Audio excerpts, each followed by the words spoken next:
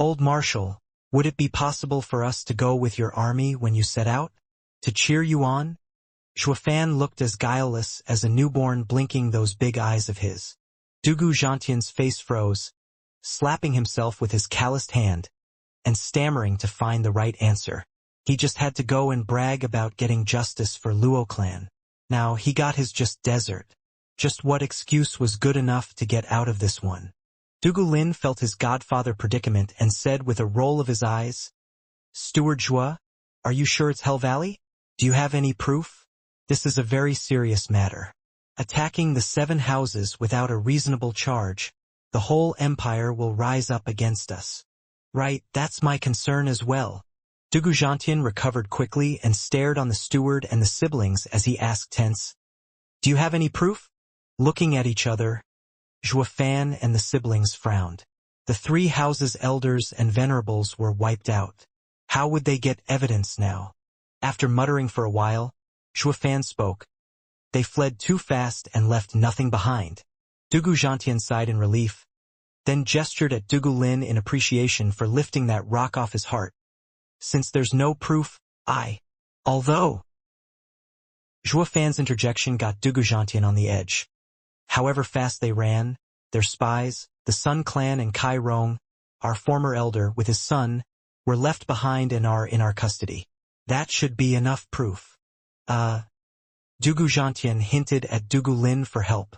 Dugu Lin was the wisest and most level-headed among the 4 tigers. It now fell onto him to uphold the reputation of the Dugu army, to let this matter die. Dugu Lin shook his head. A spy of no importance, that has absolutely no relation with anyone from Hell Valley, can hardly be considered proof. Exactly.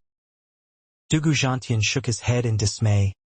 I'm not trying to avoid this, but my hands are tied without hard evidence, or I would have set out with my army at once, trampling Hell Valley into the ground. Roaring with such zeal, Dugu Zhantian sighed at the end, while giving Dugu Lin a thumbs up on the sly. Dugu Lin gave a covert nod as well. Their OL Marshal was a military man, hating evil to the core, but not a hot-headed one. He couldn't just attack the important 7 houses on a whim, or it would ruin Tianyu. While Xuefan couldn't care less. The world could burn for all he cared, as long as his enemies perished in the fire. Seeing Dugu Zhantian not easily pushed to make an enemy out of Hell Valley, pointing out one lame excuse after another, Xuefan frowned. What to do? How can I make Dugu Zhantian and those bastards get in a conflict? Even a minor skirmish is better than nothing. Xuefan's plan was similar to what he did during the battle in Windgaze City. This time, though, the grudge between the Luo clan and the 7 houses would shift into the grudge between 4 pillars Dugu Zhantian and the 7 houses. That'll keep Luo clan safe and sound for a few years at least. Xuefan saw it was far-fetched to get rid of Hell Valley anytime soon and didn't make all these preparations for that. He wanted Dugu Zhantian to be the face of Luo clan and let everyone know they'd have to go through Marshal before getting to them. But this old goat keeps skirting around instead. Xuefan's eyes darted around in deep thought. Steward Zhua, our scouts report 3 floating lights above Windgaze City. What are they? Captain Pang burst into the tent. Xuefan raised an eyebrow and everyone went outside. Up above, 3 light indeed spiraled in the sky. They had erratic movements, as if flies with no way home.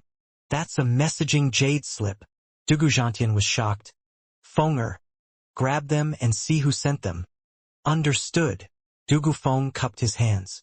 But before he acted, a figure flashed in the sky with a rumble, caught the jade slips and was back in a flash. Dugu Zhantian and the 4 generals were dumbstruck. Xuefan was just a 5th layer of bone-tempering cultivator yet, could fly as fast as a profound heaven expert. And his lightning wings could turn in mid-air, as if alive. It was shocking enough for Clan Head to set up the 5th grade arrays, and no one was expecting such a skill from the young steward. One had to wonder what faces they'd make when they realized his speed wasn't limited to match the profound heaven stage, and that he had killed many renowned profound heaven experts in Tianyu. But since they only now returned from the battlefield, they were still out of the loop as to how dreadful this devoted and fervent servant of the Luo clan was. Chuckling at their reactions, Shuafan took the lead to look into the 3 jade slips, then he snickered. Marshal Dugu, weren't you looking for proof? Here it is, Dugu Zhantian took the 3 jade slips skeptical. But when he read them, his face darkened and cursed inwardly. Are these 3 houses packed with idiots? Couldn't they have taken these jade slip with them before leaving? These were Hell Valley, Pill King Hall, and Mary Wood's 3 house leaders sending their orders to their elders and venerables. When a messaging jade slip arrived, only their respective house elder could retrieve it through a specific gesture. In the case when no one was there to take them, the jade slip would float around for 2 hours before finally returning to the sender. It was a pity that these important elders and venerables in Windgate City had long since kicked the bucket. The jade slips floated about idly, and Shuafan took them as the much-needed irrefutable proof to set Dugu Zhantian into motion. Marshal Dugu, is this enough? Shuafan smiled inside, but his face calm as ever. Dugu Zhantian spoke with hatred. Enough! Is this proof? Foolproof? It is. So when can we expect you to charge on Hell Valley? Dugu Zhantian's face was solemn. I will need His Majesty's approval to move the army. Don't worry. I will take the proof to court and definitely bring justice to the Luo clan. Shuafan beamed. As long as you do it. Marshal, won't it be convenient to deal with Pill King Hall and Mary Woods as well since you're at it? Look, the foolproof also involves them as well. Dugu Zhantian felt a headache coming. Hell Valley is bad enough, now you want those 2 dealt with as well? Why not repeat history and jump straight to a full-blown war with the 7 houses like the one 1,000 years ago? Dugu Zhantian smiled dejectedly. I will report to His Majesty and abide by his ruling. Oh, that's also fine. Shuafan nodded. Then he recalled something. But Marshal, since you're returning to the court, mind including one little thing in your report? What, there's more? Dugu Zhantian was speechless. Just how many houses did you step on anyway? Shuafan scratched his nose. This might be a bit tricky though. We knew they were working behind the scenes, but there's no solid proof about them. It's up to Marshal if you wish to mention them. The one behind 3 houses? Who? Dugu Zhantian's voice trembled. Shuafan smiled and spoke vaguely. Ha ha ha, to Marshal it is no one important, but to us, a small clan, it is a colossus. Only under Marshal's wing can we survive. Who exactly are they? Dugu Zhantian was growing anxious. Regent Estate. Success. Gasping, not just Dugu Zhantian, but even the generals were in complete shock. Did the Luo clan poke the heavens or something? Not only offending the 3 houses, but even Regent Estate. Dugu Zhantian may not fear Regent Estate, but his losses would be disastrous. His Dugu army was the defense of the nation. How could it be worn down in civil war? What's wrong, Marshal Dugu? Shuafan blinked his large eyes. Dugu Zhantian hurriedly walked away with his 4 godsons for fear Shuafan could read his mood. You guys sure are awesome, but I can't make a rash decision in this.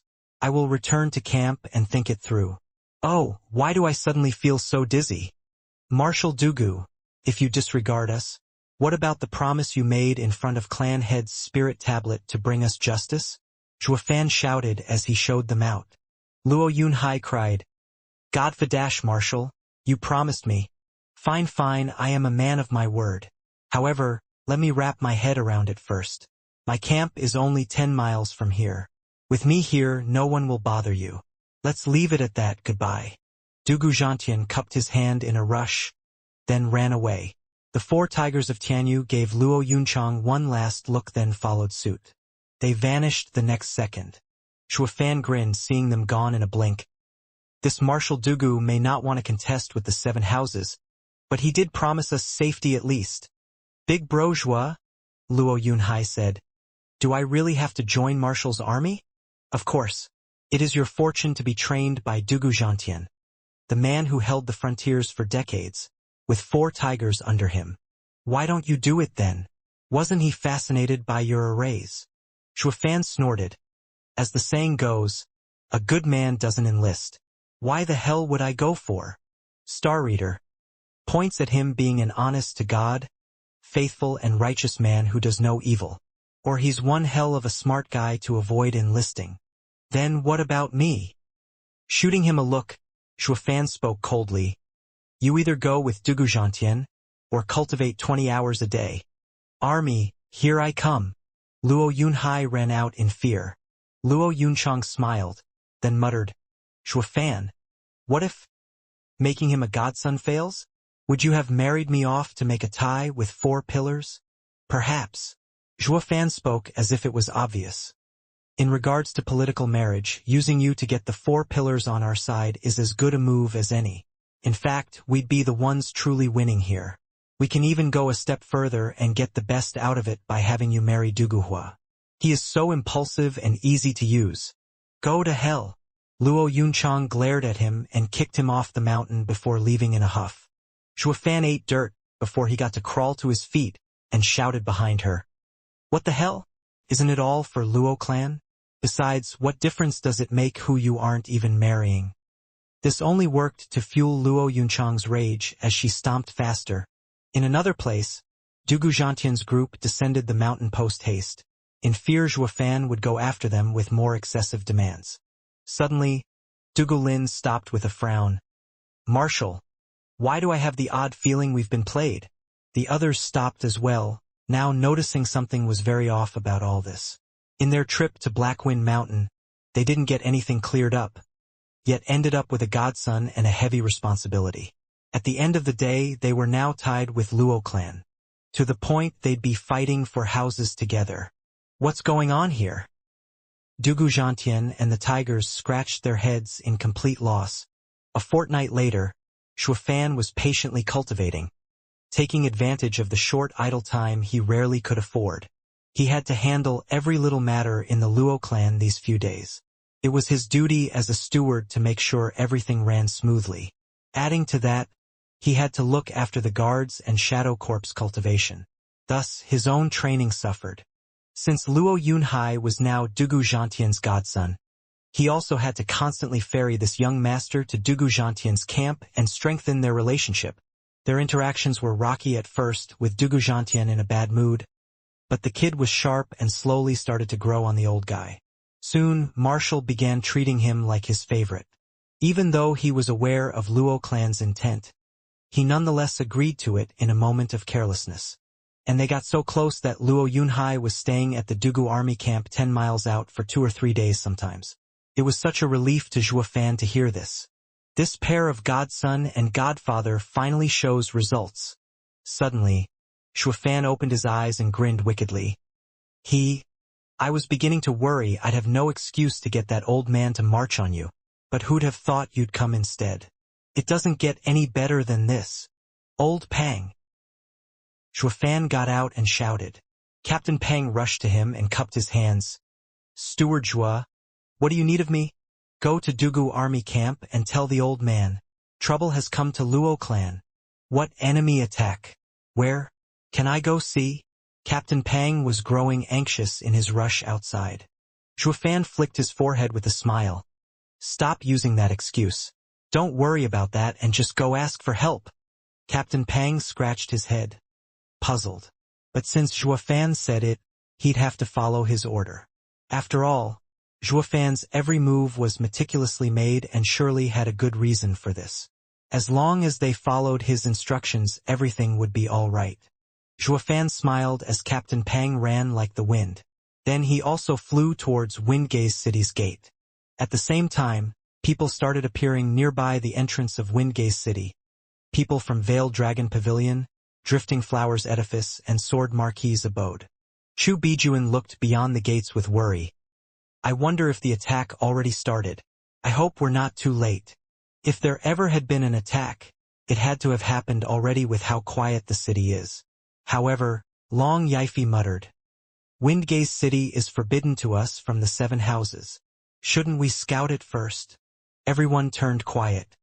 They didn't know how Hell Valley and the rest infiltrated the city. But one thing was certain, they didn't just waltz in. If they go in and get discovered, adding to that the possibility of Luo clan being laid in ruins, they would be the ones to ultimately take the fall.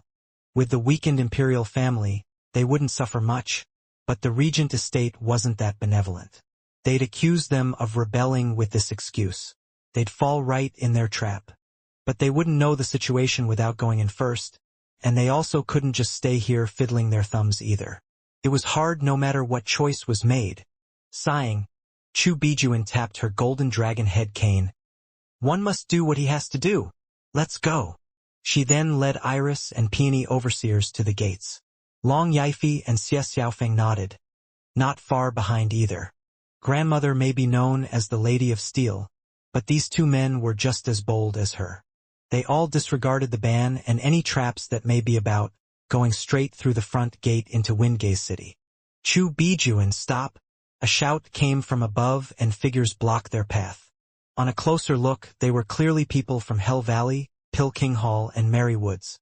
Chu Bijuan squinted. Valley Lord you? What's the meaning of this? We all know why we're here. Too bad.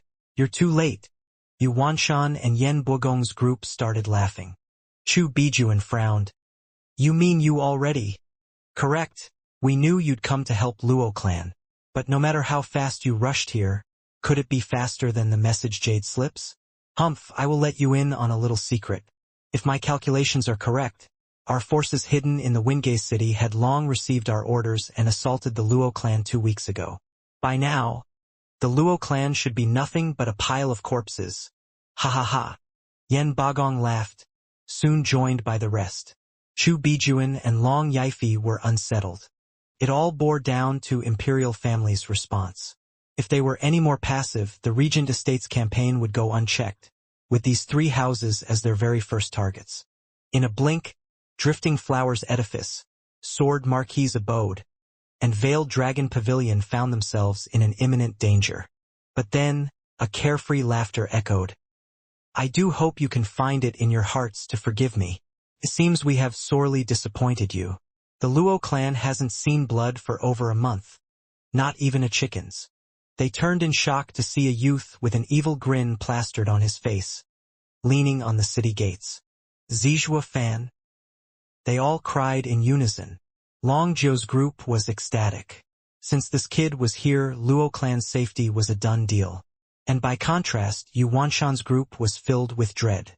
Except for Hell Valley's 5th elder. None of them saw Zhua Fan before. But having seen the Hell Kill order, they knew his appearance. Weren't you supposed to be killed on your way back? How?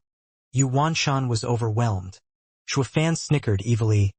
Oh, you mean those dead bags of bones? Hee. They all died by my hands, no exceptions. That's impossible. Yu Wanshan's group screamed, not daring to even believe such grievous news. Hell Valley and Merry Woods each sent 2 elders in the 5th layer of Profound Heaven stage, the cornerstones of their houses. Even Regent Estate supplied with 2 peak Profound Heaven experts. Not even a 9th layer of Profound Heaven cultivator could kill them all off, so how could it be possible for a 5th layer of bone-tempering Zhua Fan? Zhua Fan easily saw through them and smiled. You call a 5th layer Profound Heaven expert and above strong? Ha, they didn't look like it. From the mental point of view, that is. Zhua Fan pointed at his noggin with disdain. Let's take it from the top. Merry Woods' elders were retards, no question about it. I mean, who the hell closes his eyes when laying an ambush? I had an easy time getting behind them and making sure their eyes forever remained closed. He guessed that's where Merry Woods excels at. All the marrying got to their heads till they went crazy. PFF. Iris Overseer and Peony Overseer stifled their laughter, while Lin Ruffing was red as a crab. Yen Bagong and Yu Wanshan threw him a condemning look. Is that the kind of fools you should be sending? As for Regent Estate, humph, they're too complacent, always looking down on me. You tell me, am I someone to be underestimated? As for the end of all arrogant elders, I'm sure you gentlemen can easily figure it out. Zhua Fan flicked his nose. They all approved in their hearts. If Regent Estate had a fault, that would be conceit. Although when taking their power into consideration, that wasn't much of a weakness really. But before a freak like Zhua Fan, they'd be no different than lambs to the slaughter. What of my 3rd and 4th elders? Yu Wanshan barked. Zhua Fan snickered and dissed him. Valley Lord, you chill, of course they died too. But you can't blame me for that. Who told them to be ponces?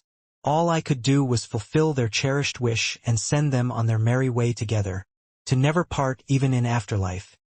What? Yuanshan trembled. He already knew this would be the case, but it was hard to accept this fact until Zhuo Fan had to spell it out for him. Hell Valley's fifth elder was boiling mad. Zhuo Fan already robbed his arm, and now 2 of his brothers. He was outraged. Zhuo Fan, it's either you or me. TCH, that's my line. Zhuo Fan quipped in mockery. Chu Bijuan's group was filled with shock. This was their general reaction ever since they heard 2 elders from Merry Woods got killed. After all, Zhuo Fan killed 4 and crippled 1 back in Drifting Flower City, having long shocked the world. But then, they heard how Hell Valley and Region Estate's elders suffered the same fate, despite Region Estate's elders being far stronger than Diamondback Ape. This clearly pointed out the other 2 houses' elders were by no means weak. And even with all that, he killed all 6 of them perfectly, coming out of it without so much as a scratch. This was the real reason for their shock, especially to Chu Bijuan, who just woke up, finding it hard to cope to a world that changed so greatly so quickly. The revered 7 houses were not only taunted but ridiculed to such a degree. A storm was brewing, one that would shuffle the ranks of the 7 houses. Chu Bijuan's eyes trembled. Her gaze was fixed on Zhuo Fan. However, as they glinted, "Zhuo Fan, you rotten punk. Today I will bury you." Wailing like a banshee, Yuanshan glared at Zhuo Fan with bloodshot eyes. Yan Bagong and Lin Ruffing were also releasing their bloodthirst. Long Yifei and Xie Xiaofeng held their guard up. Since Zhuo Fan was safe, of course they'd to jump to his rescue. The same thought ran through Chu Bijuan's mind as well. For Drifting Flower's edifice's benefit, Zhuo Fan had to come out unharmed.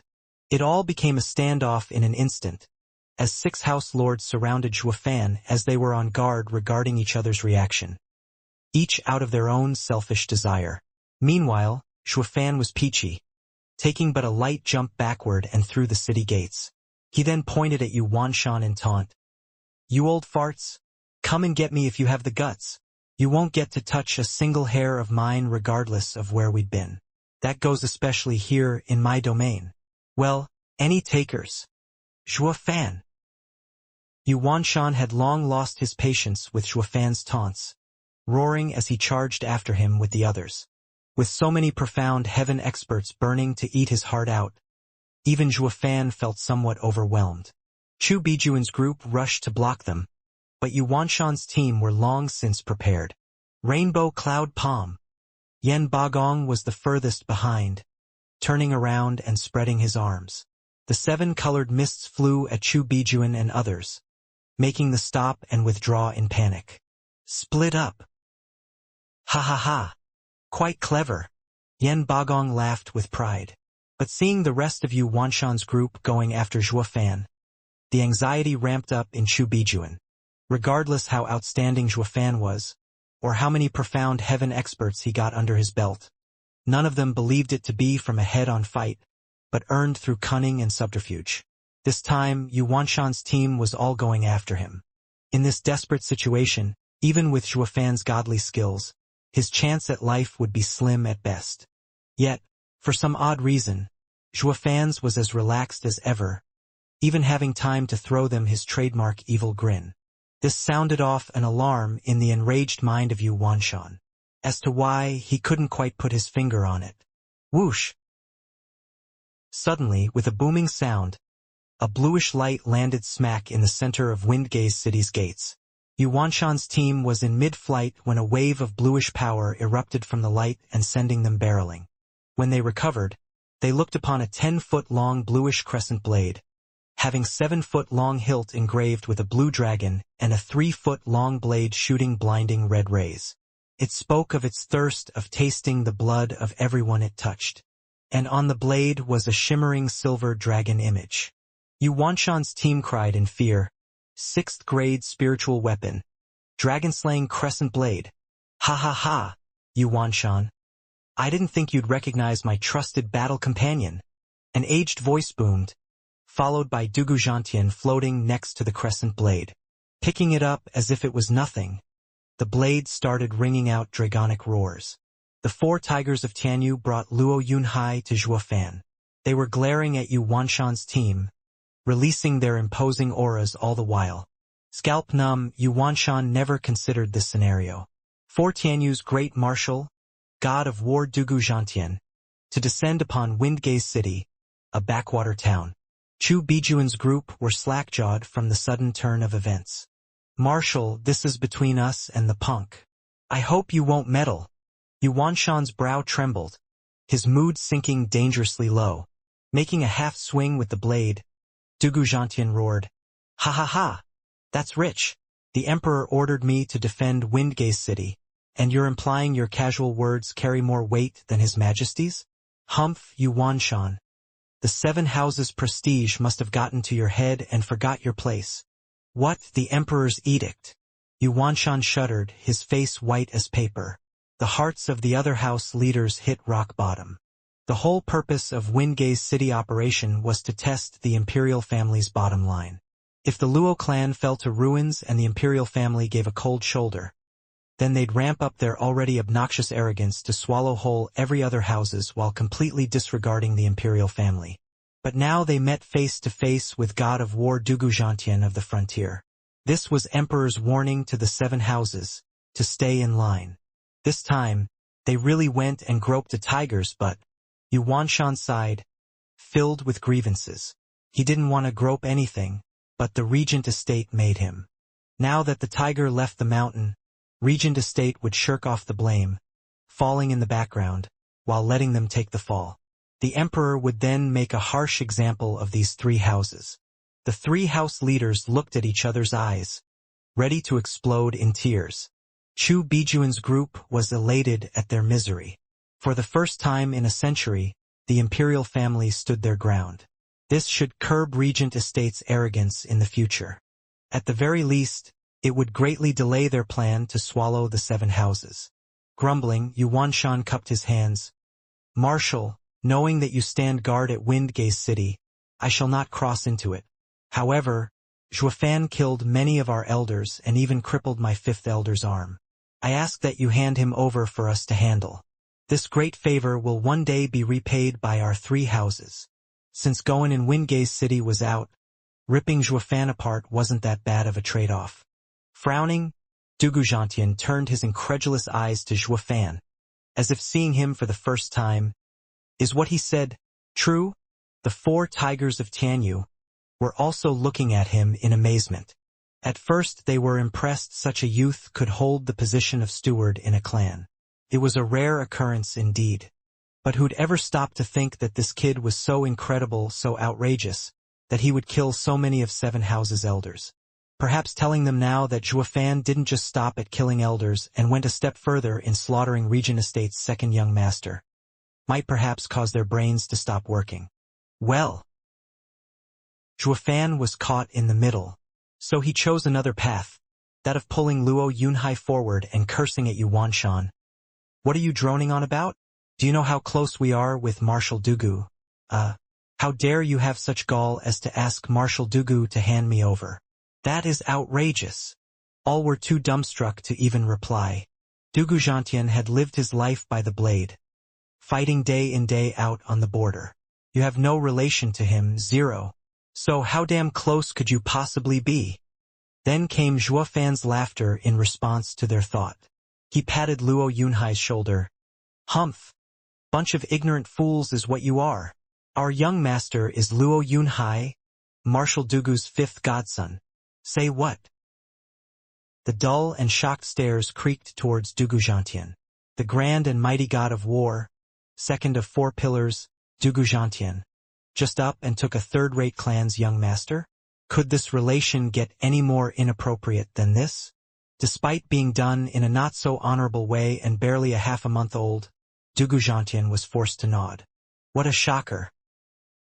For Luo clan to hug such a big tree was like a pheasant turning into a phoenix. Regarding fame, Luo Yunhai would be no less than at the level of the 7 houses' geniuses. Kid, don't push it. Knowing where Zhuofan was going, Dugu Zhantian gave the brat a warning. Zhuofan chuckled in response, borrowing the man's power to lay it down even thicker. You Wanshan? You got any idea who I am? I'm the great Luo clan's steward, the trusted aide of young miss and young master. Asking for Marshall to hand me over is the same as asking for my young master, the same to having Marshall hand over one of his 4 generals. Now you tell me, will Marshall ever agree to that? Will young master? Will our million-strong Dugu army? That had the expected effect of driving fear into their very bones. Just how did a simple matter got a million warriors in the mix? How? This guy would stoop to anything. Furthermore, you even dare ask Marshall to hand me over? Humph. How then are your houses going to answer for the slaughtering you did in the Luo clan not a few days ago? Shuafan held his chest with pain in his voice. He cried, and he sniffed. Oh, my poor 100,000 unfortunate souls of my clan. How could you maniacs have robbed them from us? PFF. Yuanshan was holding back the blood threatening to come out. The Sun and Kai clans acted as his eyes and ears in Wingate City, so he at least knew the basic facts about Luo clan. What 100,000 men? Your third-rate clan never had them. Stop talking rubbish. Not even the 7 noble houses has that many people. The cheeks of everyone there started twitching and dark clouds loomed over their faces. Even Long Yaifi, who was the most friendly with Shuafan, scratched his head dazed. I get you're framing them, but can't you be a bit more realistic? Oh, but Shuafan was just getting started, raining charges on the poor blokes. Outside of the vile and inhuman slaughter you've lowered yourselves to, your greatest crime is disobeying Tianyu's most brilliant, wisest, amazing, and sacred Holy Emperor. Our Holy Emperor had explicitly stated this area banned for the 7 houses, but you dare come throwing it in chaos. This is no longer disobedience, but plain insurrection. Marshal Dugu, as the nation's most esteemed patriot, how could you ever allow such conduct to take place before your very eyes? You must strike at once. Take their heads and make them pay their crimes. The Emperor would certainly not punish you for ridding the empire of this foul beasts. Yeah, Godfather. I shall go bring the soldiers here to crush Hell Valley and protect the sanctity of our Holy Emperor, your patriotic heart, the people's hope. Striking while the iron was hot, Luo Yunhai cupped his hands and asked Dugu Zhantian for permission to go fetch the million-head Dugu army. Dugu Zhantian felt like cursing right now. How did these 2 brats topic ended with sicking the army on Hell Valley? This isn't a joke, but the start of civil war. Yuanshan's team was dumbfounded. Their demand was perfectly reasonable, to settle their grudge with Shuafan. How did it degenerate to making Dugu Zhantian going after them and even sending the million-strong army for their heads? Yuanshan looked at the rest and saw that everyone was sweating buckets. If these kids spurred Dugu Zhantian long enough, those brats would really get to make him send the army to uproot the millennia-long foundation of Hell Valley. Marshal Dugu, you mustn't go believing these brats' nonsense and look at things from another perspective. Civil war, people dying left and right. I'm sure you want to avoid that from happening. Yuanshan rushed to cup his hands to Dugu Zhantian and spoke anxiously. The others from his team watched tense for any change in Marshall's expression. If Dugu Zhantian was going to storm Hell Valley, then the next to follow would be their houses. The atmosphere suddenly took a heavy tone, making it hard to even breathe. Dugu Zhantian stroked his beard, and when Shuafan saw him move his arm dismissively, he jumped in action. Humph, Valley Lord you, the nerve on you, to dare command Marshal who to attack and who to hand over. You must already be taking those million soldiers as yours. Yuanshan sent all his hatred in his glare at Shuafan. He would have long since jumped Shuafan and killed this thorn in his side by now if Dugu Zhantian wasn't there to help it. Funny enough, Dugu Zhantian's mind worked the same. He was clenching his fists wishing he could beat some sense into this egotistical parvenu for using his army. Only Emperor's edict to protect Luo clan stopped him from chalking the life of this damn punk. My army is not Hell Valley's, and it's most certainly not yours. You damn steward, who do you think you are to represent my army when trying to show off? You even go as far as threaten the grand 7 noble houses. Are you dying to start a civil war? Thank God for Shuafan, Yuanshan and Dugu Zhantian had no clue of the other's thoughts, or they'd be shaking on it while putting an end to the kids' play. Yuanshan took deep breaths to push down the anger and bring out the calm. He chose to relinquish his house lord's demeanor, and cupped his hands, speaking in a difficult tone. Marshal Dugu, let us all just take a step back. Since you defend Wingay's city, we won't dare to intrude. As for Zhuofan, we don't want him. I am willing to do this for you and forget about today. What do you say? Valley Lord, that punk killed. Fifth Elder shouted. But Yuanshan snapped. Quiet. Can't you see Marshal Dugu is in charge here? Fifth Elder turned from Dugu Zhantian to the mocking Zhuofan and stormed away outraged. Understanding where Hell Valley was going and not wanting to see the spiral further out of control, Dugu Zhantian sighed with a nod. While all people there wanted love and peace, there was one who burned to see the two sides like oil and water. So he butted in just as Dugu Zhantian was about to conclude this affair with a laugh. Valley Lord, you must be dreaming if you think you're getting away that easy. Have you forgotten the 100,000 men you killed in my clan? Those pitiful lost souls unable to find peace. Shut up. But Dugu Zhantian and Yuanshan snapped at him in unison. Reeling, Zhuofan knew when to quit.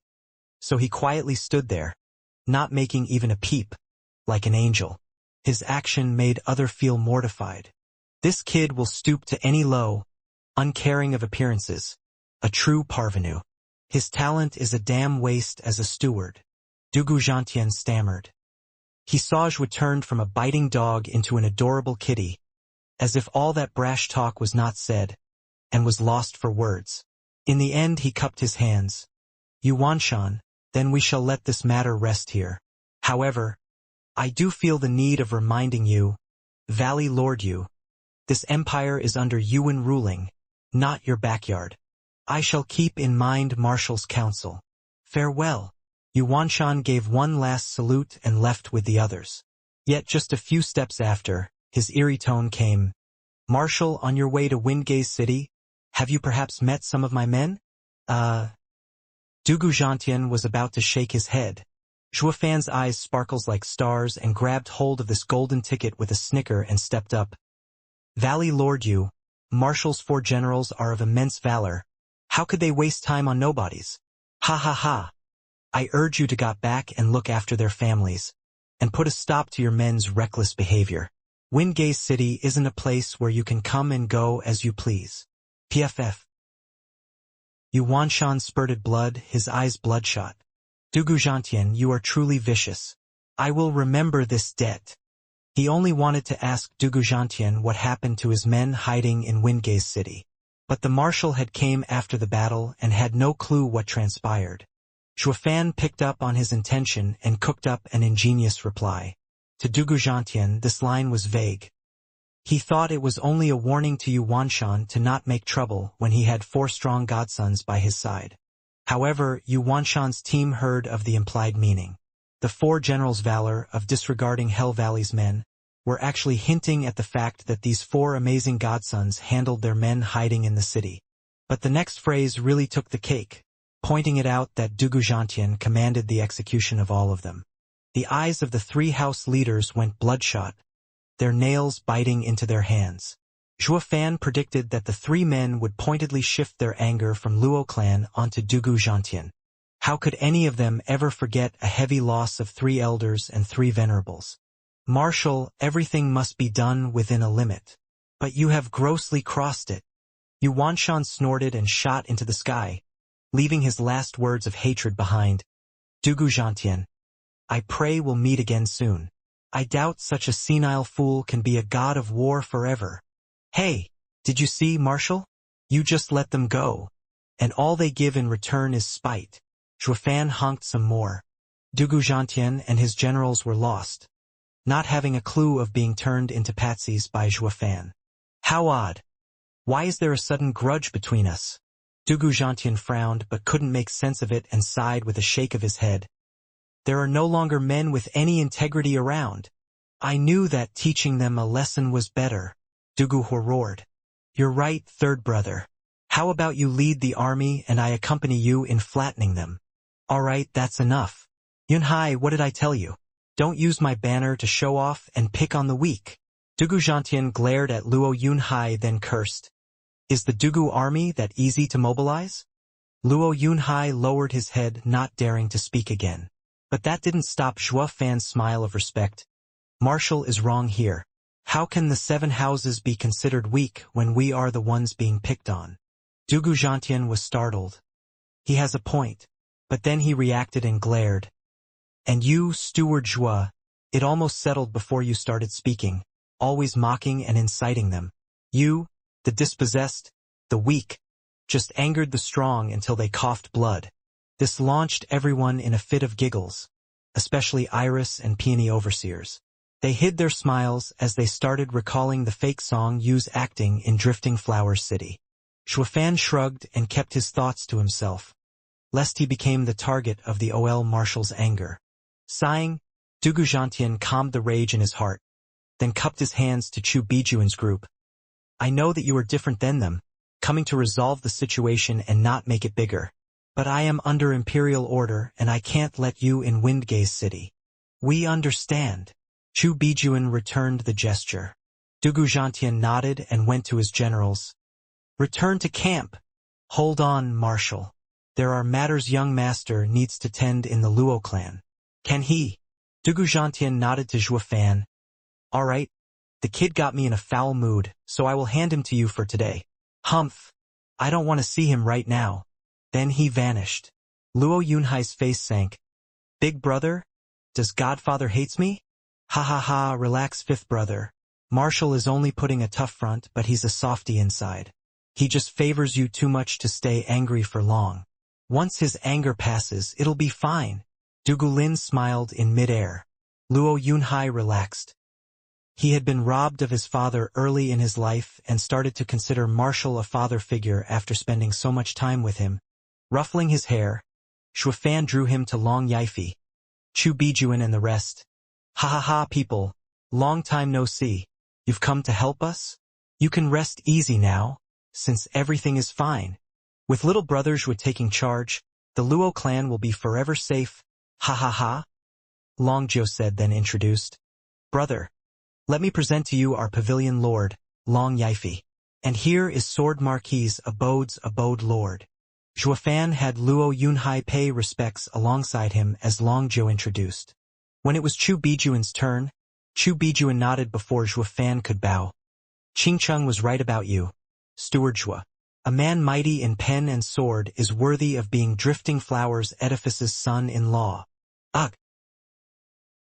Zhuo Fan shook his head, bitterly seeing the odd looks in everyone's eyes. Grandmother, you can't be speaking so casually. Some people might misunderstand. Squinting, Zhuo Fan's tone dropped. My trip to Drifting Flower City was all for the Bodhi Jade Sap. It had nothing to do with Chu Qingqing. Please refrain from speaking such falsities in the future. Chu Qingqing was startled. Drifting Flowers Edifice isn't some scourge. So why do you insist on keeping your distance? And what's not to like about Chu Qingqing? She is a worldly beauty that has countless men treating her like a goddess. Long Yifi and the rest were also puzzled. You just got a hot wife thrown in your lap, so why on earth are you stepping aside? You aren't fed poison anyway, so what's with that huge reaction? Peony Overseer's temper flared, cursing him. Zhuo Fan, Qingqing's love is wasted on you. How can you be such a disappointment? Humph. Disappointment, you say? Zhuo Fan stuck out his chest and bellowed. I was the one who saved all of Drifting Flowers Edifice. This old crone included. I owe you jack squat. Peony Overseer was now shaking out of rage. His words were right, and she had nothing to say despite wanting to. Chu Bijuan's face twitched. She had had her fair share of travels in her youth, but never once met someone so brazen to curse her in her face, especially not by a young pup. The Lady of Steel wasn't one to take that tone lying down, even if they were from the 7 houses. Letting a snot-nosed brat off without teaching him a lesson would let others believe the Drifting Flowers Edifice was a pushover. But Zhuo Fan was different.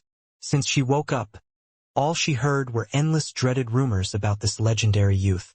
And today she saw him playing Hell Valley and Dugu Zhantian like a fiddle into jumping at each other's throat. Getting on the bad side of such a sly and vicious fellow would end in disaster. The wise Chu Bijuan knew who was easier to push around and save her prestige and who was better left alone and bear the brunt instead. It was crystal clear in what category Xuefan fell into. Her only choice was to bear it, though she was quite curious to know what nerve did this topic struck to irk him into flaring up at any who mentioned it. Humph, heartless rat. All the peony overseer could do was curse him. Xuefan ignored her all the same. Long Yifi let out a wry chuckle trying to mediate the situation. We're all on the same side.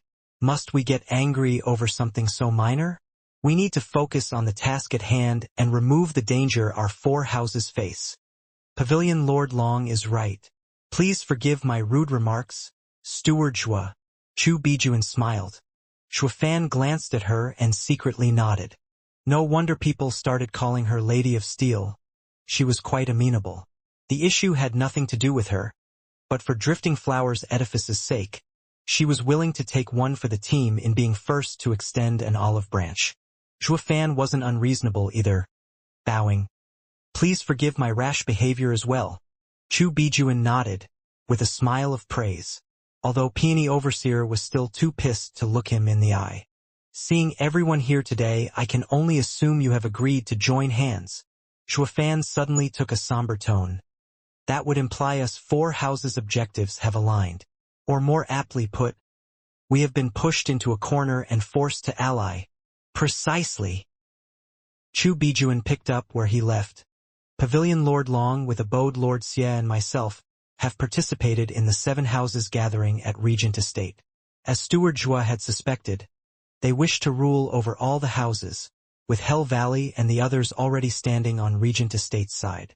Oh, Seven Houses gathering, you say? Do tell me the details. Xuefan's eyes glimmered. Chu Bijuan started recalling the meeting in minute details. Whatever she had missed were supplied by Long Yifi and Xie Xiaofeng. Having understood what transpired, Xuefan paced around with a frown.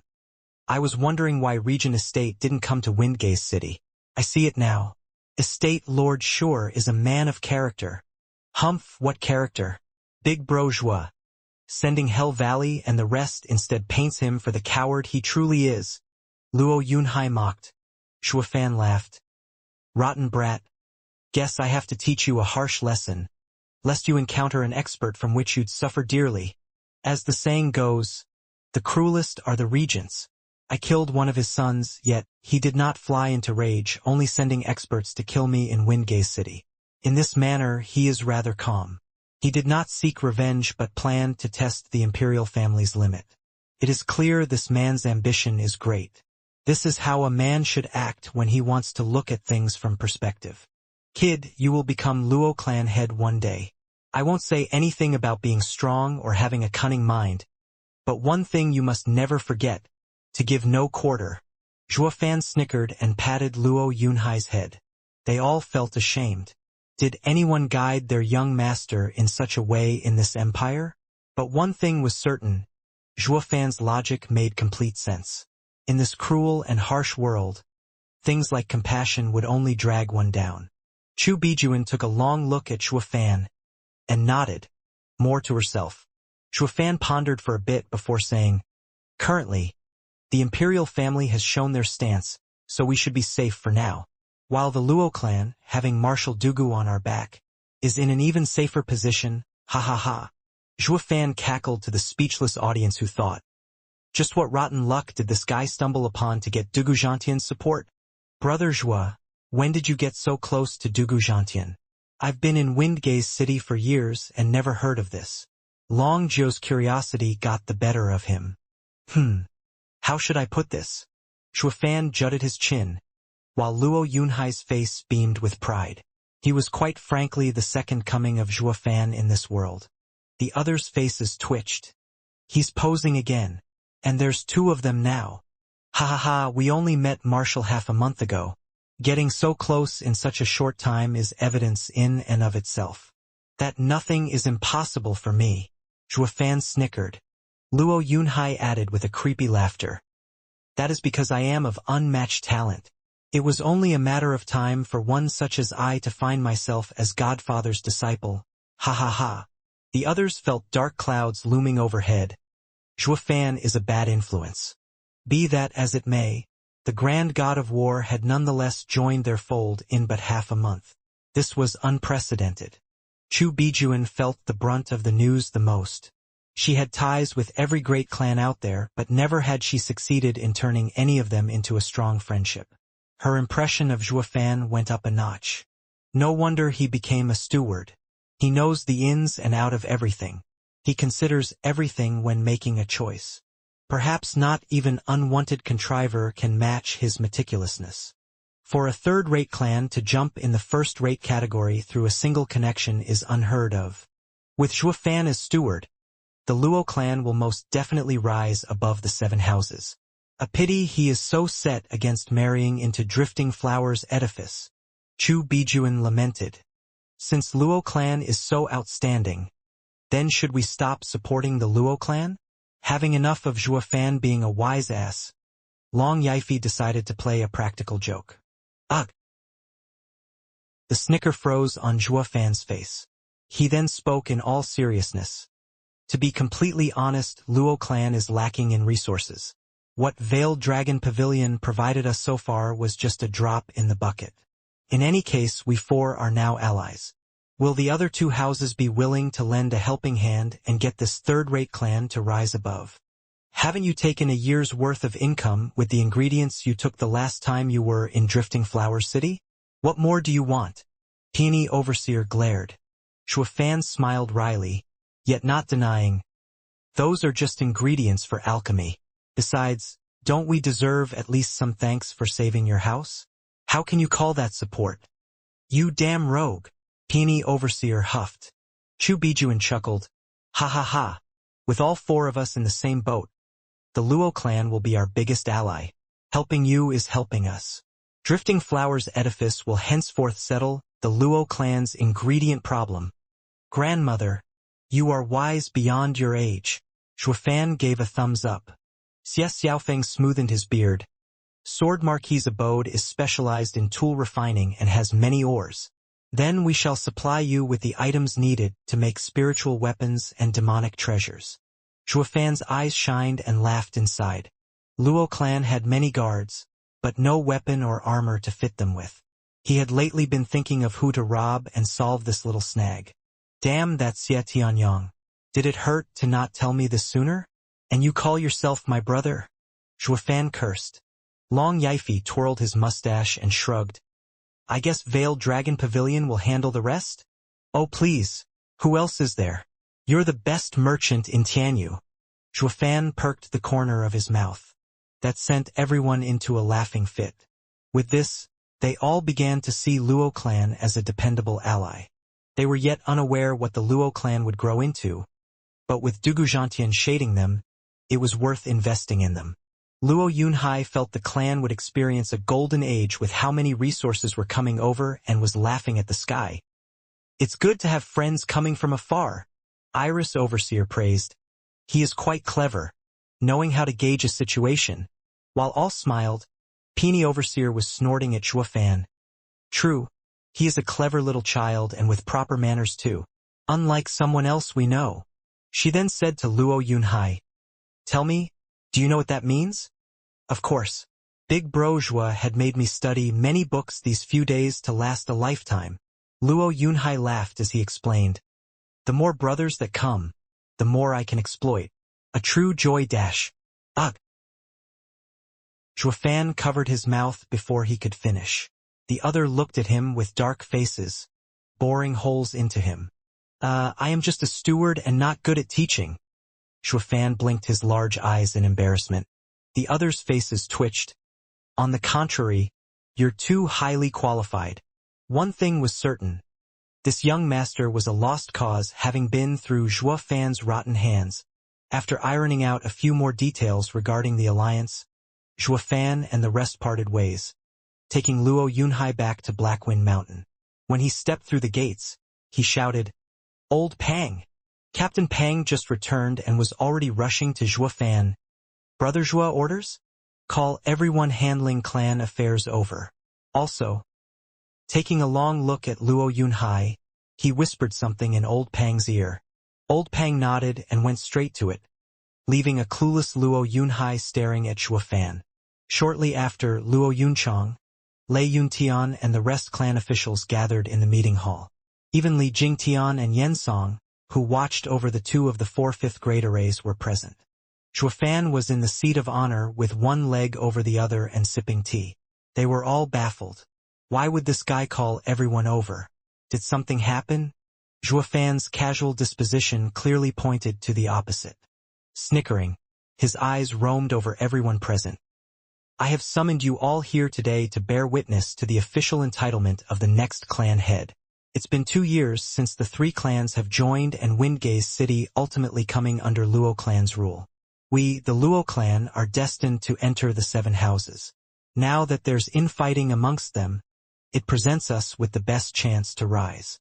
But a snake cannot live without a head, and today we shall settle this matter. Aren't you the snake head? And now you want to make it official, going after a power play here. Lei Yuding rolled her eyes. In any clan, this line would have earned widespread shock, while in the Luo clan, only a chuckle. Even Luo Yunhai and Luo Yunchang found it funny. They had absolutely no worry Shuofan would snatch the clan head position all for himself. After all, Shuofan was the one who called the shots in Luo clan's affairs, and even brought 2 strong elders over. If he'd ever wanted the job, he'd have done it when the Luo clan was at its weakest, at its most vulnerable. Why the hell would he wait till now? As such, to the Luo siblings, everyone was a potential traitor to the clan, but never Shuofan.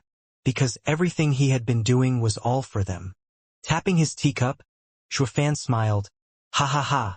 I don't fancy myself a clan head. I can't bear the thought of staying cooped up as one for my entire life. So I've asked for you to witness this kid's title as the next head be in effect. Shuofan turned to Luo Yunhai, who was staring blankly. At this point, Captain Pang brought 4 men into the hall, the 4 traitors of Windgaze City. Shuofan had made sure they were kept alive just so Luo Yunhai would be the one to pass judgment. Kneel! Captain Pang barked and the 4 fell. I never liked any of you since the moment I saw you, but this time you only got yourself to blame. Kai Rong and the other 3 shivered with heads lowered from dread. Shuofan waved and a steel essence great saber sank into the stone floor. The 4 flinched so scared they almost peed themselves. Is Shuofan planning on executing us? Chuckling, Shuofan turned to Luo Yunhai. Yunhai, as a future clan head, it is your duty to punish these traitors. The others jerked. Now they realized what Shuofan was going for. He had Luo Yunhai handle Luo clan's traitors, and show his valor as clan head. But was he really going to make a child kill? They all felt restless and Luo Yunhai couldn't stop shaking. He had always stuck to Shuofan, copying his demeanor, showing off all the same. But not once did he stop to think the day would come he'd soak his hands in blood. Not this soon at least. Shuofan, you're too much. He is but a child. How can you make him do such cruel things? Luo Yunchang rushed to hug her baby brother while looking at Shuofan with reproach. Captain Pang couldn't take it either, smiling wryly. Brother Zhua, is there a need for young master to handle these pests? Let me do it and spare young master for dirtying his hands. Quiet. Are you the next clan head? Kai Rong is a clan head himself, and only a clan head can settle him. Shuofan glared. Captain Pang jerked back and kept to himself.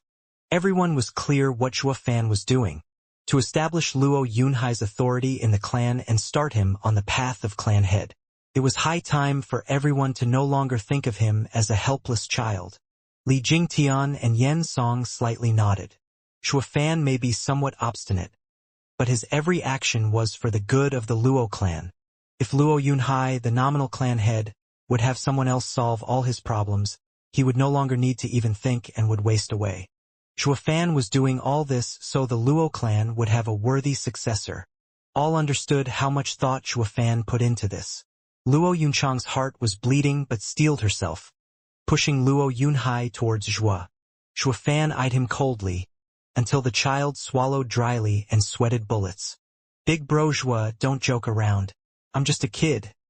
Luo Yunhai laughed dryly. But Shuofan's face was unchanging, pitiless. A child without a parent has long stopped being a child. If you don't do this, I promise that you will one day go through the massacre you went 2 years ago.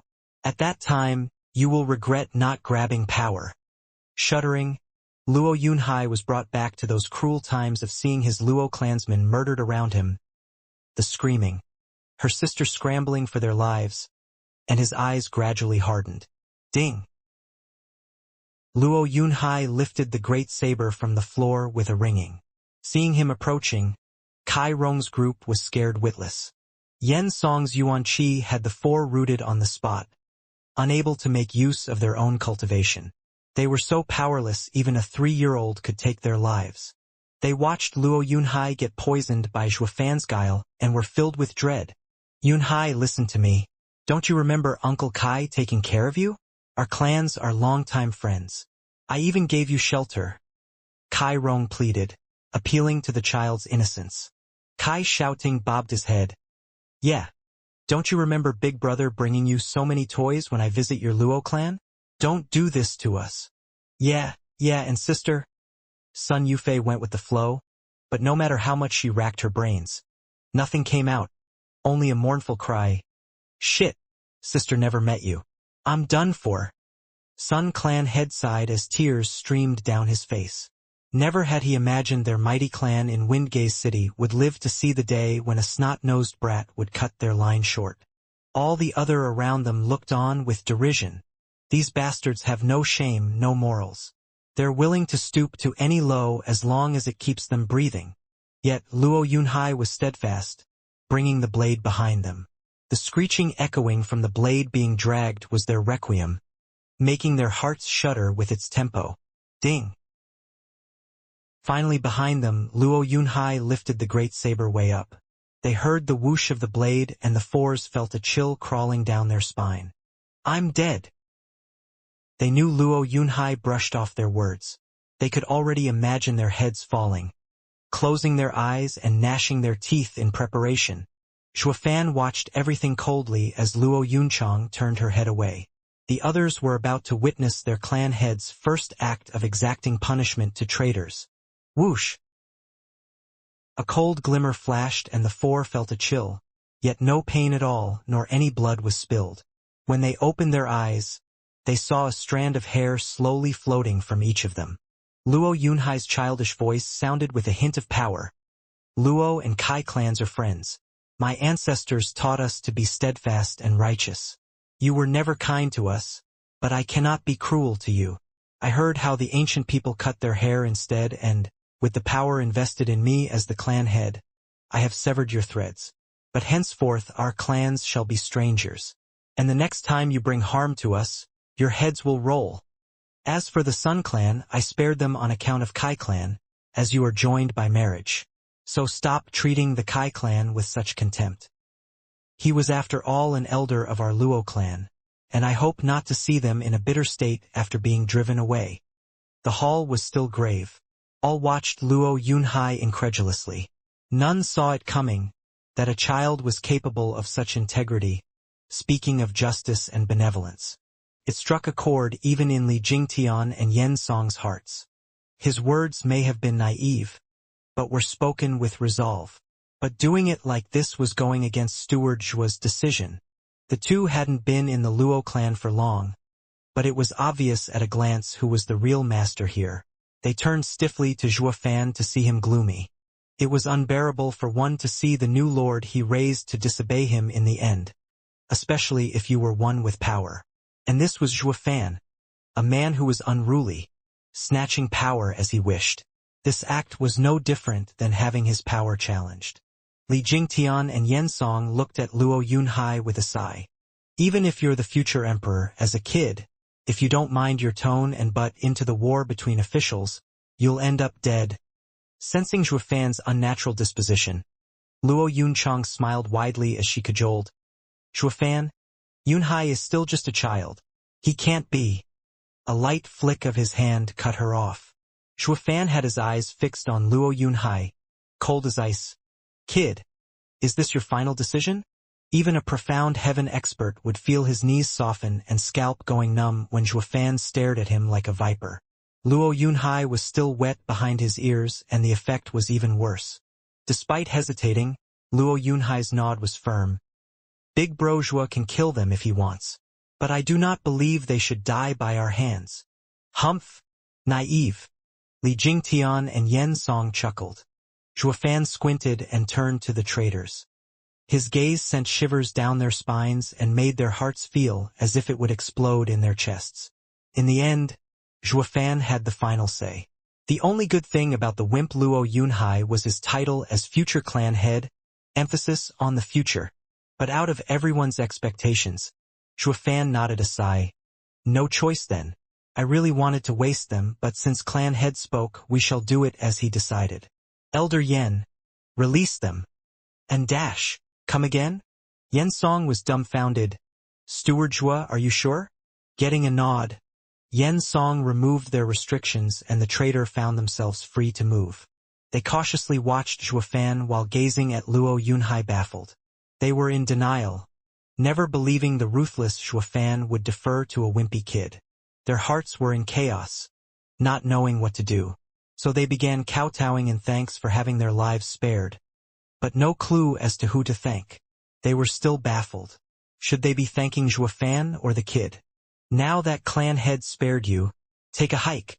But Elder Kai, I still feel the need to stress something. Zhuofan's eyes flashed as his tone dropped. You will never get the chance to use the Luo clan to rise. Shuddering, Kai Rong understood his hidden meaning. He sighed, taking his son and the other two through the door. Zhuofan's meaning was simple. The Luo clan was strong enough to fend off the 7 houses. The Kai clan also had a stake in this powerful clan, but, unfortunately, he was blinded by the 7 houses' exaggerated renown and jumped aboard the wrong boat. The Luo clan's future was going to be one of constant development, and the 7 houses could no longer look down on them. But this no longer concerned this father and son pair. They brought this on themselves. Once the 4 were gone, all eyes were on Zhuofan, finding him unlike his usual self today. This was the very first time he relented the decision in favor of another. To a kid no less. Luo Yunhai was baffled as well. He recalled how every time he ever talked back when they were fleeing for their lives, Zhuofan would hit him good. Zhuofan, a servant, took advantage of his master's plight and vented. But this time, Big Brother Zhuo, you aren't yelling at me for going against your decision? Luo Yunhai blinked. Zhuofan smiled. Kid, you are Luo clan head and I the steward. Any advice is just that, advice. It is up to you to follow it. There's no disobedience here at all. Moreover, I said you have to deal with them, not kill them outright. Letting go of a few ants would hardly matter. The others exclaimed in realization, while also admiring Zhuofan. Zhuofan may be cunning and deceitful, but he always held the benefit of the Luo clan above all else. He could have easily taken control of everything, but he instead worked tirelessly to raise Luo Yunhai into handling the clan's affairs. This was a clear-cut sign he was willing to relinquish his power. What man in a powerful position would ever think of giving it all away? What the others didn't know was that Zhuofan prepped everything ever since the clan's misfortune. He didn't want a puppet but a truly strong clan. Otherwise, he would have been better off if he had made his own faction instead. Sigh. I am both assured and sad by your decision. Zhuofan shook his head and sighed. Luo Yunhai asked curiously, Big Brother Zhuo, how can you be both? You may not realize, but I am assured since you gathered up the nerve to stand up to me. As for sadness, that is because you are walking a completely opposite path from mine. All my time teaching you had gone down the drain. Luo Yunhai looked to her sister for an answer, but everyone was as clueless as he was. Smiling wryly, Zhuofan elaborated, every single ruler, be it a king, sect leader, or a mere clan head, rises to their position through their own way. There are of course thousands, tens of thousands of ways, but they all can be narrowed down to 2. One is ruling the people with a velvet glove, and the other with an iron hand. When I do things, I don't need a reason. While you, kid, started preaching about righteousness and loyalty. Sai, our paths are indeed opposite. They all started smiling wryly, with Luo Yunchang teasing.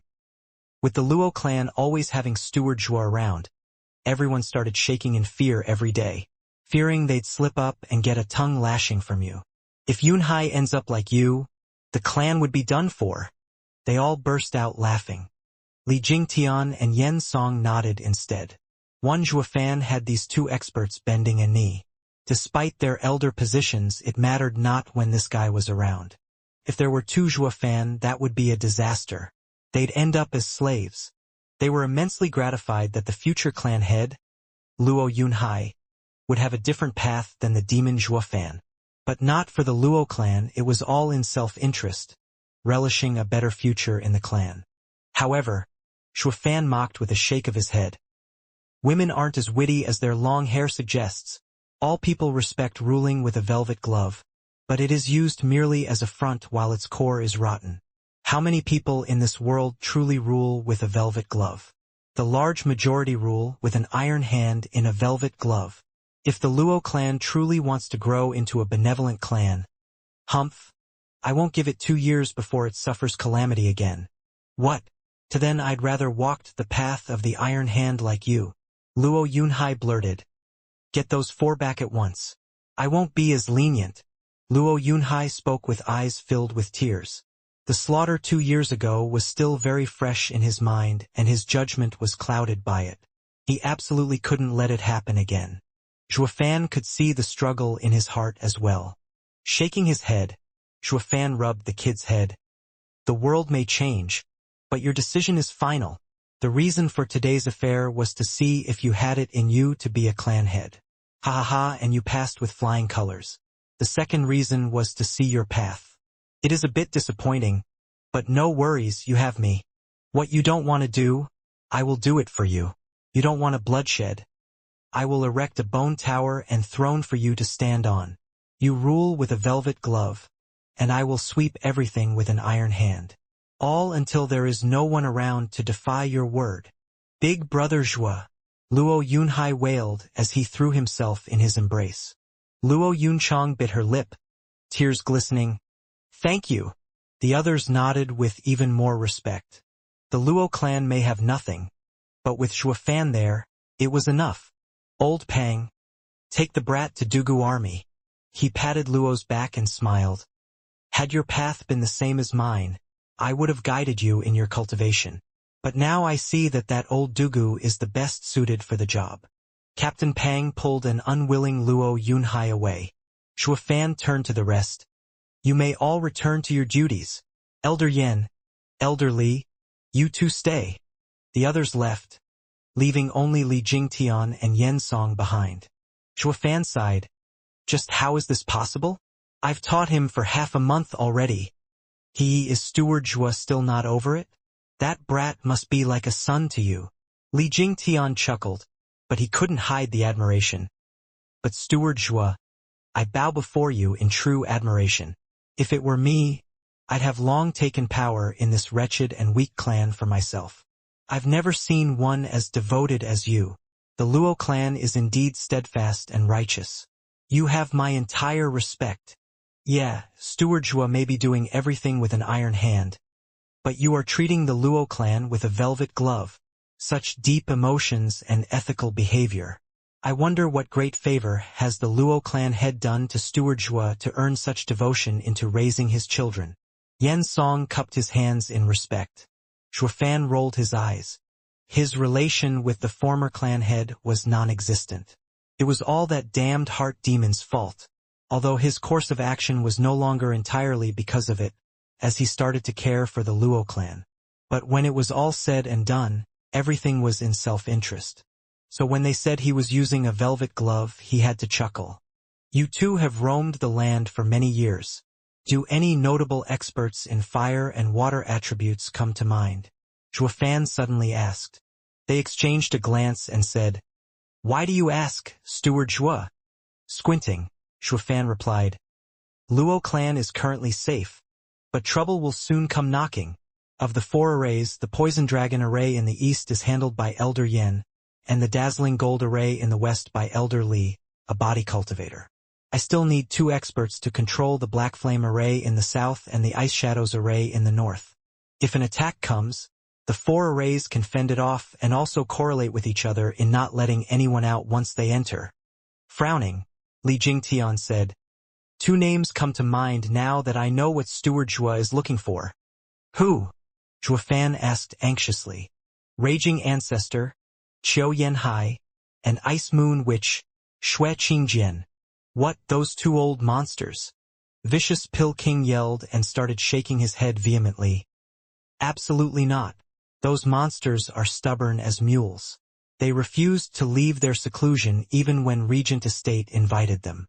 The Regent Estate ended up forcing their way to them only to suffer dearly. None disturbed them since." "Oh, and how is their strength?" Shuafan raised an eyebrow. "Fifth layer of radiant stage." Li Jingtian's eyes shined. "I once fought with them myself. If the fight was one-on-one, I would have won. But they were working together, water and fire combined. Not even 5 of me could endure their attacks for long." "Oh, they know how to combine fire and water?" Very good. It's settled then." Shuafan grinned. "We're off at sunup. But Steward Zhua, how do we invite them?" Yen Song blinked in worry. Snorting, Shuafan snickered. "What invitation? I have always used an iron hand in everything." "Elderly, do you still have the 2 spring pills?" "Of course, it's such an amazing pill and can't bear to throw it." "Ha ha ha." The 3 shared a glance and started snickering evilly. At the crack of dawn, Zhuafan started on his journey with Li Jingtian to find those 2 old monsters without so much as a goodbye. He left Yen Song behind. Luo Yunchang was mad after she heard Yen Song tell her this. "He's leaving and going whenever like this place is a tavern." Lei Yuding was just as pissed, because ever since his return, he has not once talked to her. They only spoke about the affairs of the outside and the Luo clan. Never freely. Humph. That brat must be seeing someone outside. Lei Yuding's jaw was in a vice, her knuckles white, ready to pounce like a tigress. 3 days later, Dugu Zhantian had received imperial summons to return. The Dugu army left swiftly, taking with them Luo Yunhai, since he was his 5th godson. At the moment of parting with the Luo clan, Luo Yunhai felt somewhat sad seeing that Zhua Fan wasn't there to see him off. It was normal for Dugu Zhantian to go off to war for decades, and who knew when the 2 would see each other again. He started feeling down. Luo Yunchang rubbed his head in an attempt to console him, but it proved useless. Shuafan came and went as he pleased. Though all knew he always had the Luo clan's best interest in every move. But every time he does this, it leaves everyone with a cold feeling. You could at least say goodbye to the child. But Shuafan never even considered such trifles. He only had long-term returns in mind. 3 months later, 2 men stood in front of a 100-mile-long steep and winding mountain range. Not able to see the end of it caused Shuafan to sigh. The mountain before them was called Snowfire Peak. One half was covered in endless snow, while the other in towering flames that made the entire sky shimmer from the heat. Its scorching blaze burned everything in a 10-mile radius. What was curious about it was the middle ground where the ice and fire met. The transition was jarring, as if someone drew a line. One step you'd be in ice, the next in a furnace. People couldn't help but sigh at the world's wonders. But Zhuafan knew this wasn't made by Mother Nature but men. This used to be a vibrant place full of life. Not the Snowfire Peak what was called today. This happened due to 2 old monsters staying here. They up and started trading blows, shaping the mountain range with every exchange into this. A hell of fire and ice. How long did they fight to change the place so damn much? Shuafan sighed, but in his mind he approved of such actions. Even in the radiant stage, such power was impressive for these experts to have. They sure fit the bill for who he was looking for. Li Jingtian laughed wryly. "Steward Zhua.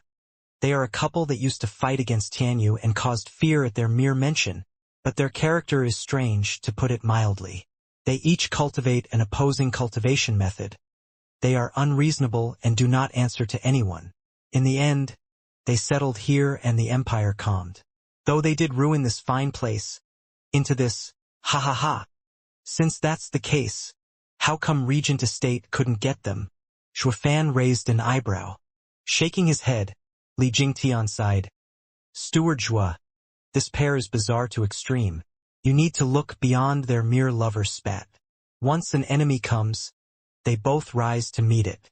Their cooperation is seamless. At the time, 10 Radiant Stage experts were forced to withdraw, beaten to a pulp and filled with anger. I see.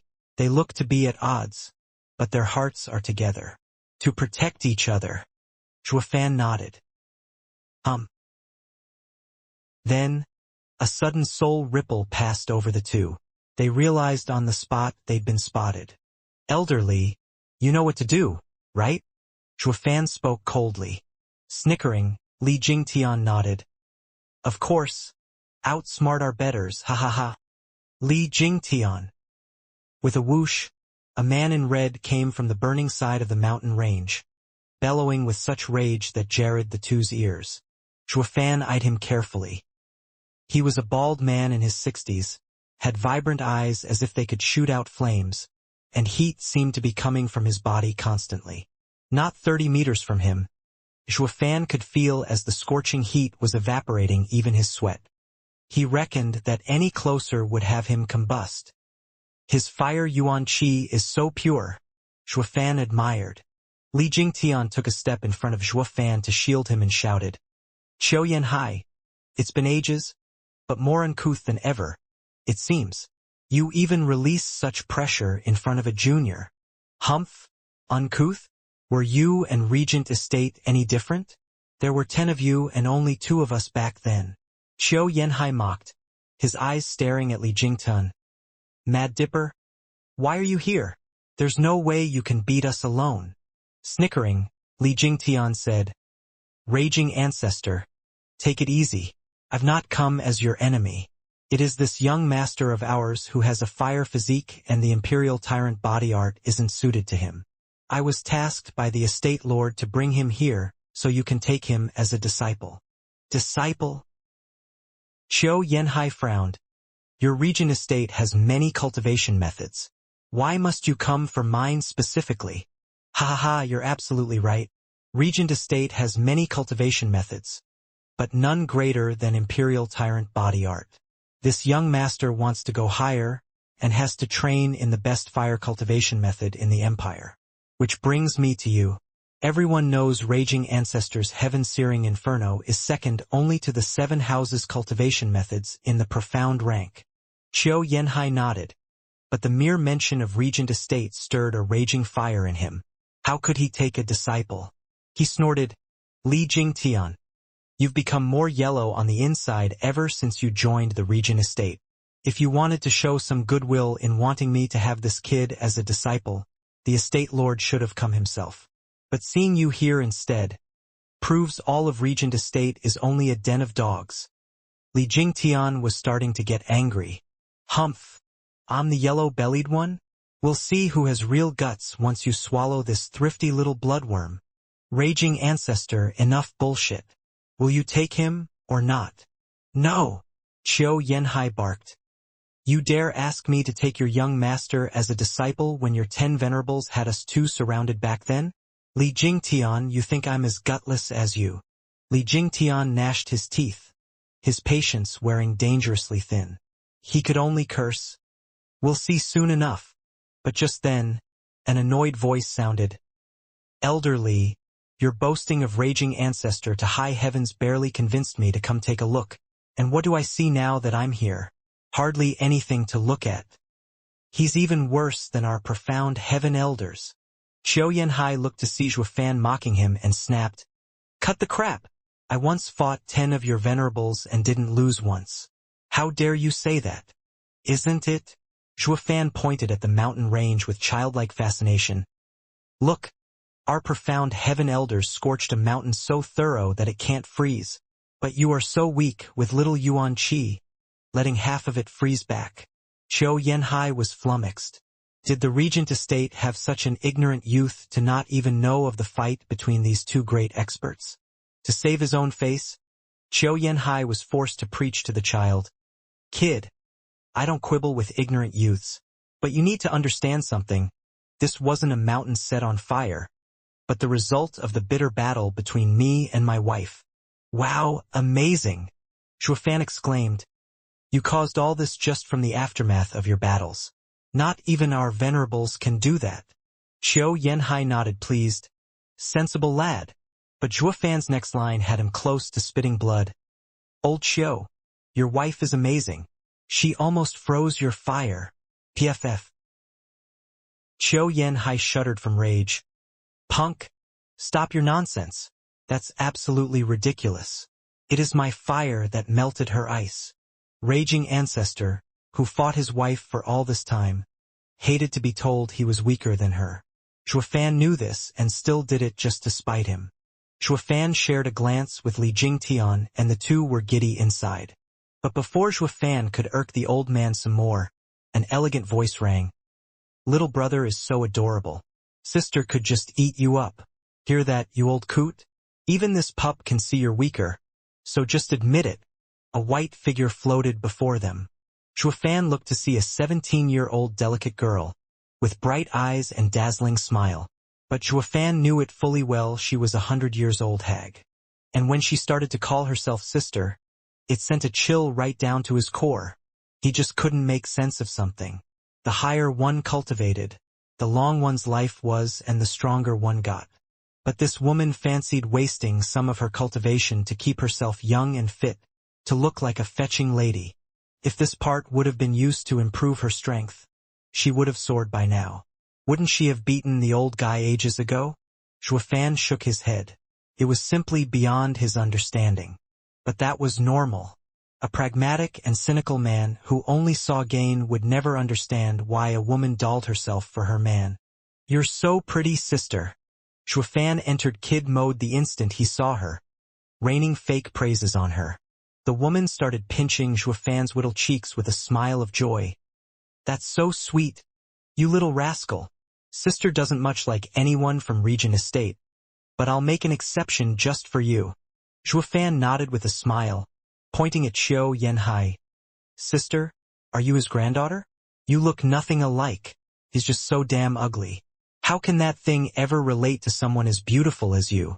The woman's charming laughter made the world seem vibrant. She then pinched Zhuo Fan's cheeks stronger. You're so adorable, you scamp. Hi hi hi. The two spectators broke into a coughing fit. Li Jingtian in particular, who was doing his best to signal Zhuo Fan. I say, Steward Zhuo, I won't judge if you do it without even realizing. But if you are doing it knowingly, sigh, have you no conscience? Qiu Yanhai stared a hole into Zhuo Fan and cursed. Are your eyes for decoration? That hag is 100 years old. Even while using some cultivation to keep up appearances, her aura is nothing like that of a young lass. You mean to tell me that in all your time cooped up in Regent Estate you've never even seen a girl?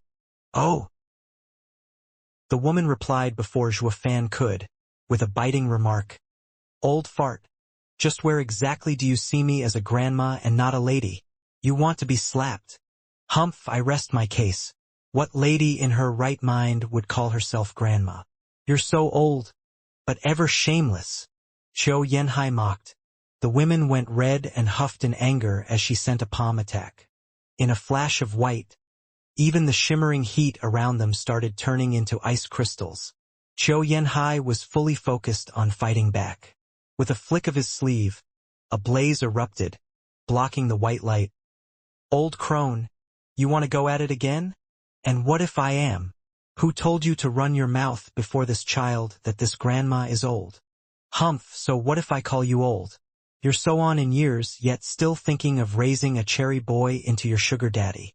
Shut your mouth, you old fart. The two snapped at each other at every chance they got. Zhuo Fan and Li Jingtian smiled inside. It was then that Li Jingtian shook his hands vehemently. People, I came here for this child to get a master, not to see a lover's spat. And since Brother Qiu is very much against the idea, we'll be taking our leave. Later, sister. Zhuo Fan waved sadly at the woman. The woman's heart softened and shouted, Wait. I love this child dearly. I'll teach him. You can teach shit. He has a fire physique and only my fire cultivation method fits him. Why are you butting in when you're just a water cultivator? Qiu Yanhai retorted sourly. The woman brushed him off as she puffed out her chest. Grandma fought with you for so long that I figured out your heaven-searing inferno and know it like the back of my hand. Why can't I take this kid in? Qiu Yanhai paused for a moment, realizing the truth of it, but still ridiculed. I am not the best fire expert in Tianyu just from my cultivation method, but also this. His hand was holding a rumbling scarlet flame. Zhuo Fan's eyes widened in shock. Heaven and earth spirit flame. Earth erupting fire sea. Kid, you've got quite the eyes. Qiu Yanhai raised an eyebrow, then nodded in pride. Precisely, if you were to be my disciple, beside the heaven-searing inferno, you will get a fragment of this earth-erupting fire sea. That will make you my true successor. Zhuo Fan nodded. Now he knew why Raging Ancestor was so strong to fend off 10 Radiant Stage experts alongside Ice Moon, which they were not only in sync but had the earth-erupting fire sea as well. Despite all being called Heaven and Earth Spirit Flame, some were better than others. Vicious Pill King's Bone Soul True Fire came from the bowels of a corpse deep in the earth. A keen but gentle flame. It was best used in refining while falling short in combat. As for the earth-erupting fire sea, it came from the heart of a volcano volatile to extreme. It was a young and fierce flame that not only helped in refining but also an important asset in battle. Zhuo Fan flicked his eyes on Li Jingtian.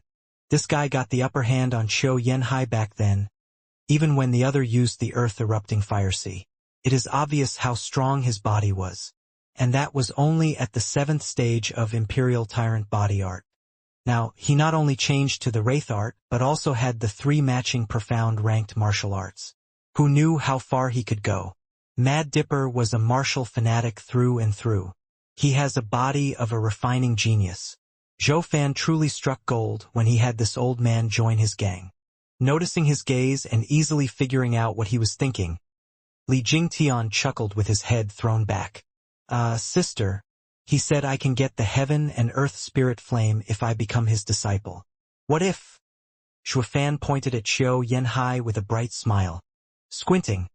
Ice Moon which wasn't about to back down just like that. Child, don't be so hasty. What that old guy has, so do I. Damn, the guy is a fire expert. Getting a heaven and earth spirit flame was a cinch for him. While you, a water expert, dare say you have one as well. Aren't you afraid it's going to conflict with your cultivation method? But the next thing he knew, Zhuo Fan was staring into the Ice Moon Witch hand. She was holding a flickering and bright bluish fire. Zhuo Fan's eyes twitched and shouted, Holy hell! The Ice Heart Moon Soul? Correct. Among the rarest heaven and earth spirit flames. The one to match a water cultivator, the most was this Ice Heart Moon Soul. This fascinating flame came to be in the core of a 10,000 years old ice that had been bathed by moonlight for another 10,000 years. Its warmth was bliss. Its nature one that brought inner peace while also doing wonders to one's cultivation. But its most redeeming quality was that it could freeze any and every single thing in the world. No one could fend it off. Taking another look at the two, Zhuo Fan now knew why these monsters could repel Region Estate's 10 venerables. With Earth erupting Fire Sea and Ice Heart Moon Soul working in tandem, their power would explode. They were capable of drawing out the most of their power by joining hands. That was how they beat those 10 Radiant Stage experts. Oh my, you sure know a lot, child. It is a rare heaven and earth spirit flame, but not many know of it. How is it you recognized the Ice Heart Moon Soul with just a glance? Xue Qingjian eyed him inquisitively. Zhuo Fan laughed wryly. Something I picked up from an ancient book. Ha ha ha. Hey, the kid wants to train in fire. Your Ice Heart Moon Soul is pretty enough, but doesn't suit him. I advise you to stop butting in. Seeing Zhuo piqued Xue Qingjian's interest, Qiu Yanhai shouted. Darting his eyes around in thought, Zhuo Fan caught on to something. He grabbed Xue Qingjian's hand and started waving it around in his best childlike tone. Sister, I really want to train with you, but our attributes don't match. I can't use the Ice Heart Moon Soul either. Can you make the old man share his earth erupting fire sea with me? Hey, punk, hands off the crone. Qiu Yanhai was fuming mad. Xue Qingjian raised an eyebrow and laughed. All right, I'll help you. She turned to Qiu Yanhai. Old fart, Are you up for a bet? What kind? Per usual. If you get even half a move over me, I won't take the kid as a disciple. If I get the upper hand, then you will give the earth-erupting fire sea to the kid as a gift to my disciple. What do you say? Xue Qingjian shouted. Zhuofan hugged Xue Qingjian. No, sister. I want to stay with you. I want no earth-erupting fire sea. No worries, child. This old geezer has never beaten me once. Patting his head, Xue Qingjian giggled. Qiu Yanhai was pissed off by the taunt. Damn punk, didn't I tell you to lay off the crone? No way. Xue Qingjian and Zhuofan jutted their chests and replied at the same time. One could almost see steam coming out of Qiu Yanhai's head. But since he didn't dare flare at Xue Qingjian, he directed it all on Li Jingtian. Old freak, you brought this pretty boy. After I finish here, I'll settle the score with you. Li Jingtian shrugged. Fine, it's a deal, huffed Qiu Yanhai. Let's go to our old place. He vanished the instant he finished talking. Xue Qingjian laughed and followed, with Zhuofan shouting behind her. Sister, I don't care about that fire. Just don't get hurt. But when the two were gone, Zhuofan flipped back to his calm and calculating face. Have a pleasant flight, you too. Ha ha ha. Steward Zhua changes faces quite fast. If I didn't know you any better, that innocent act of yours would have taken me in from the start. Thinking you're just a naive kid. Tone down the flattery. Zhuofan snapped his flickering eyes on Li Jingtian. You think those monsters are that easily fooled? Humph. They were always on guard. Does that mean our plan is botched? They won't fight. Hardly. Zhuofan snickered. Oh, they will fight all right, and go all out as well. Because whenever the old hag wants a fight, the old guy will naturally assist her. But they will always be on guard. Because of you. Li Jingtian frowned. Zhuofan continued with a chuckle.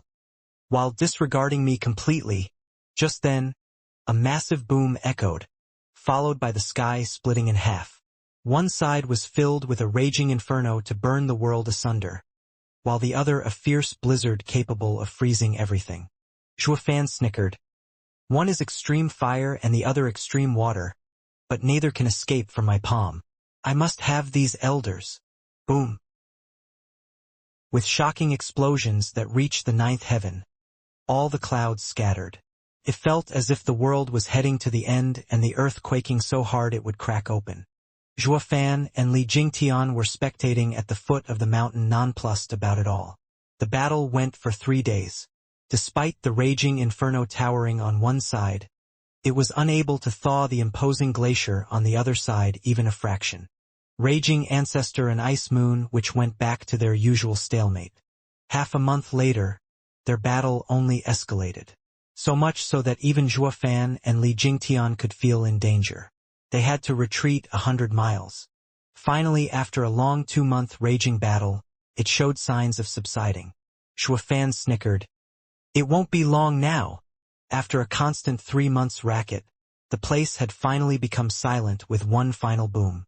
The flames swallowing half the sky retreated and the blizzard stopped. Zhuofan smiled. Elderly, it's our turn to join the act. Let's see your performance. Ha ha ha. Ever since I switched to Wraith Art, my power has increased greatly over the months. I won't let Steward Zhua down. Laughing, Li Jingtian grabbed Zhuofan's hand and flew to Snowfire Peak. In the place where fire and water met on Snowfire Peak, Xue Qingjian was kneeling on the ice, gasping for breath. Scarlet blood dripped from her mouth, yet her dagger stare never left her opponent. Old fart, you finally went all out? Old hag. Qiu Yanhai, just as weakened as her, was shying away from looking Xue Qingjian in the eye. Forgive me, I ended up hurting you. Xue Qingjian squinted. Screw your apology. Who knew you're such a faker to hide your strength? You lied to me all these years. Speak. What is your real aim? Qingjian, don't misunderstand.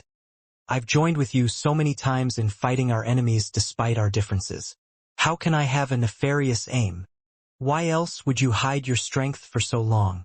Half a year ago I still thought we're still in a tug of war. How come you're stronger all of a sudden? Humph, you faker. Shui Qingjian flicked her head away. Zhou Yanhai was panicking. He scratched his head and then sighed. Qingjian, we've fought for more than 100 times these past decades, and each time I could have won. You are too brash and quick to anger to accept this outcome. So I kept this from you. Show off. But Shui Qingjian would have none of it, cutting him off with a glare. Why stop now then? Zhou Yanhai was startled and said in a sad voice, How could I not? If I lose now, you'll end up taking that pretty boy in.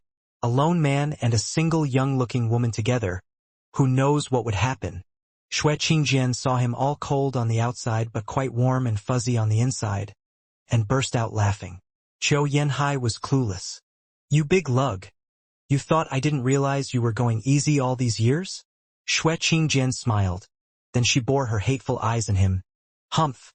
I only used the kid as an excuse to make a bet with you. It was the only way to make you go all out, or you'd still be keeping this charade. I may be quick to anger, but not petty. Zhou Yanhai blinked then beamed.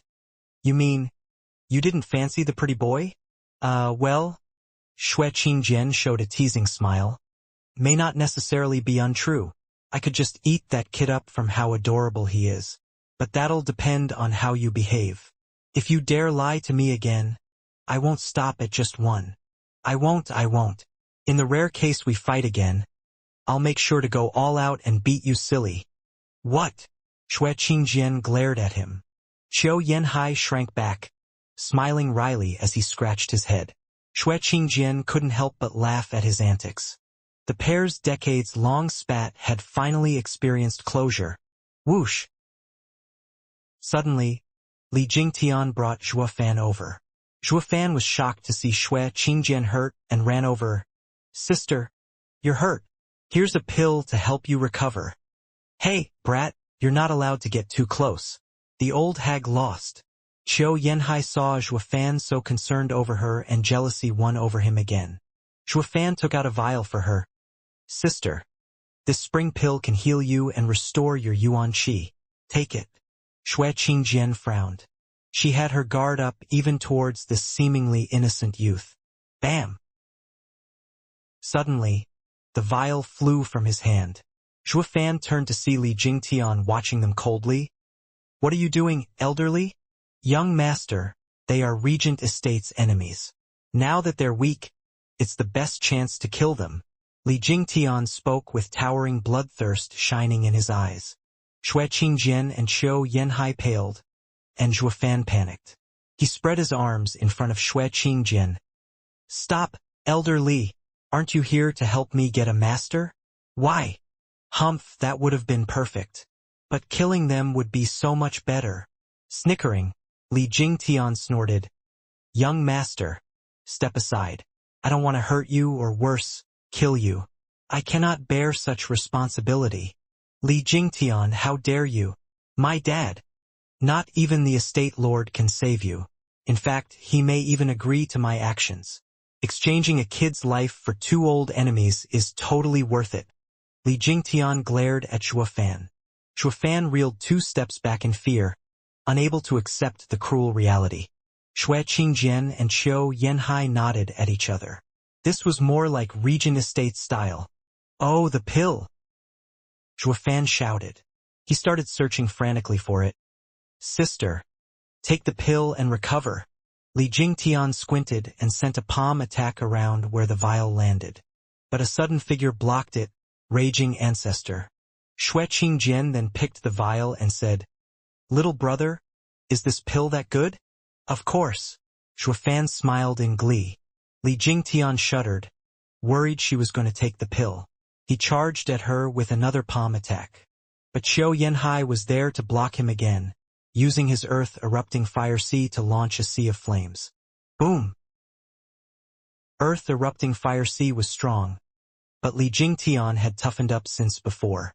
And since Zhou Yanhai had fought for 3 months, he was no longer Li Jingtian's match. PFF. Fresh blood spurted from Zhou Yanhai as he flew into the air. Li Jingtian then shot for Shui Qingjian. Fire and water combine, dragon and phoenix. Shui Qingjian and Qiu Yanhai shouted at the same time. Their hand signs synced and a pair of fire dragon and ice phoenix formed behind them. The fire dragon was made from the earth-erupting fire sea and the phoenix from the ice heart moon soul. The two pointed and the mighty creature fused their powers, charging for Li Jingtian. With the phoenix and dragon working in tandem, their powers were feeding off each other, growing tens of times stronger. When they arrived before Li Jingtian, they were 1,000 meters large. Zhuofan clicked his tongue inwardly. This is a fire and water combining art that amplified each element's power geometrically. Even a 6th-layer radiant stage expert will receive a heavy wound taking such an attack head-on. But that was regarding your run-of-the-mill radiant stage expert. And Li Jingtian was anything but that. Zhuofan didn't notice a snicker creeping on his lips. He was fully confident of Li Jingtian. And sure enough, Li Jingtian didn't lose his calm in front of such an onslaught. With a shout, his entire body was covered in black energy, the Wraith art. Li Jingtian turned into a black diamond and charged the attack as a black dragon image formed behind him. Wraith Style's first move, Soaring Demonic Dragon, Roar. The whale threatened to collapse the skies. A black dragon was facing off against a pair of fire dragon and ice phoenix. The impact affected even the Snowfire Peak. Despite being covered in ice and flames, it threatened to crumble in the aftermath. Roar. With another dragon roar, Li Jingtian saw he was caught in a deadlock and shouted, Wraith Style's second move, Ghostly Dragon Claw.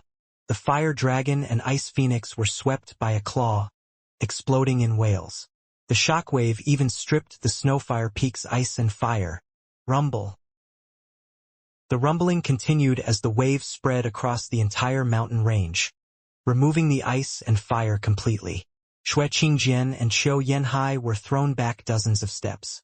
They were looking in fear at Li Jingtian as if he was a demonic god. Even exhausted as they were, they would have had no trouble fending off the old Li Jingtian. But it was clear that Li Jingtian wasn't the one of old. He was a true Mad Dipper now. He was unlike his past self now, he was like a living demonic god, tens of times stronger than both of their weakened selves' attacks combined. That's no Imperial Tyrant body art. What freaky art are you training in? Qiu Yanhai swallowed in shock. Grinning, Li Jingtian was immensely pleased by his progress and also grateful to Zhuofan. Humph! The dead need not know. The two jerked, knowing now Li Jingtian was not going to stop until either side was dead. The way they were now, they were no match for Li Jingtian. That left them with one choice only. Shui Qingjian looked at the vial in her hand, at the spring pill inside. Zhuofan snickered secretly. Hook! Line and sinker! Sister, run! I'll hold him off! Zhuofan shouted. He threw himself at Li Jingtian to hold him back. Li Jingtian barked. Young master, what are you doing? Don't force my hand. I don't care. You are not allowed to harm sister. Zhuofan shouted, his eyes filled with resolve. Shui Qingjian and Qiu Yanhai were moved. They looked in each other's eyes and nodded. Shui Qingjian opened the vial and gave a pill to Qiu Yanhai. I don't know if the pill will be of much help, but we cannot let the boy's efforts be in vain. He, old hag. That pretty boy must have got under your aged but still pretty skin. Qiu Yanhai grinned. Shui Qingjian snapped to hide her blush. Old fart. You're still a wise ass despite being an antique. Hurry up and take the pill so we can live through this. Shui Qingjian stroked the ring on her finger and muttered, Sweetie, come out and protect me. Shriek. With a cry, a 20-meter-long white falcon appeared overhead. It flew in circles above, releasing a cold wind that blew to form a barrier around her. 5th-level spiritual beast, Snow Falcon. Zhuofan and Li Jingtian cried. The shock was far from over, as Qiu Yanhai also shook his hand with a smile. A roar echoed in everyone's ears as a scarlet tiger with flaming wings came out of his ring. The scarlet tiger circled Qiu Yanhai. Its 10-meter-long tail flicked at a 50-meter-tall cliff, rendering it into rubble. Its fiery eyes staring daggers into Li Jingtian. 5th-level spiritual beast, Earth Core Flame Tiger. Li Jingtian's eyes trembled, as did his heart. He was in ever more awe of Xuefan. It all went just as he said. This old pair may have fought each other till they went senile, but still had kept a hidden card to deal with him. He didn't see such spirit animals the last time they fought, thus making them the couple's last card.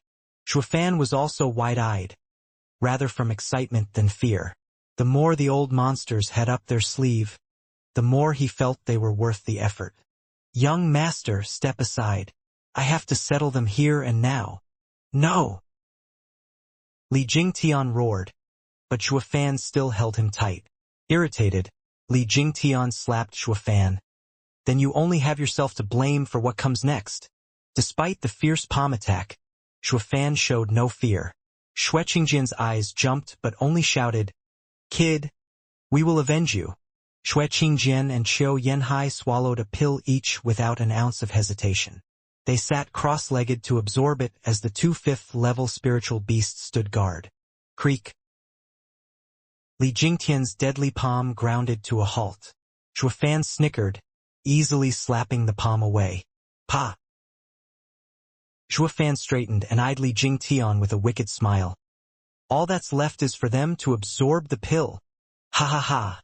Steward Xue truly works in mysterious ways. You're far more cunning than that unwanted contriver.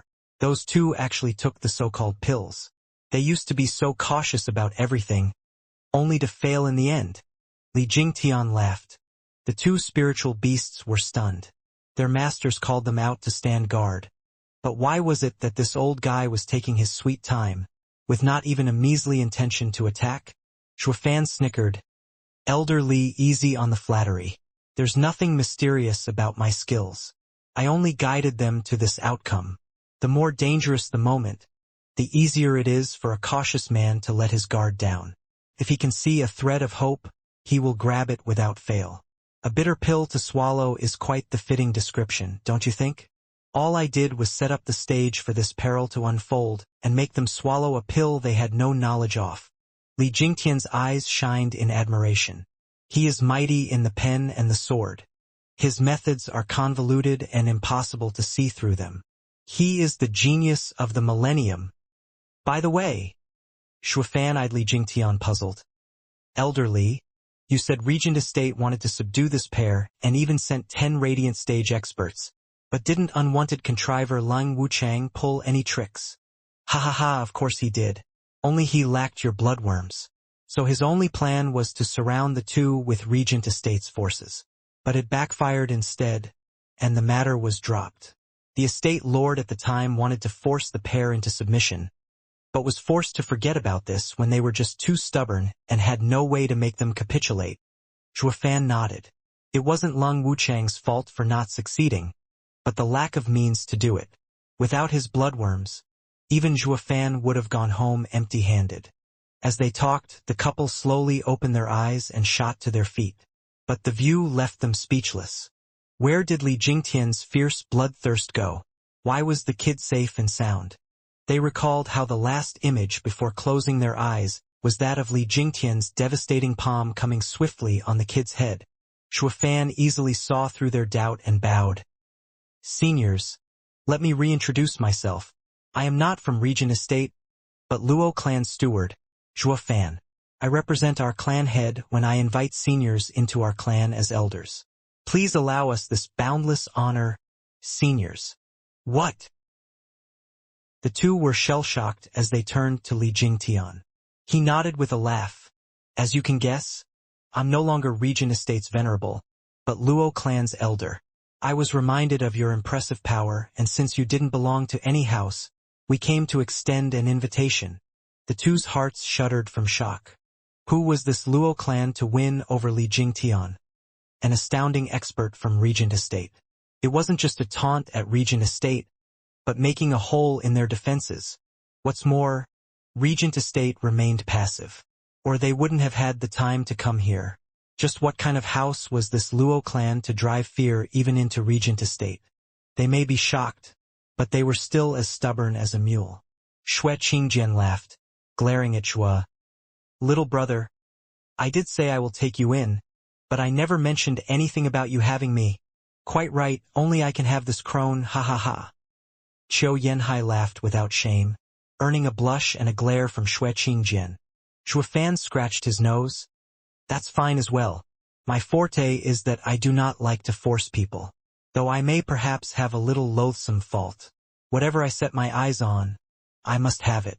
And what I can't have, no one else can. Shuofan made a sign before the two could react. The air filled with the couple's wails as Xue Qingjian and Qiu Yanhai's head bled out along with the accompanying excruciating pain. The spiritual beasts were startled and flew at Shuofan. This brat is the real menace, hiding himself to such extent. Shuofan wasn't the least bit afraid.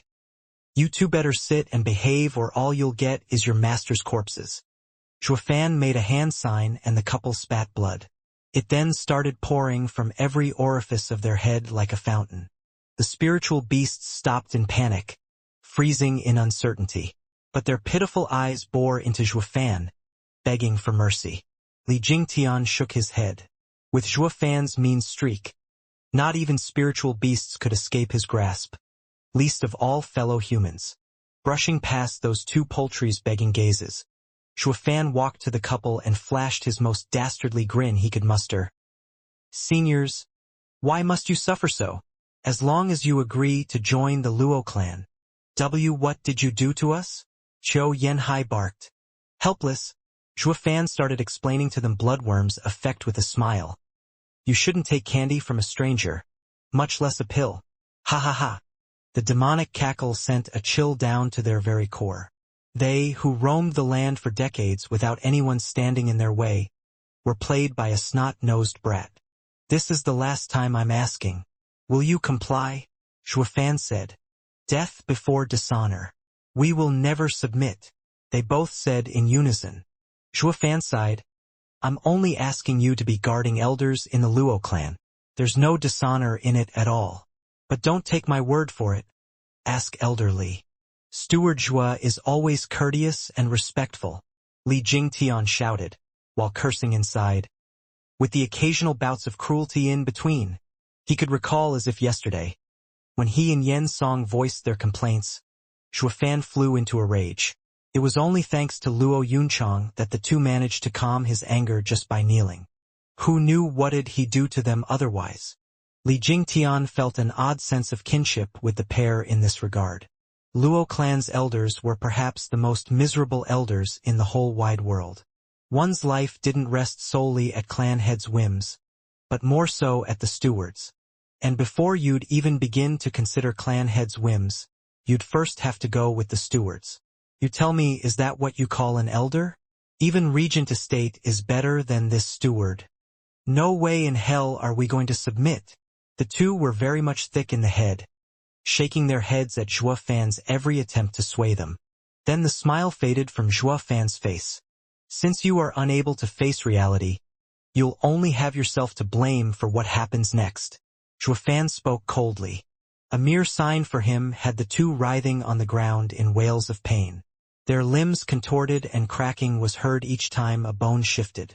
Blood pooled beneath them but not from any visible wound. It was akin to twisting a towel to squeeze all the water out. This was one pain not even these two old veteran monsters could cope with. It stabbed their very core. Li Jingtian rejoiced inwardly. Thank heavens I switched sides so quickly. Who knows what untold suffering might have awaited me besides this one. This is inhumane. This time he watched Shuofan in fear. The two spirit animals panicked at their master's suffering. They once again flew at Shuofan, but Li Jingtian jumped in defense. All while Shuofan held an uncaring hand sign. A series of pops sounded as the couple's bodies went off like firecrackers as wounds opened all over them and setting them off into another round of even more heartrending wails. Shuofan turned to the two poultries. Don't pets know how to obey? I told you to sit down and behave, or they won't get to live much longer. Their charge stopped, reduced to flying in circles from worry. They could neither withdraw nor retreat, forced to watch their masters in tears. If they could talk, they'd urge their masters to give in. One should know when he's beaten, but all they could do was cry out in sounds no human could decipher. Shuofan shook his head. Your pets are worried sick. Why must you be so cruel to yourselves? Hee hee, punk, don't look down on us.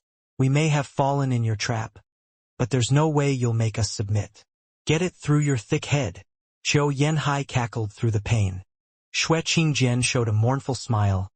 Ha ha ha, old fart. We've done whatever we wanted for so long, only to die at the hands of a child. We've lost all respect. My only joy is that I can die alongside you.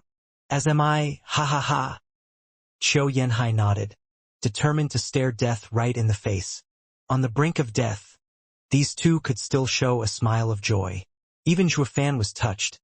These guys are the real deal, so goddamn stubborn. But the more they were like this, the more they tickled Zhuofan's fancy. Whenever hearts came to mind, Zhuofan was an expert at striking where it hurt the most. Didn't he turn Li Jingtian and Yen Song on his side the same way? The reason for the couple's tough character was love. This was both a strength and a weakness. Zhuofan deadpanned. I had a fairly short time to know you, but I can see how deep you love each other. Are you so set in watching the other die? Punk. How can a brat like you know what love is? Grinning, Qiu Yanhai looked deeply into Xue Qingjian's eyes with a gratified smile. As long as she is with me, I welcome death. Xue Qingjian nodded with a beautiful smile. Zhuofan let out a cruel smile. I don't know love, is it? Humph. Then let me tell you of the love that I see. First of all you. Pointing at Qiu Yanhai, Zhuofan sneered. You fought with this old hag for all your life yet not won once? You both have the same cultivation, the same rare flame, but she used some cultivation to keep herself young. Of course she's the weaker one. How could you not beat her? It's clear as day you went soft on her each time. Qiu Yanhai only had a prideful smile in reply. Zhuofan turned to Xue Qingjian. And you, in this world might make right, and you went and wasted some cultivation just on looks. The way I see it, you're clearly asking for death. It was fine if you were someone going out in public every day. But who will see you when you're hiding out in a mountain? Humph, of course I know you dolled yourself for your man. How could I not? But the way I see it, it was a complete waste. What, Qingjian, you stayed young just for me? Qiu Yanhai ignored Zhuofan's disdain, watching Xue Qingjian in gratitude. I need to look closer then. I must have been blind to not appreciate you all these decades. Xue Qingjian blushed and pouted. She took Zhuofan's critique as a compliment. Zhuofan didn't mind, since this was his aim. He wanted to spur their love to the highest possible point, only to smash it down to pieces.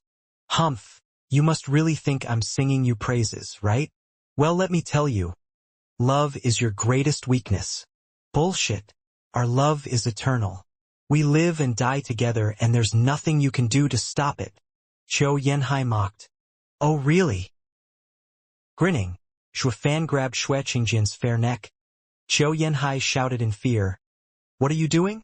Take it up on me if you're a man and leave my woman out of it. Don't fall for it, old codger. If one dies, the other will soon follow. Nothing he'll do will make a difference. Xue Qingjian glared. Qiu Yanhai nodded and relaxed. Zhuofan, however, snorted. You think it's that easy to die in my hands? Fret not. I won't kill you, though I have the nagging feeling you're going to beg me for it later. A black energy came from Zhuofan and seeped into Xue Qingjian as he began using demon transformation art. Xue Qingjian's yuan qi was sucked away and her body started to age, her hair whiting. But that wasn't caused by demon transformation art, but from having the yuan qi reserved in keeping appearances stripped away. Ha ha ha, old hag, so this is how you really look. You can no longer keep up your youth. Why don't you let your old man get a nice long look at you now? Zhuofan laughed, twisting Xue Qingjian's head towards Qiu Yanhai. He also put a mirror in front of her to see her true face. Xue Qingjian shuddered at the aged, grizzled-hair old woman. She wailed, No, old codger, don't look. Ha ha ha, nice try. But your body is under my control. Shutting your eyes won't work. The old guy will now see how old and wrinkly you are. Zhuofan cackled.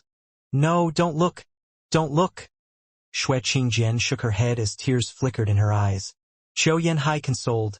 Qingjian, don't worry. To me, You are the most beautiful. Shuafan smiled inside. Women doll up for their men, and this is the men's attitude? Humph, why would any woman do it if not to attract men? Especially towards the one they love, the woman will want to look at their prettiest. Even if the man spoke of loving her wholly, she never wanted to let him see her ugly side. Shuafan saw through it, so he raised their love higher, then made her return to her old and ugly appearance. He wasn't aiming at the old guy from the start, but the old hag instead. First came the bashing of the old hag's mental walls, and later came the defeat of the old guy. Shuafan snickered, hopped on Xue Qingjian and mocked. He, sister, you don't much look like a sister now, do you? More like a granny if you ask me. Don't say it, please, Xue Qingjian cried as she covered her face. Qiu Yanhai cursed. Beast, stop this instant or you'll be sorry. Sorry? Ha ha ha. Your lives are in my hands, yet you dare take that tone with me. Shuafan snickered as his hand grabbed Xue Qingjian's sash. You old pair of farts. Do you believe me when I say that I can make this old hag look even more unsightly? Though I have no interest in seeing and let your old goat eyes feast on her alone. But I can't help but wonder, just how interested are you, old man, in this sister's fine body? Shuafan punctuated by a light pulling. No! Xue Qingjian cried, her eyes already rolling in her skull. Qiu Yanhai was tearing up, sobbing a plea. Steward Zhua, we submit. Please just let her go. Don't shame us any more, I beg you. Qiu Yanhai, a mighty expert, was crying like a child, earning sympathy from any who would see him. Shuafan turned to Xue Qingjian, to see the old hag nodding through her tears as well. Shuafan switched to a cheerful smile on the spot. Was that so hard?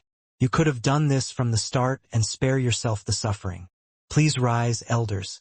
Oh, how can anyone be so cruel to you, elders? I have with me some healing pills. Kindly take them, elders. Shuafan suddenly turned bipolar, as if his previous demonic him was a different personality. He helped the two up with the proper respect and gave them a vial. The old couple was scared witless. Seeing the vial, they suddenly broke out in shivers. They recoiled and shook their heads vehemently. They dreaded any more of Shuafan's pills. But Shuafan raised an eyebrow and snapped, You dare refuse my pills? Shuddering again, the couple creaked over and took the pills under Shuafan's watchful eye. Shuafan beamed again. In this way, the Luo clan just got itself another pair of obedient elders. Witnessing everything, Li Jingtian's heart shook to the core.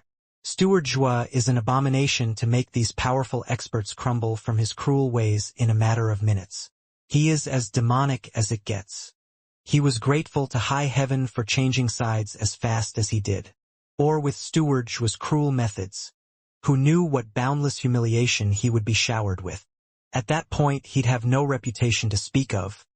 Ran thoroughly through the mud. After 6 hours, Qiu Yanhai and Xue Qingjian opened their eyes, having mostly healed their injuries.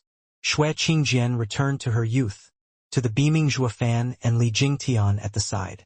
Now that the couple got up, Shuafan came to them with a friendly laughter. I guess congratulations are in order, for your recovery. Now let us all return to the clan. Shivering inside, the two staggered backward in fear. Don't look at me like I'm the enemy here. We're all on the same side now, no? Shuafan shrugged and smiled at Xue Qingjian. Sister, did you already forget how close we siblings are? Swallowing dryly, Xue Qingjian scampered behind Qiu Yanhai, like a mouse afraid of the cat. But the eyes held an unmistakable hatred overshadowed by immense fear. Glaring at him, Xue Qingjian spat. Who's your sister? I must have been blind to not see you've got the demon in you. True enough, since she took Shuafan as a naive child who barely opened his eyes to the world. Who'd have thought this pup was in control of the famous Mad Dipper? He had no scruples and such vile schemes that had even this famed pair of monsters shiver in fear. How the hell was that a little brother? A demon from hell was more like it. Xue Qingjian was regretting having been swept by Shuafan's sweet smile and sophistry. She was itching to gouge his eyes out and squash them. Shuafan was becoming irritated. Xiao Yanhai saw his mood sink and urged, Steward Zhua, please calm yourself. My old hag is raving. Don't mind her. Never mind then, your lives are in my hands anyway. It's your choice if you want to get along with me. Now that you're Luo clan's elders, it's time we move. Shuafan ignored them and unfolded his lightning wings as he took to the skies. Seeing the demon take flight, the pair breathed easier, yet looked close to breaking down in tears. They who lived free in a mountain, they who fended off even Regent Estate's threats. How was it they had fallen so low, in the hands of a twerp? They couldn't make one sense of it all. Li Jingtian walked to them and mocked. Didn't you laugh at me saying I have no guts, old man? Well, where's yours? Smiling dejectedly, Qiao Yanhai shook his head and sighed. I was at fault before. I didn't expect you to be so powerful. Ha ha ha, as long as you know, Li Jingtian said. But I am a man of immense willpower, and not under complete control of the bloodworm. And the ones I ever followed never were ordinary. Try to look beyond Steward Zhua's young looks. He does everything with calm and precision. Fierce tactics are a powerful man's tools. You won't lose out by following him. The two nodded after a long time. And since we'll be working together in the future, I'll let you in on the basics to survive in the Luo clan. Making sure Zhuafan was far enough, Li Jingtian whispered. The couple had their ears peeled. Please tell us, Brother Li. Except for Steward Zhua, anyone in the Luo clan are good people to get close to, especially our young miss. She is a must to win over. Steward Zhua may be all about power play, looking down on all, but he is always devoted to the Luo clan. He will more often than not listen to young miss. So, if you ever get on his bad side, rush to the young miss and have her plead your case. That gets you off the punishment almost completely.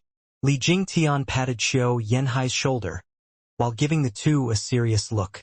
The two were immensely grateful as they cupped their hands. Thank you, Brother Li.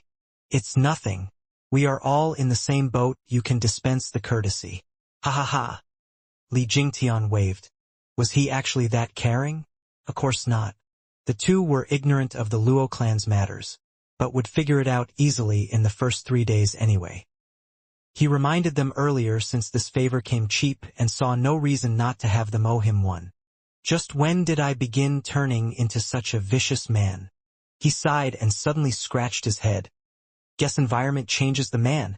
At the gates of the imperial capital, Marshal Dugu was sitting astride his large horse and entering the city with his 5 godsons. The million-strong army was stationed 10 miles out.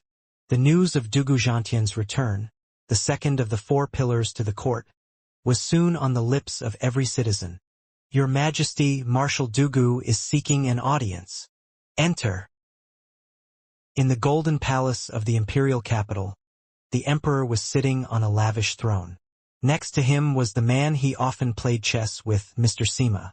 Dugu Zhantian entered with large steps and bowed. Dugu Zhantian greets your Majesty. May you have a long and prosperous life. Ha ha ha, Marshal Dugu has come from far away. You must be weary. Please sit. With a chuckle, the emperor walked to Dugu Zhantian and helped him to a chair. Any man would feel immensely grateful and honored, but Dugu Zhantian found it a matter of fact. He was after all a pillar of the empire. Wouldn't a man like him receive at least this much from the emperor? Marshal Dugu, how is the situation in Windgaze City? Dugu Zhantian just took a seat and the emperor already started inquiring. Dugu Zhantian sighed. The circumstances are poor, I'm afraid. I have rushed to the rescue per the imperial edict, but I was late. Windgaze City had been under a terrible battle, in which the Luo clan lost 100,000 men. PFF. Watching Dugu Zhantian speak in such a grave tone, the emperor's heart sank. Then he heard him mention Luo clan's losses and spurted blood. Marshal Dugu, how can a third-rate clan like the Luo clan have 100,000 men?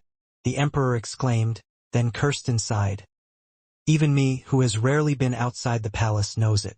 How come you have no common sense? Marshal, did you see it yourself? No, actually. But when Luo clan's steward reported it, I also found it odd. That steward is Zhuafan. The emperor's face twitched. Of course it's him again. That brat is nothing but trouble. Speaking of so many casualties as if it's the order of the day. Dugu Xianxia nodded. Your Majesty is wise. It is indeed Steward Zhua who told me of Luo clan's casualties.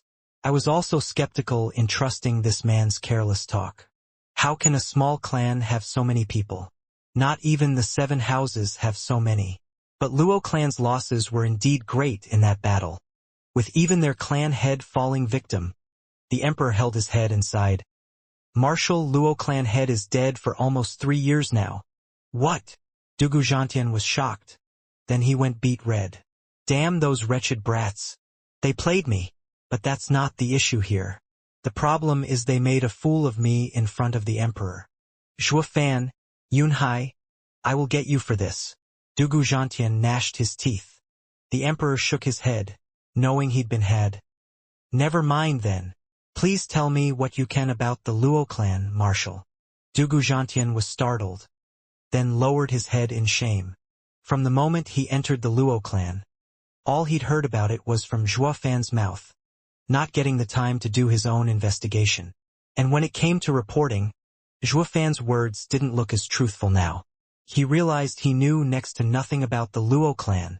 Noticing his plight, the emperor didn't know whether to laugh or cry. Why did you even go to Wind Gaze City for? Are you just as sloppy with your enemy's intelligence as well? Never mind then. The emperor sighed. Are the Luo clans Luo Yunhai and Luo Yunchong all right? They're completely fine. Dugu Xianxia spoke. Then what of Captain Pang Yi? Their elder Lei Yuntian and his goddaughter Lei Yuding. Dugu Xianxia started answering all the questions the emperor had regarding the Luo clan's higher-ups. In the end, the emperor nodded. Since they are fine, the Luo clan suffered no losses. But this clan sure is capable to still be standing despite the ever-watchful eyes of Regent Estate and Hell Valley. Your Majesty, outside Blackwind Mountain, where Luo clan is located, there are 4 5th-grade arrays placed by the clan head. A normal expert would find it hard to infiltrate, Dugu Xianxia added. The emperor raised an eyebrow, then sent a shocking glance to Mr. Sima. This Zhua Fan kid is more and more impressive. I heard he could set arrays, but never imagined he could set 4 5th-grade ones. What, they were done by Zhua Fan? Dugu Xianxia cried out.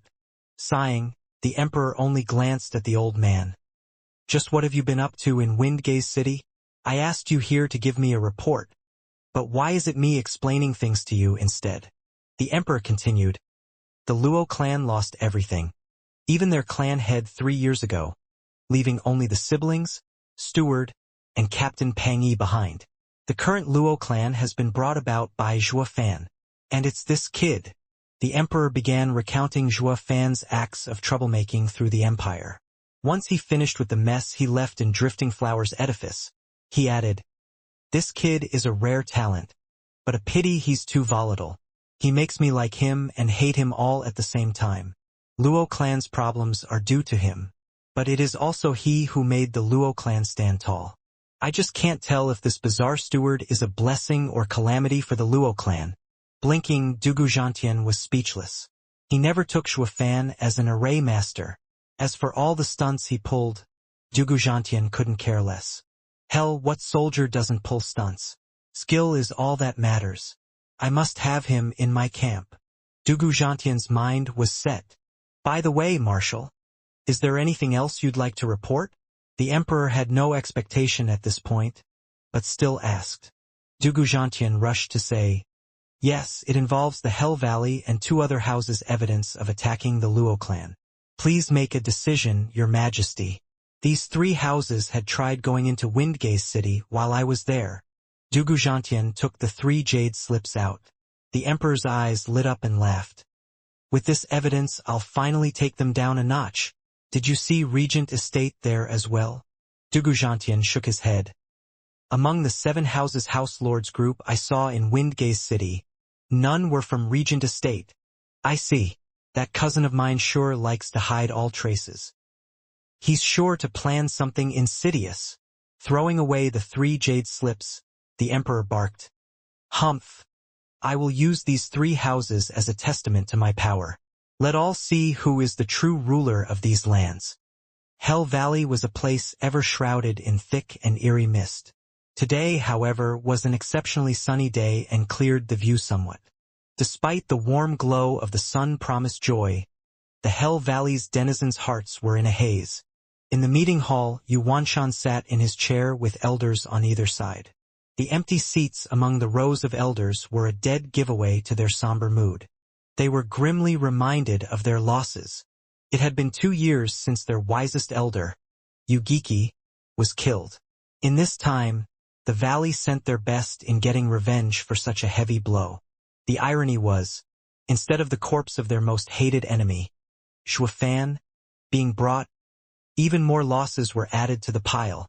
Putting aside their very first elder losses in Wingate City, because of Shuafan as well, after Yugiki fell, the headcount slowly included 3rd elder, 4th elder, 6th elder. Even 5th elder didn't escape unscathed, having his arm ripped out. Hell Valley was in a precarious situation, with half of their 12 elders gone and 1 crippled. All while Shuafan was live and kicking.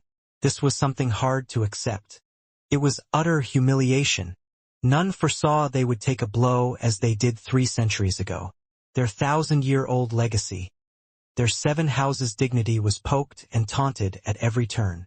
Bam! Yuanshan slammed the table, and all could hear his grinding teeth. Everyone was filled with the same hatred, especially 5th elder. He touched his wounded shoulder as fire threatens to escape his eyes every time he cursed one name over and over in his mind. Shuafan. But they were now stuck. They pushed the imperial family too far, and the latter summoned Marshal Dugu to drive fear into them. If they made one wrong move, they'd soon be seeing Dugu Zhantian's million army at their doorstep. And none could bear the brunt of such an aftermath. Here they were, all wishing to charge into Wingate City, to wring Luo clan and Shuafan of their blood, but none had the nerve to do it. Their very survival hanged in the balance. This was their conundrum. The Grand Elder looked around him and sighed. The atmosphere was stifling. I can't take it anymore. I have to put that bastard down for good. 5th Elder was the one to break first. Eyes turned to him, but none replied, even though they all felt the same way. Anyone there knew the consequences of such an action. A sudden ripple brought with it the faint sound of a flute. God damn it! Who dares be cheerful at such a wretched time? I'll rip him apart. 5th Elder was at a boil, and the music only helped to spur his anger further. But before he could go on the hunt, Grand Elder lifted his hand, fear shaking his very core. Wait! To this is Divine Dragon Fong Chobai's flute. Jade Flute Divine Sword? They were all started with hearts in their throat. Even the enraged 5th Elder slowly calmed down, his mouth hanging open from shock. Damn it all! What is that Jade Flute Divine Sword doing here? 5th Elder turned to the rest. Yuanshan sighed, filled with bitterness. Humph, why frickin' else? Isn't it the Emperor who stuck him onto us? Just why has the decades wretched imperial family up and grown a backbone all of a sudden? Yuanshan felt like crying, but he braced for the meeting as he signaled for the elders to follow him outside Hell Valley. At the entrance, the figure of the imposing and mighty divine dragons Fong Chobai was playing a melodious tune on his flute. When the sound stopped out of the blue, Fong Chobai fiddled with the flute in his hand as he spoke coldly. By order of the Emperor, Valley Lord Yu is to immediately attend court. Yuanshan was furious. The 7 houses and imperial family were at an impasse, with both sides handling Tianyu's affairs.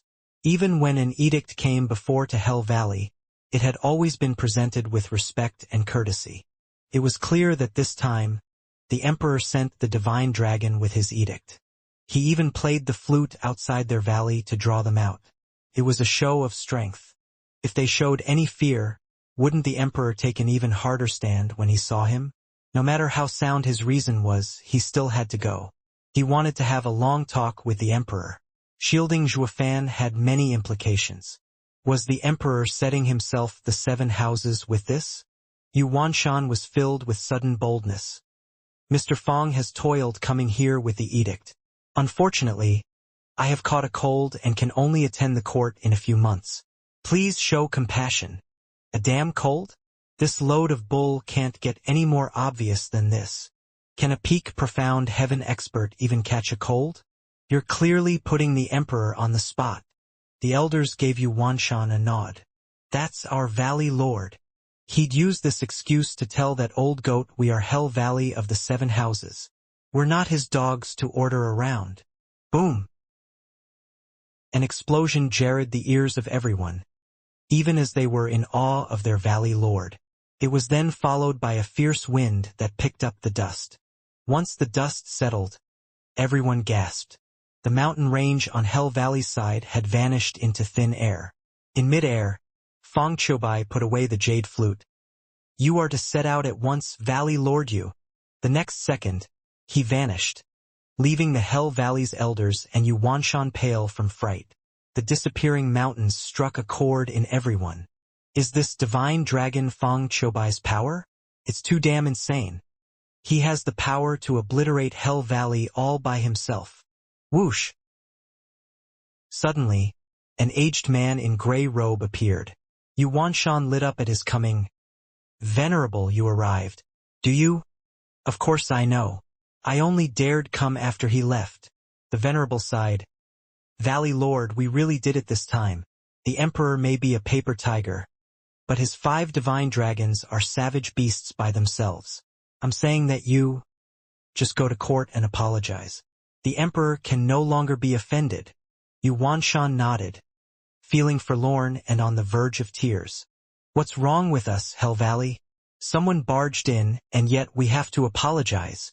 A week later, Yuanshan was punctual in his arrival to the imperial capital. A palace maid took him to a waiting room to await the emperor's summon. This never ever happened before. How was it that it suddenly turned to them waiting on the emperor now? He was helpless. Just who died and put the emperor in charge? He could only sigh, following after the maid. And to add insult to injury, Yuanshan found 2 old friends in there already, Yen Bagong and Lin Ruffing. The 2 smiled wryly at Yuanshan's appearance. The 3 were like children in detention, sitting there outside the director's office, waiting for the emperor's call. House Lord Lin, who came to Merry Woods? With nothing better to do, Yuanshan started chatting. Lin Ruffing shook his head and sighed. Monochrome chess sage, Sima Hui. Oh, the old guy plays chess all the time and cultivates his mind. His temper is the mildest among the 5 divine dragons. Jade flute divine sword Fong Chobai up, and flatten the mountains on one of Hell Valley's sides. Mild my ass. Lin Ruffing started ranting with a mournful look. That old geezer didn't say a word as he entered Merry Woods and hurled chess pieces. Do you have any idea what that's like? Every single strike was like a meteor impact. Doing it a few times had leveled half of Merry Woods. Now we only have half a millennia legacy. Then he pulled out the imperial decree, stating his hand slipped just then. So don't go telling me he's mild. Lin Ruffing felt sour and tearful. Yuanshan never thought there was anyone having it worse than Hell Valley. AI, you 2 lucked out compared to Pill King Hall. Yen Bagong sighed, as if all his energy left him. The ones you saw can still be called humans, while my envoy was downright savage. The entire Pill King Hall lays in ruins, with all our pills and ingredients picked clean. What? Eating all ingredients? The 2 cried out in shock, fear shining in their glassy eyes. Hall Lord Yen, you truly had it worse than any of us. For the emperor to really let out that reckless little freak-out means he had reached the limit of his rage. Yen Bagong nodded. So painfully true. The 3 looked at each other and the room was filled with laments, puzzling the hell out of the guards outside. Weren't all 7 houses' lords filled with brashness and contempt each time they came to the imperial capital? Why was it that this time they were like lambs going to the gallows? All they heard from the tree were wails and sighs. House lords, His Majesty is summoning you. After a 6-hour-long wait, a guard finally came to this remote room. The 3 sighed as if going to their funeral and followed the guard without any dissent. Soon they came upon the palace's gates. The guard bowed and gestured for them to enter. With a deep breath, The three slipped into the hall. They saw the emperor dignified on his throne, with Sima Hui next to him. At the end of the stairs, in front of the throne, stood the tall and mighty Marshal Dugu. The three swallowed dryly, feeling as if their hearts were in a vice when these men's gazes landed on them. Valley Lord Yu, Hall Lord Yen, House Lord Lin, greets your majesty. They showed utmost respect to the emperor. The emperor nodded with a winning smile. House Lords, can you guess why I have summoned thee? They all shook their heads. Your majesty, we do not. Bam! With a clang, 3 jade slips landed in front of them. The emperor tone dropped lower. Humph, so you don't know? Then do you at least know these jade slips? The 3 started sweating like pigs as they shivered a nod.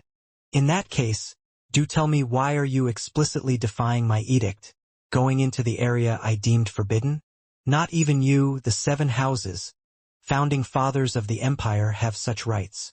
The emperor slapped the armrest of his throne, making the 3 slump into pleading on the ground in their knees. Spare us, your majesty! This was unprecedented. The 7 houses' house lords were, for the first time, on their knees before the emperor. The emperor raised an eyebrow, feeling freer than ever, as if returning to the time of his ascension to the throne, when all officials showed him utmost respect. As a matter of fact, he was far more moved than before. When has there ever been a case in the long history of Tianyu Empire of an emperor getting the 7 house lords kneeling before them? It may be the very first time since this nation came together. Such honor lifted him above all other emperors before him. However, he couldn't let it show, or these 3 blokes would milk him for it. So the emperor kept a hardened and cold face, though his tone sounded softer. Thou are all ministers loyal to our nation. You are unlikely to resort to such disgraceful behavior without rhyme or reason. Please share with me your motives, so I can judge if your actions were indeed unintentional mistakes. The 3's eyes lit up. Is the emperor giving us a way out? All that we've been doing is because of that Zhuo Fan. As long as that fool dies, Luo clan and Windgaze city are of no importance. But before they could explain, Dugu Zhantian barked, Speak! Who's behind you all? Shivering, the 3 choked on their words. They peeked at the emperor, only to see him sporting the same cold and calm face. That was tantamount to saying Dugu Zhantian was voicing the emperor's intentions. Since he couldn't outright say it, he had Dugu Zhantian play his proxy. The meaning was crystal clear. The emperor didn't care why they went to Windgaze city, only wanting to know by whose orders they marched. The emperor was aiming for Regent Estate, and they were the means to an end, mere pawns. They instantly broke out in cold sweat. The emperor, a tiger cooped up in the palace all his life, was ready to go out and maul someone. But the problem was, Regent Estate wasn't an easy target either, a fierce tiger on its own. The 3 houses were now smack in the middle of the Regent Estate and the imperial family's power struggle. Their only fate, sacrifices. Curse it to high heavens. How did we end up in this mess? If only we hadn't listened to Regent Estate and attack Windgaze city. The imperial family would have no excuse to look for us. They now faced the heavy burden of choosing to let the emperor maul them or be used to maul the Regent Estate. But would the Regent Estate ever let them go afterward? Any choice promises death. The 3 were overwhelmed with regrets. They bit their lips, unsure what to say. Speak! Who is behind you? Dugu Zhantian barked and pressured them with his powerful soul. If it were any other occasion, the 3-peak profound heaven experts could have stood firm, since they were on the verge of advancing to the radiant stage. But now, however, they were frightened, their spirit shaken, and this show of force broke through their mental walls, making their clenched jaws relax. But then, a loud shout echoed. Regent Estate Lord Huangpu Tianyuan and Prime Minister Zhuge Changfeng are requesting audience. Eyes widening, the emperor and the other 2 men were shocked. For the estate lord to burst in at such a crucial time, his intention had to be premeditated. More importantly, why was he coming along with Zhuge Changfeng? This spelled trouble. The 3 house lords heard Huangpu Tianyuan was coming and retightened their jaws. Thank God Regent Estate was scared of getting involved in this, so they came to the rescue. We'd been done for otherwise. Yuanshan breathed in and calmed his heart. The emperor narrowed his eyes. Let them in! This damn tiger can no longer sit on his mountain, Sima Hui muttered. The emperor nodded with a grave expression. Estate Lord Huangpu Tianyuan, Prime Minister Zhuge Changfeng, Regent Estate's Steward Ling, and Regent Estate's High Venerable Huangpu Fenglei greets your majesty. For people entered the hall. Walking behind Huangpu Tianyuan and Zhuge Changfeng were two more. One of them was an old yet stout man that made even divine dragon Sima Hui's eyes tremble. What is Regent Estate's #1 expert, High Venerable Huangpu Fenglei, doing here?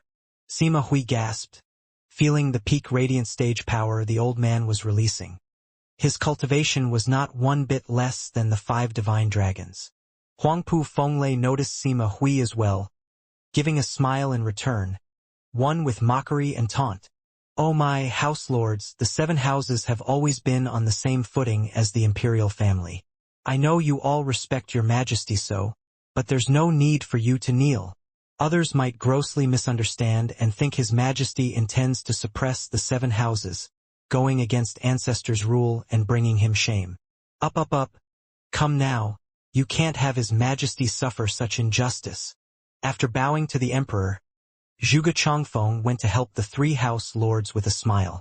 The emperor clenched his fists and gnashed his teeth. The emperor didn't allow them to rise, but Zhuge Changfeng dared help them out of his own initiative. His intentions couldn't be clearer. But since Zhuge Changfeng's reason was very sound, the emperor could do nothing to vent his anger.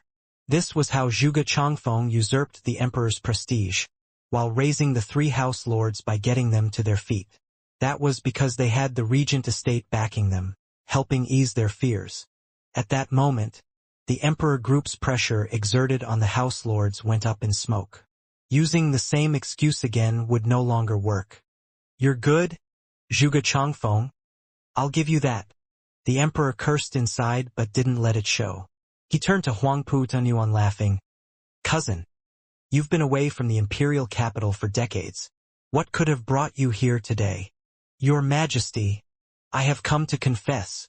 Huangpu Tianyuan bowed. The emperor's brow shook. Despite not understanding, he added, Cousin, I do not understand. Regent Estate is kin to the imperial family and always proper, defending the caged dragon city in the imperial family's stead. What possible reason is there for you to confess? What crime? Your Majesty, your patronizing tone terrifies me so.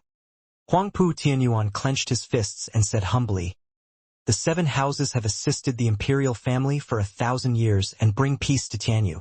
But the 3 houses dared defy your decree, entering the area your majesty deigned forbidden and causing the people to lament. I, Regent Estate, the head of the 7 houses, have failed in my duties and deserve to be punished.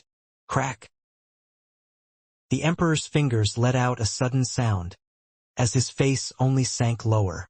Since the founding of the empire, the 7 houses and the imperial family had been at peace, but the duty of reigning in the 7 houses fell to the imperial family. But for Huangpu Tianyuan to dare utter such responsibility, he did no damn crime. He was overreaching in his power play to gain more status. But over the millennium, the regent estate had been the head of the 7 houses, a truth the emperor could not refute. His only choice was to stew in anger. Cousin, this is too much of a burden for you. How can I let you take the 3 houses' crime onto yourself? The emperor stated. Yeah, Estate Lord Huangpu. Regent Estate may stand at the top of the 7 houses and should indeed take responsibility for them. But since Lord wishes to take their crimes onto yourself, you'd be placing yourself in peril. Furthermore, the 3 houses' crime may not be as heavy for you to take it upon yourself. Zhuge Changfeng revealed a wicked grin as he eyed the emperor. Widening his eyes, the emperor smiled coldly. Is the prime minister implying that I am wrong? I wouldn't dream of it. Your majesty is not wrong in the least. Just that this matter is so minor. Zhuge Changfeng's contempt was clear to all. The emperor was enraged, on the verge of blowing a fuse. So according to you, Zhuge Changfeng, openly defying an imperial edict is a trifle? Dugu Zhantian spoke coldly with a booming voice. If everyone does it, what would become of the imperial family's dignity? Brushing away his outburst with a smile and a wave, Zhuge Changfeng shook his head. Marshal, ease your anger. That is not what I meant at all. Defying the imperial edict has and always will be a serious crime. But in the case where the ruler is rash and tyrannical. Say that again? Dugu Zhantian barked. Zhuge Changfeng waved his hand with a dismissing smile. Ha ha ha, Marshal need not be angry. I wasn't speaking of His Majesty. His Majesty is an upstanding ruler. Even more than that, right? The Emperor's heart shivered. He and Sima Hui both snorting inside. The three were putting the squeeze on the three house lords just to avoid this particular mess. Only so they could hold one over the regent estate. But now, Zhuge Changfeng had breached this topic and the Emperor couldn't stay silent. The Emperor gave a curt nod for them to elaborate on the reason behind this mess. The three house lords straightened their backs and cupped their hands. Your Majesty, all that transpired is due to one man, Windgaze City's Luo clan steward, Zhuofan. Yu Wanshan then followed with painting Zhuofan in a gruesome way and with flourishing detail. The Emperor simply sat there in his throne. He long knew of Zhuofan's adventures, so why tell him again? Yet despite knowing, the Emperor let Zhuofan cause all the trouble he wanted. But now all he wished was to avoid and bury this topic for good. Once Yu Wanshan finished, Huangpu Tianyuan continued, Your Majesty, this vile spawn defies the 7 houses' dignity. I beseech your Majesty to lift the ban on Windgaze City and allow us to exact capital punishment on this wretched beast, to show the nation how upright your Majesty is. This time the Emperor was in a real bind. Instead of having the 3 houses turn on Regent Estate, the latter got to strike against the Luo clan and ruin his plans. Tap, tap. The Emperor wrapped his fingers on the armrest in deep thought. Due to the havoc the Hell Valley and Veiled Dragon Pavilion had inflicted on the people 3 years ago in Windgaze City, I have elected to turn it into a forbidden ground. But I see that overlooking one man has caused endless suffering once again. My heart is in pain. They all knew where he was going with this, sporting large winning grins. And sure enough, the Emperor continued with, I shall not look into your first offense, but you are not to step into Windgaze City again. If you want to catch that beast, you will have to wait for him to come out. Your Majesty's heart is with the people. The Empire rejoices in having you.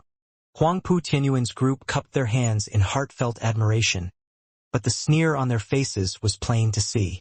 This hidden battle between Emperor and Regent Estate ended with the former's complete defeat.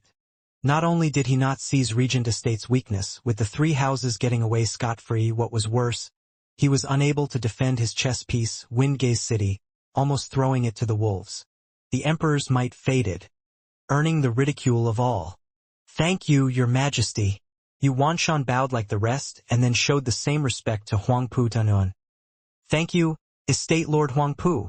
The Emperor felt he was choking on something where neither choice of swallowing or spitting out was any good. He resolved to just stare at them with all the anger his eyes could muster. Huangpu Tianyuan simply ignored it and half bowed. Your Majesty, we are most grateful for your mercy. We shall take our leave. He didn't care if the Emperor had other intentions. He simply turned around and left. It was a clear disregard of the Emperor's position. And yet the Emperor could only glare with hatred. Hold on. The people turned to see monochrome chess sage stomping over, with fire in his eyes, at High Venerable Huangpu Fenglei. It's been so long, Sir Huangpu. Would you care for a game of chess? Not letting the other respond, Sima Hui directly launched a chess piece at Huangpu Fenglei. A great power suddenly pressed on everyone's shoulders. The house lords were all peak profound heaven experts, but just this meager chess piece had them all feel as if a mountain was bearing down on them. They couldn't even step back, blood draining from their faces. Divine Dragon Sima Hui's attack was terrifying, yet Huangpu Fenglei simply stepped before them without fear. He extended 2 fingers and caught the piece as if it was nothing, dispelling the pressure with his gesture. Squinting, Sima Hui didn't expect for Huangpu Fenglai to be so strong as to take his attack so easily. With a grin, Huangpu Fenglai spoke. Mr. Sima's chess skill is exquisite. How could a martial artist such as I compare with a chess sage such as you? I would only disgrace you by playing. Huangpu Fenglai then flicked the chess piece back. A pressure far greater than before came down on Sima Hui and the emperor. Sima Hui took a rushed step forward to protect the emperor and was going to use 2 fingers as well. But the power was too great and forced him to take a step back. Looking aghast at Huangpu Fenglai, Sima Hui said, "After not seeing each other for so many decades, Mr. Huangpu's power has greatly increased. I'm afraid I may no longer be your match. You're too kind. Mr. Sima is far more talented than I. Only, Mr. Sima indulges in chess while I merely work hard in my training." With a mocking laughter, Huangpu Fenglai gave Huangpu Qingyun's group a look. They all joined his laughter as they left this great symbol of imperial power that was the palace. Sima Hui's brow had faint sweat watching them go. He looked down to see how deep an imprint his foot left when he withdrew. Huangpu Fenglai's power was dreadful to force a divine dragon to leave such a mark on the floor. Bam! The emperor shot to his feet and knocked over a candle stand as he cursed. These traitorous mongrels have gone too far. They come to my palace, asking for my obedience. Calm down, your majesty, Sima Hui advised. With Zhuge Changfeng here, our reasons are moot in front of a man with his oratory skills. That is why I tried going after Huangpu Fenglai to make them cower. But who'd have thought Huangpu Fenglai's power trumps mine, further diminishing your prestige. It was my miscalculation. Please forgive me, your majesty. The emperor didn't speak, his eyes shining with a dark look. Dugu Zhantian smoothened his beard and sighed. This plan was to use the 3 houses and strike a blow at Regent Estate's arrogance, or at least drive a wedge between them. But now, Regent Estate came to their rescue, further making them stand with the Regent Estate. All our hard work was exploited by Regent Estate. Now that the Regent Estate is together with 3 houses, they will be even harder to deal with. Sima Hui nodded, while the emperor was pacing in deep thought. Then the emperor's eyes shined. Mr. Sima, isn't the esoteric debate around the corner? Indeed, your majesty. It shall take place in 5 years. Sima Hui nodded, then started. Your majesty, you don't mean? Smiling, the emperor nodded. Hasn't the Regent Estate flaunted being the head of the 7 houses since he always took first place in the esoteric debate? If he comes short in any way this time, their dignity would take a heavy blow, and the seed of doubt would be planted in the other houses, that its power had declined. But Regent Estates every generation has been filled with geniuses, especially this one, with even some freaks mixed among them. The other houses have their own fair share of talents, but none can compare. There's even rumors that one among them can break the shackles of Radiant Stage, becoming the peak of power in Tianyu. Just what junior could have such potential? Sima Hui's brow was locked, to which the emperor snorted. Speaking of freaks, is there any little freak more rampant than that guy? Your majesty, you mean, Zhuo Fan? Sima Hui and Dugu Zhantian spoke in unison. The emperor nodded with a sneaky smile. It's time for that brat and the Luo clan to pay back for sheltering them. They need to just cut the Regent Estate down a peg at the esoteric debate, and I will declare the Luo clan as the 8th noble house to keep Regent Estate in line. Sima Hui and Dugu Zhantian were speechless. Zhuo Fan had shocked them again and again, but the Luo clan's foundation was thin. This 8th house would find it hard to stay afloat when it was even weaker than Drifting Flowers' edifice, threatened to be swallowed by the other house. Yet the emperor was hoping to use it to counter Regent Estate. None of them knew that Zhuo Fan had already made preparation to strengthen the foundation of this flimsy clan. In another place, Zhuge Changfeng's group left the palace with scorn on their faces. Especially the 3 house lords, who were pushed into a corner by the emperor, were now wild with joy. And just like the emperor, they were in complete awe of the Regent Estate and Huangpu Fenglai. Holy moly! How many are there that can push back a divine dragon? Zhuge Changfeng, thank you for making all of this happen. Huangpu Tianyuan cupped his hands. Zhuge Changfeng smiled and spoke in the same cold tone. Ha ha ha. There's no need to thank me. Wasn't it all planned by your steward, Lang Wuchang? Zhuge Changfeng then left with a smile. The Yin and Yang elders caught up to him, having kept their distance so far. Yuan Shan didn't quite understand, but Lang Wuchang's face changed, turning to Huangpu Tianyuan. Correct, all was planned by Lang Wuchang, including the three house lords' detainment by the emperor. It was all done so he could save the three houses at the best moment, and become more reliant on the regent estate. What was once a scheme privy to only he and Huangpu Tianyuan, it was seen through by Zhuge Changfeng in an instant.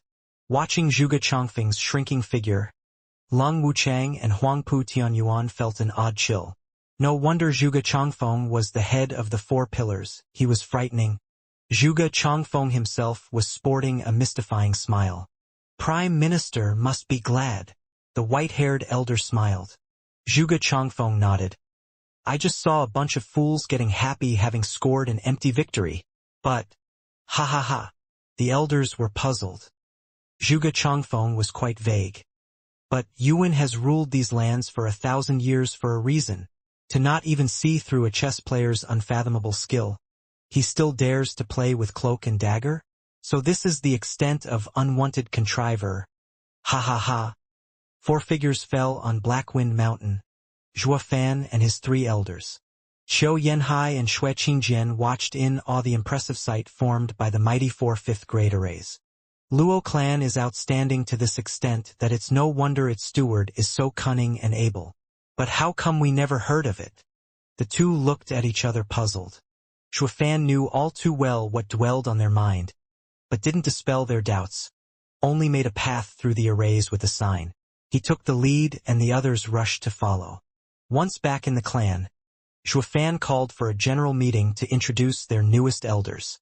The two elders were presented with the sight of people no stronger than ants. Knowing they could kill these people with their thumb, it instilled a deep sense of disappointment in the old couple. Though after having received Zhuo Fan's cruelty, it curbed their characters so as to not let it show. Only when Zhuo Fan introduced Luo Yunchang did their eyes shine. Recalling Li Jingtian's words, they showed utmost respect for Luo Yunchang. Xue Qingjian even held her shoulder. Young Miss you are the picture of beauty, like an angel from above.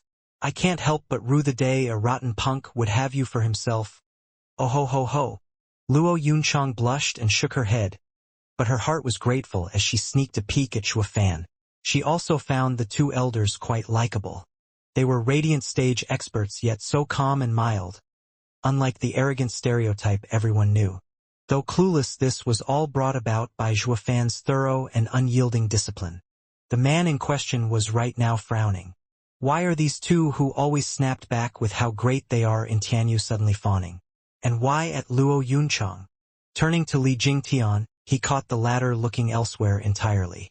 This has nothing to do with me.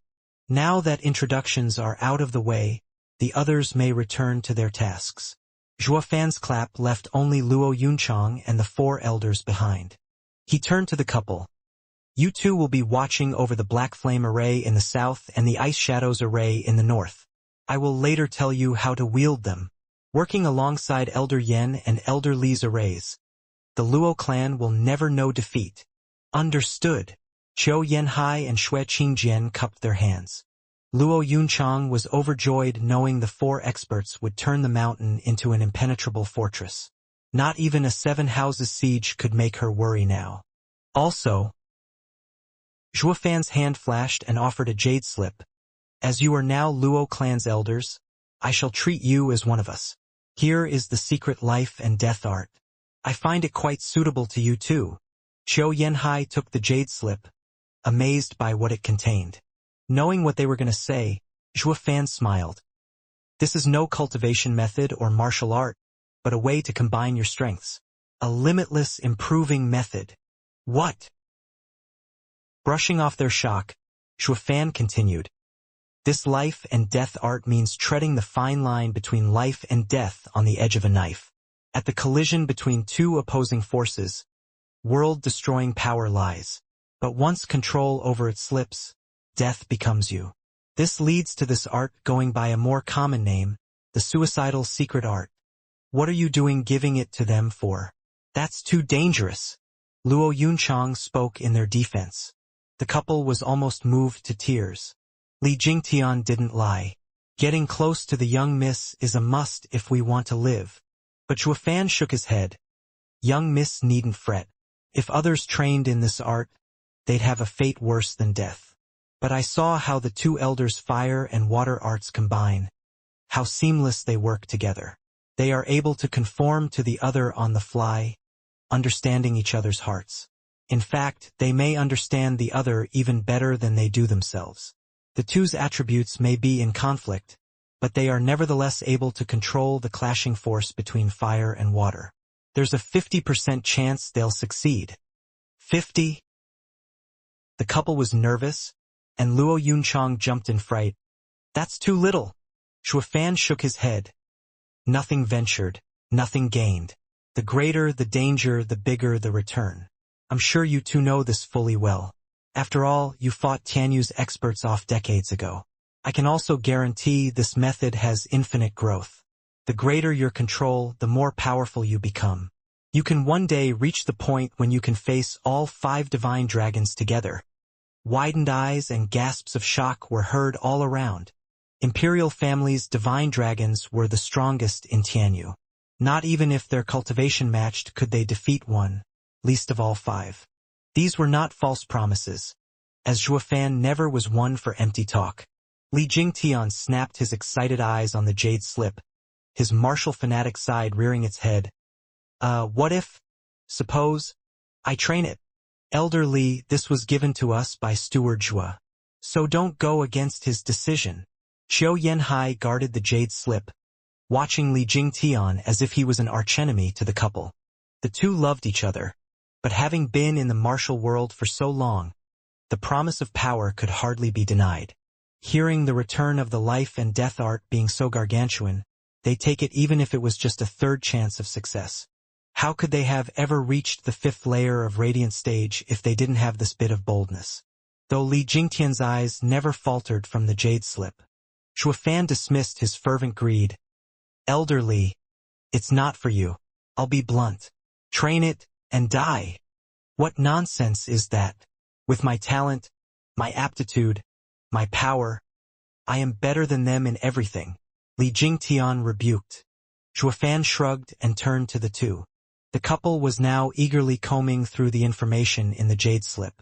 15 minutes later, they looked dumbfounded, sporting an extra red face. Li Jingtian was startled and impatient. Well, spit it out. Is the art so intricate not even you two can unravel? Give it here. Let this old man have a look. Beat it. It won't do you any good even if you do look. Shui Qingjian glared at him. Qiu Yanhai lowered his head in embarrassment. Steward Zhua, just where did you pick a dual cultivation art? You're putting us on the spot. Dual cultivation art? Li Jingtian's eyes bugged out as he stammered. Shuofan cracked up. Ha ha ha. Life and death art needs 2 people that are closer to each other than their relatives, yet of opposite cultivation methods. Only this can bring out its power. If your feelings are true, they will be conveyed and fruit will blossom. If all you have is lust, death follows.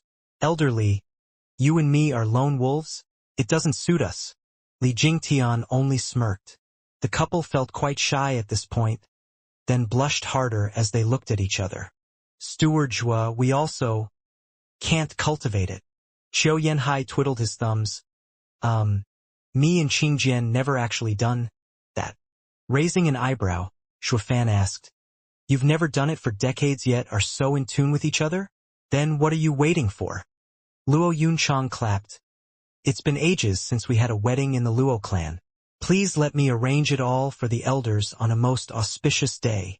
The couple's faces went redder, acting like shy teenagers. Shuofan's eyes widened and shouted, what auspicious?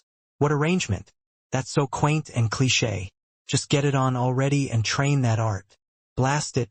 For decades you've been around a belle, yet never tapped that fine booty. Shame on you. She even dolled up for decades for you in vain.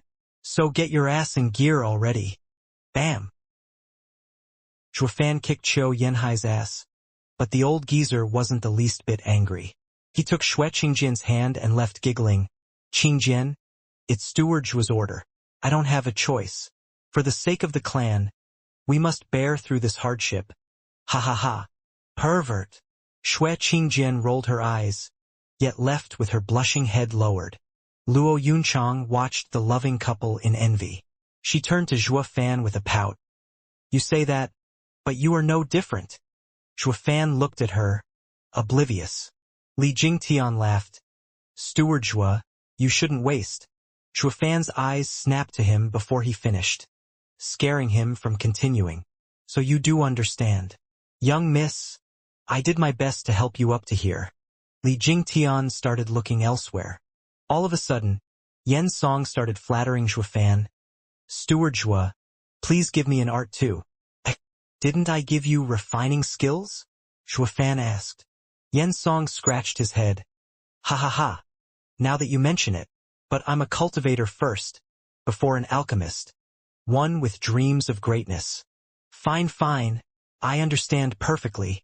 Zhua Fan offered a jade slip.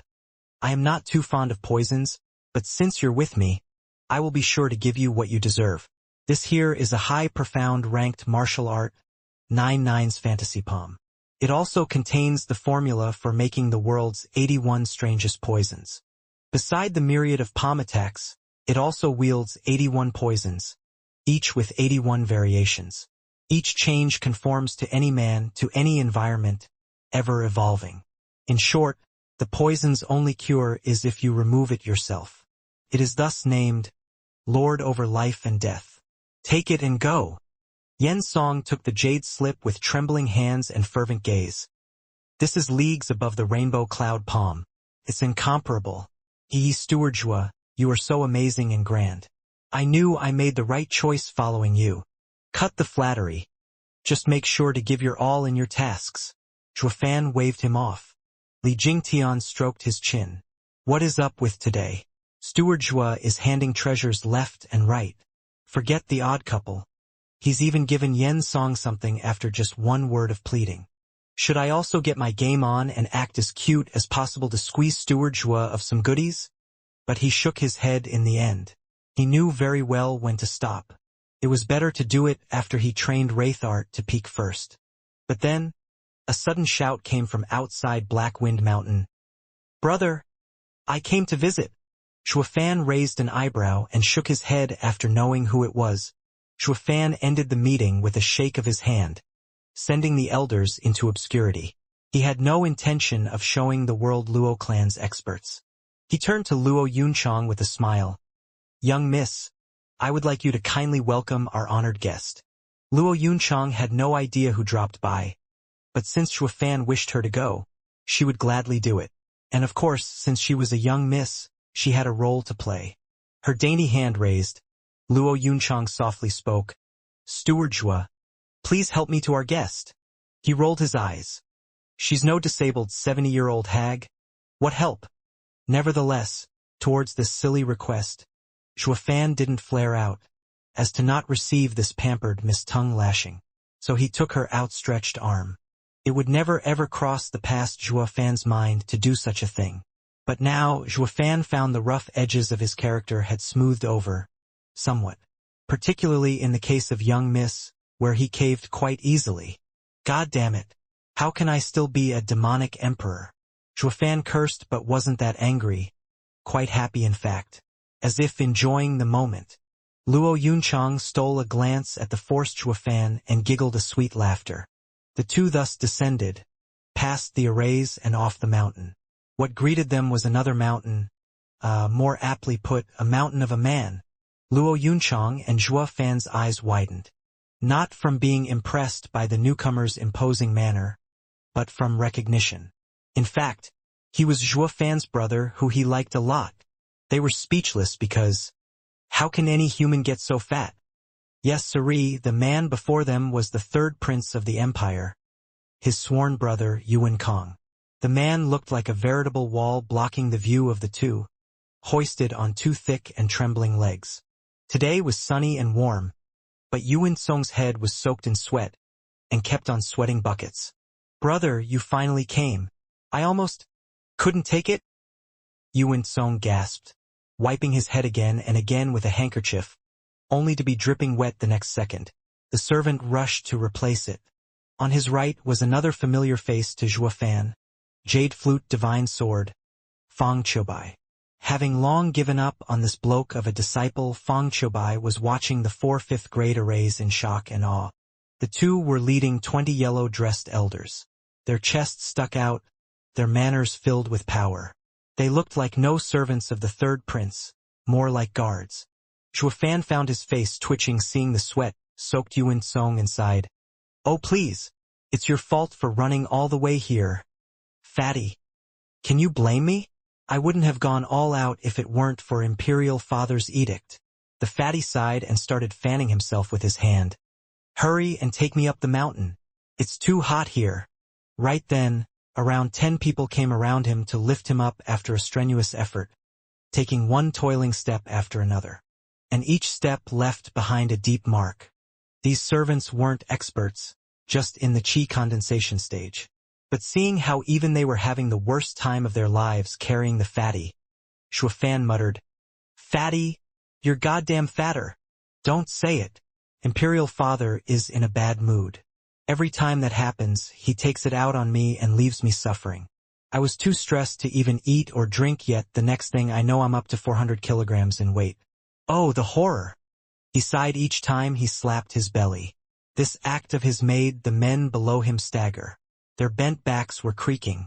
Luo Yunchang couldn't bear to look a second more. Zhuofan was speechless. You don't eat from stress yet still gain so much weight? How damn fat will you be then if you're in a perky mood?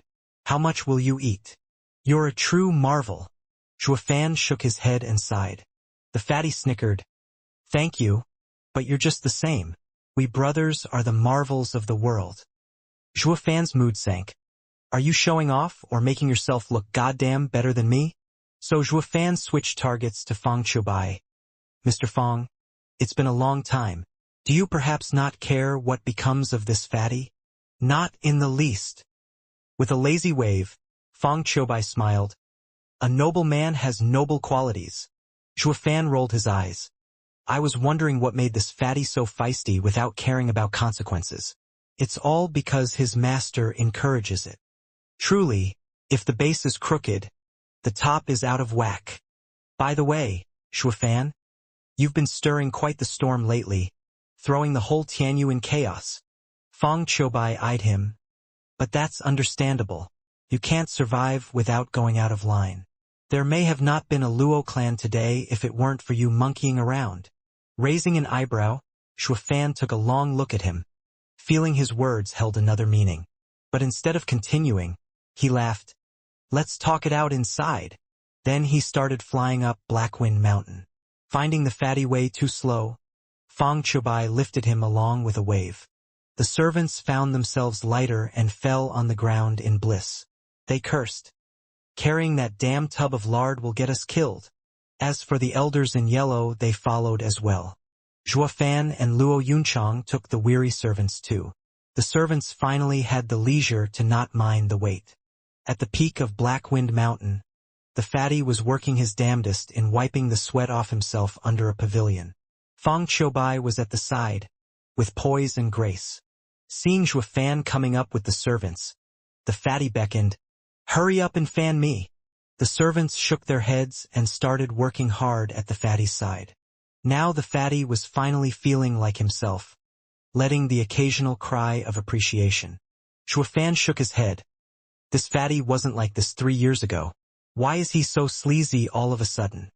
What had him truly baffled, however? Why aren't the old guys joining in with the servants? Zhuofan pointed. Fatty, aren't they yours as well? Why are they standing around idle? How could they be?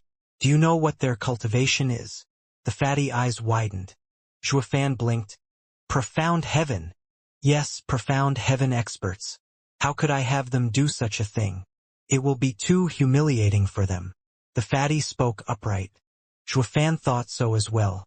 He recalls how he would often insult the Radiant Stage experts when he beckons them but never ask them to pour tea for him. It was simply overkill. He found no point in respecting anyone whose talents were of no use. Am I not one to respect talents and make use of their abilities fully? Ha ha ha, probably not. Since he always saw others with a cynical eye and never showed any respect. Anyways, who in the mortal domain was worthy of the demonic emperor's respect? Xuefan shook his head. With different statuses, there are different attitudes. Just then, Fatty struggled to walk to him and smiled. Brother, to be honest, these profound heaven experts aren't mine, but yours. Mine? No, that's not right either.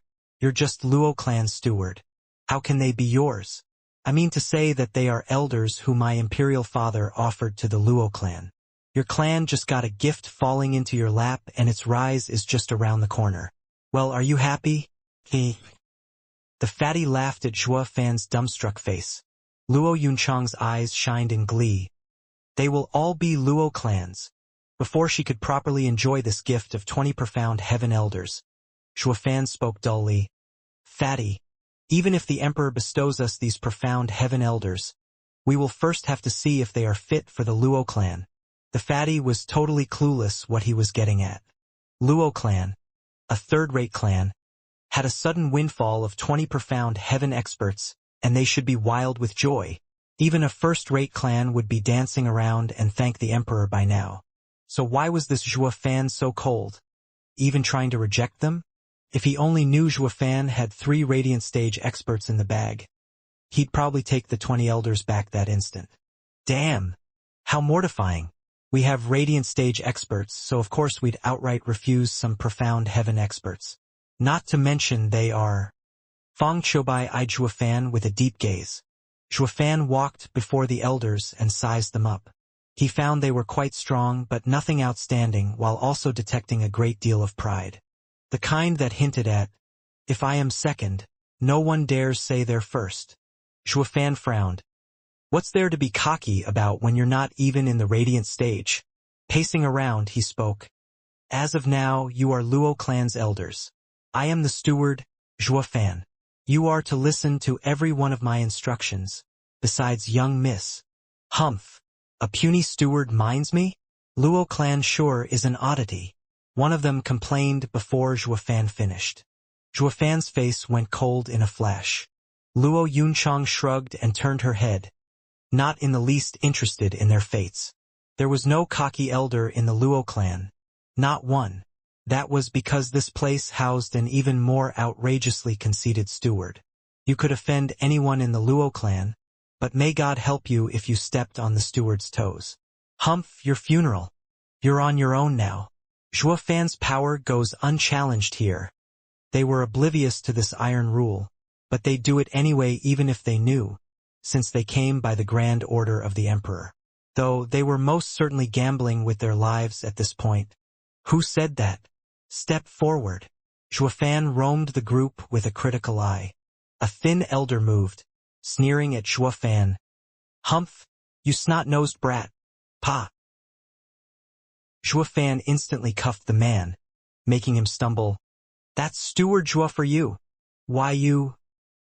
The elder was dumbstruck, too angry to even speak clearly. Forget about him being a profound heaven expert, just based on his age alone.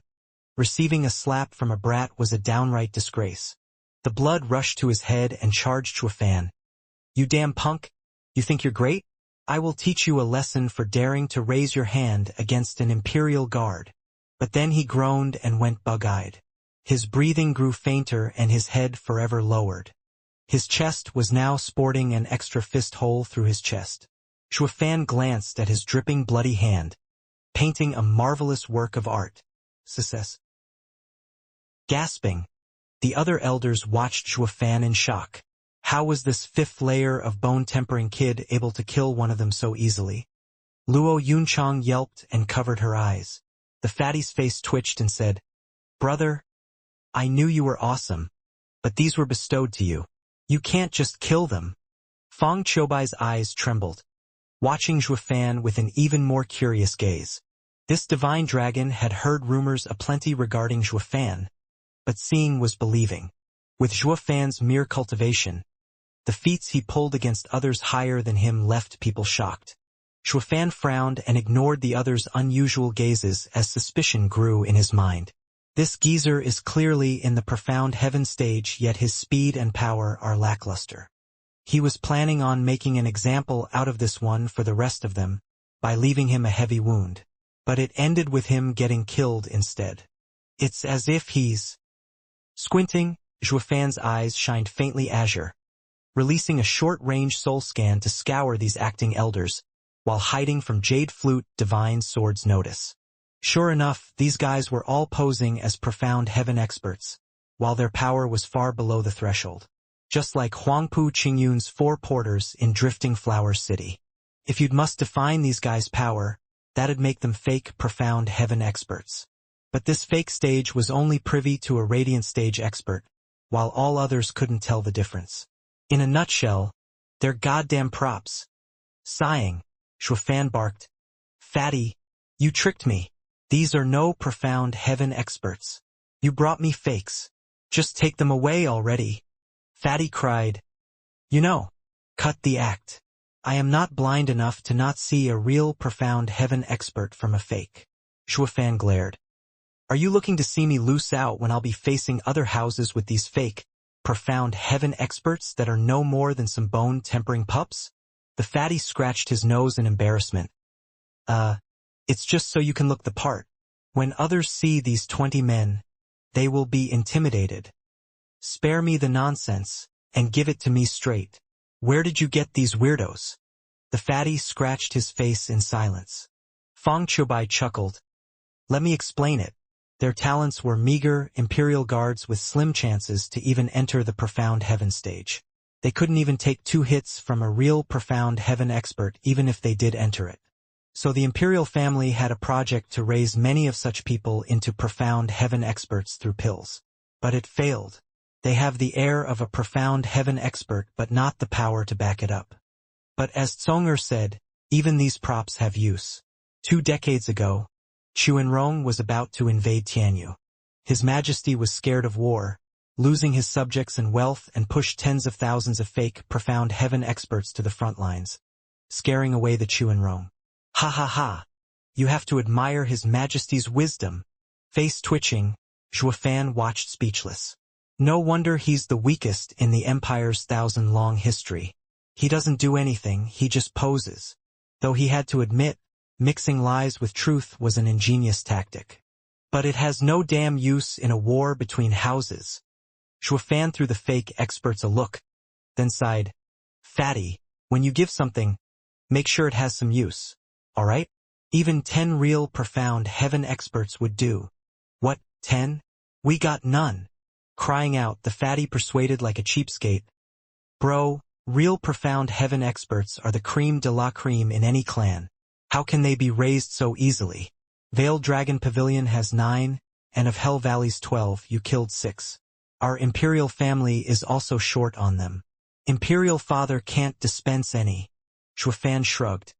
"Then if he wants to bestow something, let him give something real. These fakers are not only cocky, they even start posing in my face. Take them back." That's unlikely. How can we go against an imperial edict? If you really do this, I cannot bear the responsibility.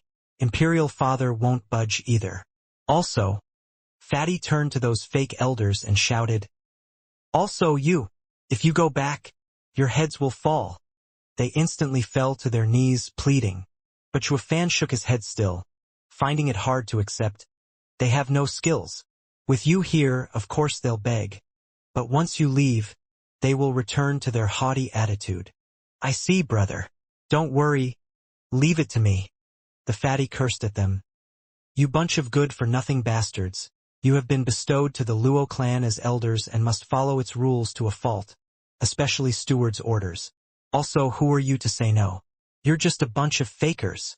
Let me tell you, this brother of mine, Steward Shuafan, has fought Hell Valley, kicked around Drifting Flowers edifice, punching and smashing any and all from the 7 houses. The number of profound heaven elders from the 7 houses under his belt exceeds 10. You must be wondering, how is he still alive? Power. If you had his power, of course you'd defy him. If you don't, Then you better goddamn listen or just drop dead. The fatty's pep talk did the trick, and the fakes watched Zhuo Fan in shock. Not once did they think this brat was such a monster to openly defy the 7 houses. No wonder he acted so high and mighty with them, even daring to kill one bestowed by the emperor. The Luo clan's steward being powerful seemed valid. They'd always lived in the palace and knew nothing of Zhuo Fan's exploits, so they instantly prostrated half into Fatty's howling speech. Of course they were nothing compared with such a man of power. What right they had to still act tough? Luo Yunchang was overwhelmed with emotion, but mostly watched Zhuo Fan in joy. What do you think, brother? They'll listen now. Cough, cough. Ignoring the smiling fatty, Zhuo Fan faked a cough and stuck out his chest as he spoke to the fakes. As you've been bestowed by His Majesty, and seeing how important it is to Third Prince, I will accept, albeit reluctantly, such fake profound heaven experts. The fatty was over the moon, as were the rest. Their mission was now complete, and were exempt from the emperor's punishment. However, Zhuo Fan's tone turned heavy. You are to abide by Luo clan's rules if you are to stay. First, the most important of all, only me, Steward Zhuo Fan, is allowed to show off. Whoever dares to show off before me will find their life cut short. They all turned dumbfounded. How is that a rule? The fatty's face darkened and twitched. Young Miss Luo, does the Luo clan really have such a shameless rule? Luo Yunchang bobbed her head and held her mouth. Yet her stomach hurt from how hard it was to stop from laughing. The fatty was speechless. Second, when you are outside the clan, I am the first and foremost who show off, and when it's your turn to do it, it must by all means be a cut below mine. Failure to comply means death. They all held their foreheads. So this is the Luo clan? Is this how its steward acts? It's just so hard to fathom. Are these what you call rules? Luo Yunchang was laughing so hard she laid on the table. The fatty patted his fat cheeks helpless, and Fang Chubai watched it all engrossed. Third, Zhuo Fan continued, you are to obey my every order without question. When I say you kill, you comply. Otherwise, death. They shivered when he reached this point and nodded. They may have submitted, but Zhuo Fan could see the doubt in their eyes. To someone like Zhuo Fan, it was this doubt that spoke of the problems ahead. Zhuo Fan cracked jokes with his first 2 rules just to ease them into a false security, while the third rule was to test them. And just as he saw, the third rule was accepted with some hesitation. If they were indeed bestowed by the emperor, the latter would have ordered them to obey the Luo clan to the letter. So the third rule ought to have been received instantly. But they hesitated. This proved they had a different aim being here, and this sudden rule caught them off guard. Zhuo Fan showed a crafty smile. This makes you Luo clan's elders. Grand Elder will take you now. Elder Lei. Lei Yuntian flashed before Zhuo Fan and cupped his hands. Steward Zhuo orders? These are elders bestowed by His Majesty. They will be under your care. You have to take good care of them. Zhuo Fan grinned evilly. Lei Yuntian was happy so many experts joined. But Zhuo Fan's good care painted a very clear image as to Zhuo Fan's intention regarding these fakes, to not let them wander off and to keep his eyes on them. Nodding, Lei Yuntian took the elders with a solemn look. The elders were sadly mistaken that they were now in the clear, having entered the Luo clan, when in fact they would be under tight surveillance. What was more, neither the fatty nor anyone else there knew this would happen. The fatty then saw Zhuo Fan return to being seated at the pavilion along with him and the rest. Brother, besides the third rule, the first 2 will have me killed. Fatty patted Zhuo Fan's shoulder laughingly. Zhuo Fan spoke solemnly. Without these 2, how can there be a third rule, ha ha ha. Fatty joined in, thinking the first 2 rules were to establish Zhuo Fan's prestige for the third one. But then he looked at Zhuo Fan seriously. Then let us get to the matter at hand. Luo clan's steward, Zhuo Fan, receive this edict. Long live the emperor.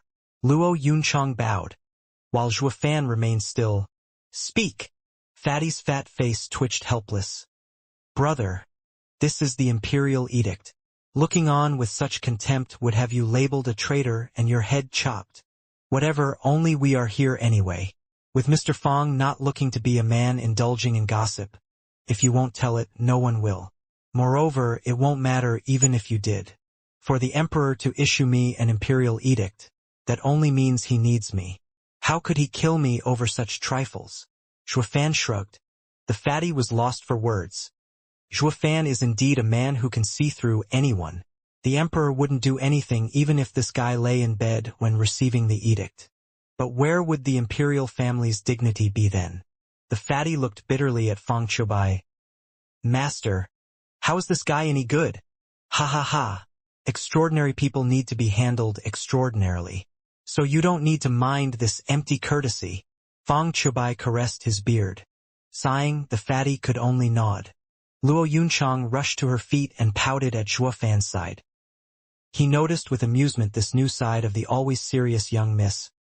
Young miss, with your temper, you can't be so frivolous around such an important event as receiving the imperial edict. Humph, what frivolous? What would be the point in kneeling if you don't? And you'll be dealing with anything that arises anyway. Luo Yunchang snorted and stuck out her chin.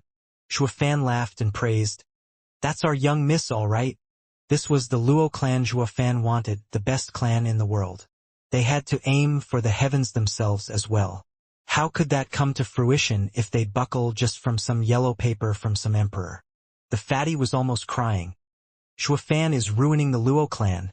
When he came here 3 years ago, the Luo clan was filled with respect and saw the imperial family with reverence.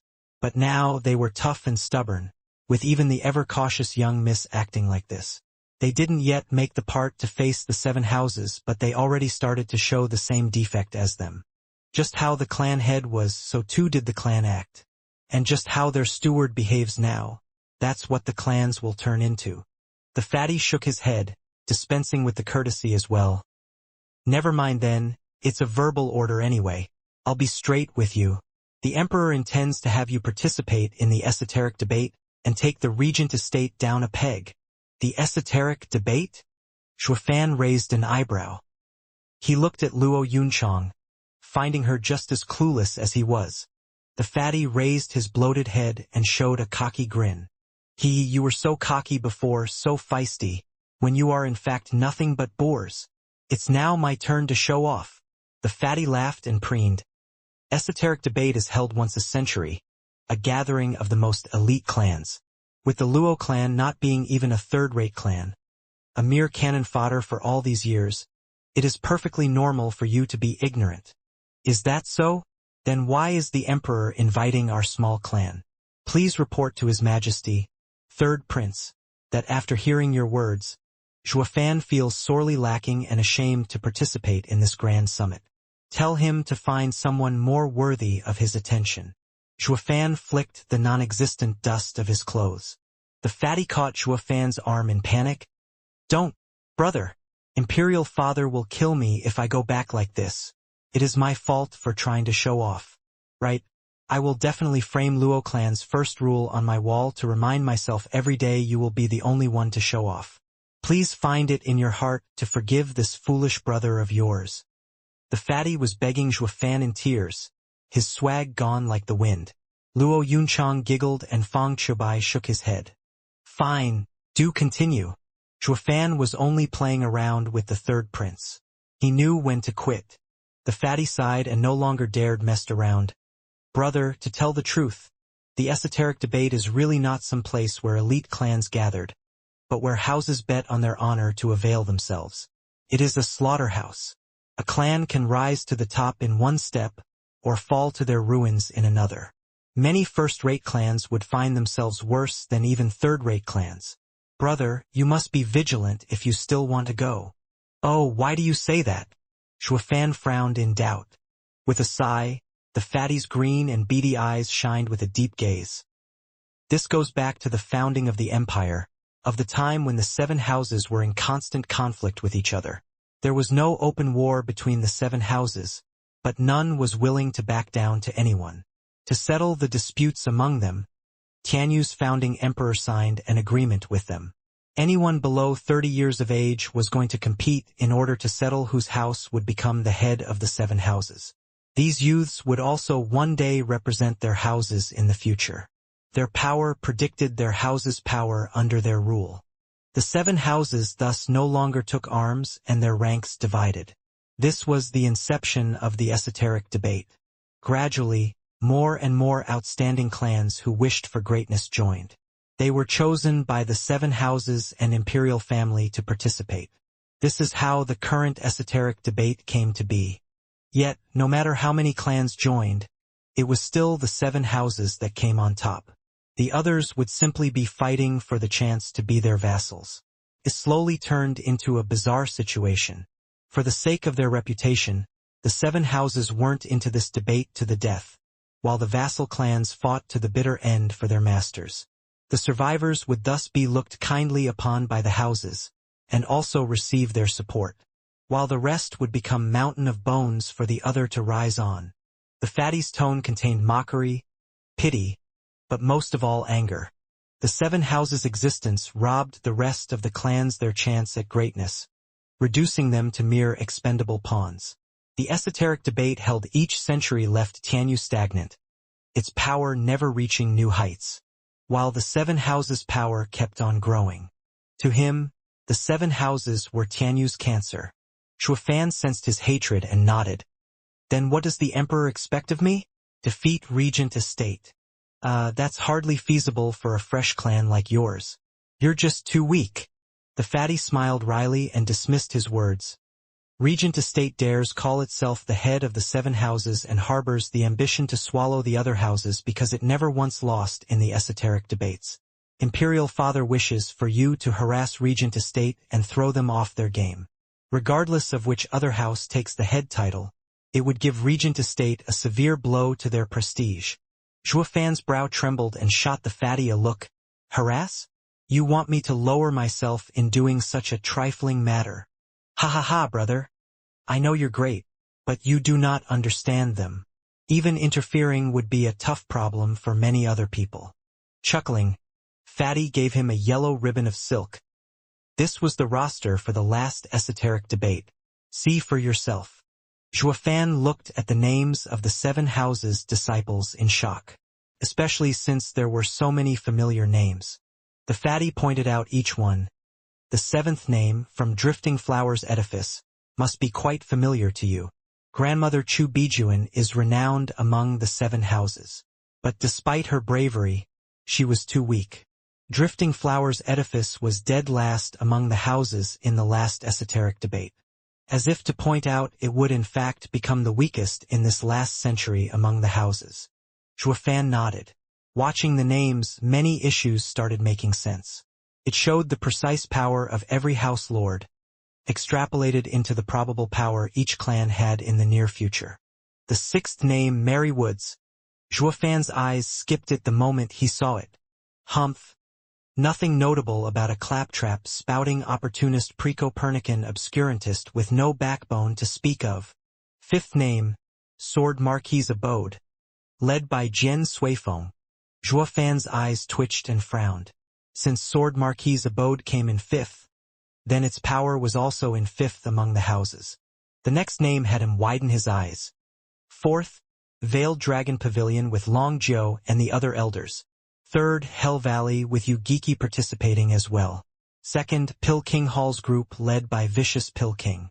And 1st, of course, was Regent Estate. Shuafan's heart sank. All his allies were dead last while the top ranks were held by Regent Estate's loyal dogs. They were not only weaker than the head, but weaker than everyone else. Picking up on his thoughts, the fatty laughed and patted his shoulder. Ha ha ha. There's no need to fret, brother. Thanks to your evil ways, these houses' power is no longer what it used to. What do you mean? Shuafan's eyes shined. He knew he wrecked Hell Valley, but what of Pill King Hall? Fatty chuckled. The ranking of the last esoteric debate is like this because of some amazing figures that appeared at the time. Hell Valley's 3rd spot was all thanks to 5th Elder. Diamondback Ape's power pushed back Veiled Dragon Pavilion's 3rd Elder in accordance with Yu Geeki's master plan. Without these two, Hell Valley would be far weaker than Veiled Dragon Pavilion. Then there's Pill King Hall in 2nd place. They had Vicious Pill King to thank for that. His poison was so deadly no one dared approach him. Without him, They wouldn't have gotten ahead of even Mary Woods. The fatty trailed off, but Zhuofan got the picture. Hell Valley and Pill King Hall's powers were mostly sapped, since their pillars were cruelly and mercilessly killed, or ruined, by Zhuofan himself. So of course the two no longer were what they used to. Fatty grinned. There were many illustrious names in the last esoteric debate. Yu-Giki, this mastermind, was publicly acclaimed as the first genius among the 20 profound heaven experts of the 7 houses joining the debate. Then there was Vicious Pill King, the alchemist of the millennium. Uncle Joe also showed great prowess as well, known for his purple lightning gold eye. Zhuofan nodded, secretly rejoicing. It was great that his first profound heaven expert kill was Yu-Giki, avoiding many future headaches. With Yu-Giki alive, plotting from the shadows, his head would have hurt like hell by now. But wasting Yu-Giki was the same as cutting Hell Valley's power in half. Thinking clearly now, his trip to Blue Expanse City was downright ingenious. As for Vicious Pill King, I sure scored big. Now that you have seen where the 7 houses stand, you need to pay a closer look to your strongest opponents in the next esoteric debate. The fatty handed another yellow silk ribbon on a heavy tone. These are the widely acclaimed geniuses of today from the 7 houses. The 6 dragons and 1 phoenix. 6 dragons and phoenix? Zhuofan perked an eyebrow. That thin silk caught his interest. He recalled having heard of this title in the Drifting Flowers edifice, when he shelved that info for later, only to now realize these were the candidates for top power holders in their houses for the next century.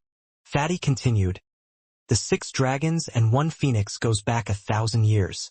Along the course of history, these 7 had always been the strongest talents at each debate. No matter how great the disciples of other sects and clans were, they still couldn't compare. In fact, they fell dreadfully short. In other words, the future of the 7 houses is in their hands, their power reaching higher than their predecessor, and slipping ever so slightly out of the imperial family's control with every generation. This is why the regent estate is in a haste to unify the 7 houses now. Any more delays would make this ambition too costly to achieve, if not impossible. Zhuofan nodded. The 7 houses' growth wasn't just a plague on the imperial family, but on regent estate as well. If this went on, Tianyu would find itself one day split in 7, with the imperial family still there only to keep up appearances. But among the houses, the statuses would change, one no longer being the head of the 7 houses. With the empire divided, unification would hardly be achievable again. Zhuofan watched the silk ribbon in earnest. The phoenix here is represented by Drifting Flowers Edifice's Edifice Lord. Ascending Ice Phoenix, Chu Qingcheng. The fatty's finger rested on Drifting Flowers Edifice. Some say Chu Qingcheng has the beauty to destroy nations and incredible talent as well. She was entrusted with the power of Edifice Lord since young. With her strong character, her aloof disposition gives the impression the men would only dirty her. Nevertheless, her power is very much real, surpassing many of the 7 houses' elders. You saw her. Zhuofan interrupted him with a smile. The fatty sighed. You can say that I have and haven't. When she was 16, I once went to Drifting Flowers Edifice. That fine figure, the grace, the pose are all otherworldly. Many years have passed since, but I still recall that view as if from a dream. Ah, such a pity her face was always covered. Despite staying for 1 short month, she only shot me a glance. She is truly deserving of being called an icy beauty. Is that so? But I've seen her. Zhuofan nodded. Fatty nodded out of reflex, then froze and cried. What, you did? You saw her? Even her face? What else would I be seeing? Zhuofan grinned. The fatty threw him a look of envy as he rushed to ask, how does she look? Do the rumors do her justice? Ha ha ha, as if, regardless if she's a fairy, an immortal, or even goddess, no amount of words are enough to encompass her visage. Your imaginations could never fathom the extent of her beauty. Zhuofan was once again putting on airs as if it was his second nature. The fatty swallowed dryly and glared at Zhuofan. Why is it that this punk always gets the good stuff? How many men ever saw Chu Qingcheng's face? I didn't get the chance to see it. Yet this darn kid could. Luo Yunchang was sulking with puffed-out cheeks. Shuafan, is she that pretty? Absolutely. I have the 3 days spent with her as testament of how accurate my description is. Shuafan nodded. But it only helped fuel Luo Yunchang's anger while the fatty shouted out of envy. What? You lived with her for 3 days? Doesn't she loathes men? That depends on the man. I mean, everyone is different. You can't go saying because she was cold to you when you met that she's an icy beauty. Brother, this may possibly be a little harsh, but take it from me. If I were a woman, even I wouldn't want to be seen with you. Patting the fatty's shoulder, Shuafan sighed. The fatty was sullen, his mouth twitching. God damn it. Can you not cut me so deep then make a joke out of it? Although, Shuafan's eyes sharpened. Chu Qingqing's talent truly is amazing, but it may not be as monstrous as you'd think. She couldn't even beat Huangpu Qingyun. If these 6 dragons 1 phoenix are the same, I can handle them easily. Shuafan was pretty darn egotistical, yet the fatty didn't jump to criticize him. Since Shuafan kicked a storm in Drifting Flowers edifice and escaped unharmed still, he was entitled to some bragging rights. It was now that the ever-silent Feng Qiubai coughed. Kid, if you really think so, you'd have the shock of your life 5 years later in the esoteric debate. Oh, what makes you say that? Shuafan raised an eyebrow. His eyes snapped on the divine dragon. Feng Qiubai squinted.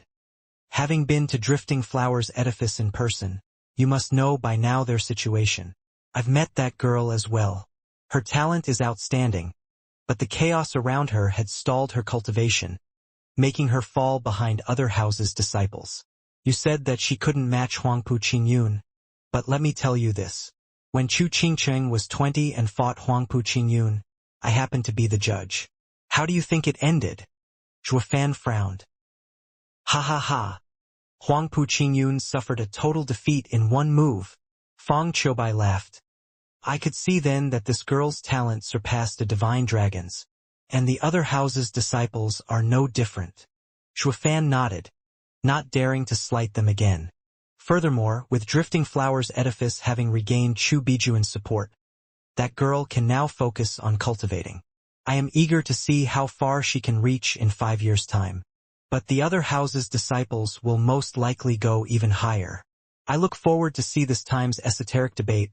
Ha ha ha. Feng Qiubai laughed at the sky. Shuafan gasped, his gaze unprecedentedly hard. If there's any truth in Feng Qiubai's words, then these 6 dragons and 1 phoenix will probably exceed my clan's elders by then. He was going to face the same level of freak as him. Fatty nodded, seeing Shuafan's dead serious face. Among the 6 dragons, Mary Woods has the forest fleeting dragon, Lin Xianfeng. Mary Woods has the most uncanny speed among the houses, and Lin Roofing's is even more so. He fleets about the trees like the wind, gone before you even know it. From Sword Marquis's abode hails golden armored sword dragon, Xia Tianshang. Sword Marquis's abode is an item refining house, also specialized in sword arts. Xia Tianshang is many times stronger than his younger brother, Xia Tianyang, a true sword genius. Sword Marquis's abode's sole profound ranked martial art, Flowing Space's 9 forms, is so intricate that many elders can't even grasp it fully their entire lives. Then they say that this kid had done it at 9. Unconceivable. Shuafan listened engrossed as the fatty got him acquainted with every dragon. When fatty reached Regent Estate, his hands trembled, his gaze hard. Brother, none of them can ever amount to the one I'm about to tell you next. Regent Estate's eldest young master, heaven-shaking dragon lord, Huangpu Qingtian. Taking a deep breath to compose himself, fatty resumed. His younger brother, Huangpu Qingyun, you've met. But if you compare the two, the younger brother looks totally average, and the same goes for the 5 dragons. This is the true genius among geniuses, a freak among freaks.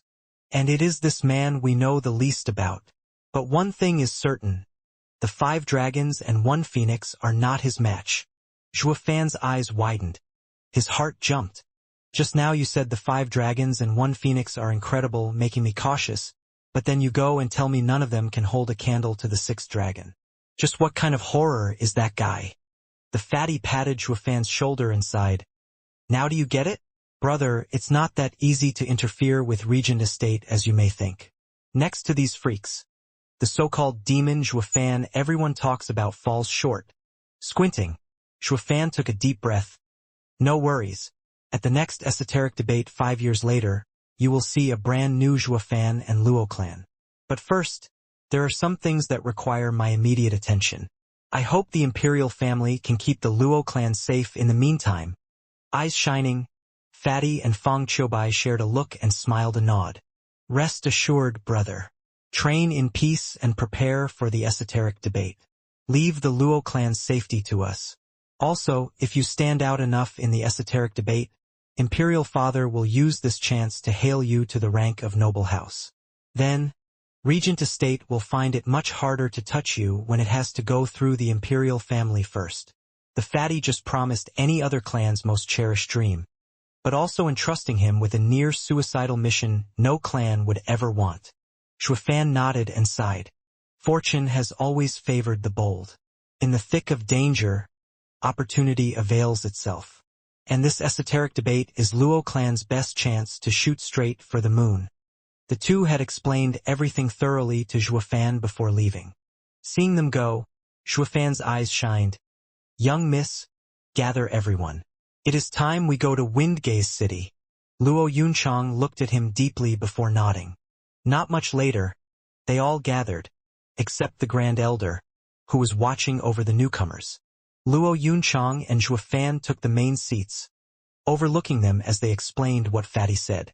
Even though shocked, everyone was sporting a serious face. The Imperial family's task was of monumental proportions. It wanted this fresh clan, not even a decade old, to fight against the 7 houses with a 1,000-year-old legacy, each. This was a fool's errand.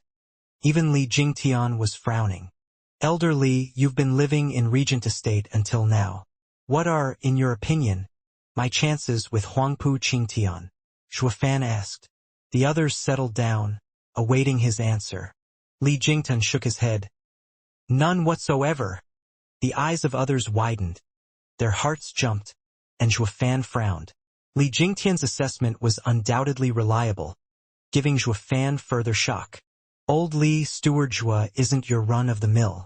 Wherever in Tianyu have you seen any other bone-tempering cultivator kill a dozen profound heaven experts in Tianyu? You're saying that Torp Huangpu Qingtian still holds a candle to our great Steward Zhua. Xue Qingjian giggled a flattery.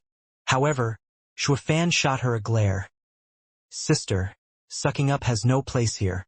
Please take this matter seriously, or I'll take what you said as wishing for my demise. Xue Qingjian zipped her mouth on the spot. She could feel the coldness in Xuefan's tone. This also made the others tremble. The usual rampant and obnoxious Xuefan actually knew to be cautious at crucial times. His act earned their admiration. He wasn't one influenced by some cheap words of flattery, keeping his cool when it was needed the most. Li Jingtian secretly approved. Steward Zhua, to be blunt, Third Prince and Feng Qiubai didn't see the real him, only speaking based on mere hearsay. But even if they had seen him, they'd have the same impression. Poise of a king and a talent of a freak. Xuefan squinted. Go on. As Elder Xue mentioned, Steward Zhua's bone-tempering cultivation is enough to kill profound heaven experts. But I feel the need to enlighten everyone here that Steward Zhua isn't the first to have done this. 10 years ago, Huangpu Qingtian, in his second layer of bone-tempering stage, easily defeated Regent Estate's profound heaven elders. As you all know, their elders are unlike Yugiki and the others.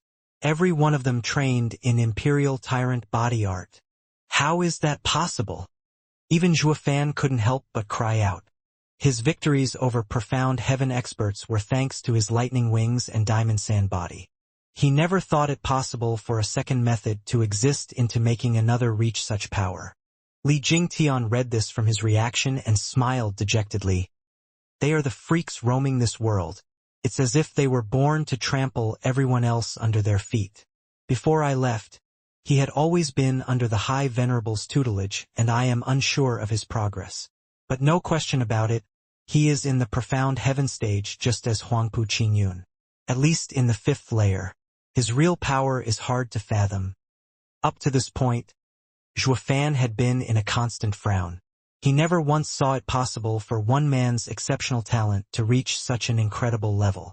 Thus, he refused to believe one man's talent could be so monstrous. Taking into account old Li's opinion, does this mean Steward Zhua has not even a glimmer of hope in beating him? Qiu Yanhai turned to Zhuofan in worry. He was no longer hating Zhuofan for forcing them to join. On the contrary, he was completely grateful. Without Zhuofan, he and Xue Qingjian wouldn't have grown so powerful so quickly. Zhuofan was their matchmaker and was worried for his safety. Chuckling, Li Jingtian said, "That may hardly be the case. What I spoke of was in terms of strength. It just means Steward Zhua is unable to face him head-on. Others are clueless to Steward Zhua's tricks. But which elder among us isn't clear on how he operates? Remember how every one of us joined the Luo clan? They all looked at each other and burst out laughing. Indeed, the dread of Zhuofan wasn't based on power, but a shrewdness similar to Yugiki's. It involved schemes hardly anyone could pierce. Taking that into account as well, then Zhuofan's chances were through the roof.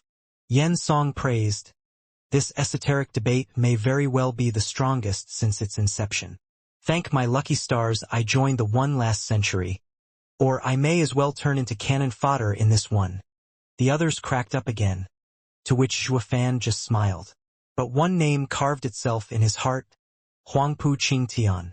"Elders, do any of you know of a place with thick thunderclouds in Tianyu?" One voice spoke. "Why does Steward Zhua ask?" With a flash, Zhuofan held a flickering egg. He smiled. "This is why. 6th level spiritual beast, Thunder Skylark's egg." They all cried in shock. Li Jingtian watched Zhuofan in envy. Steward Zhua has many hidden treasures. Even a 6th level spiritual beast's egg.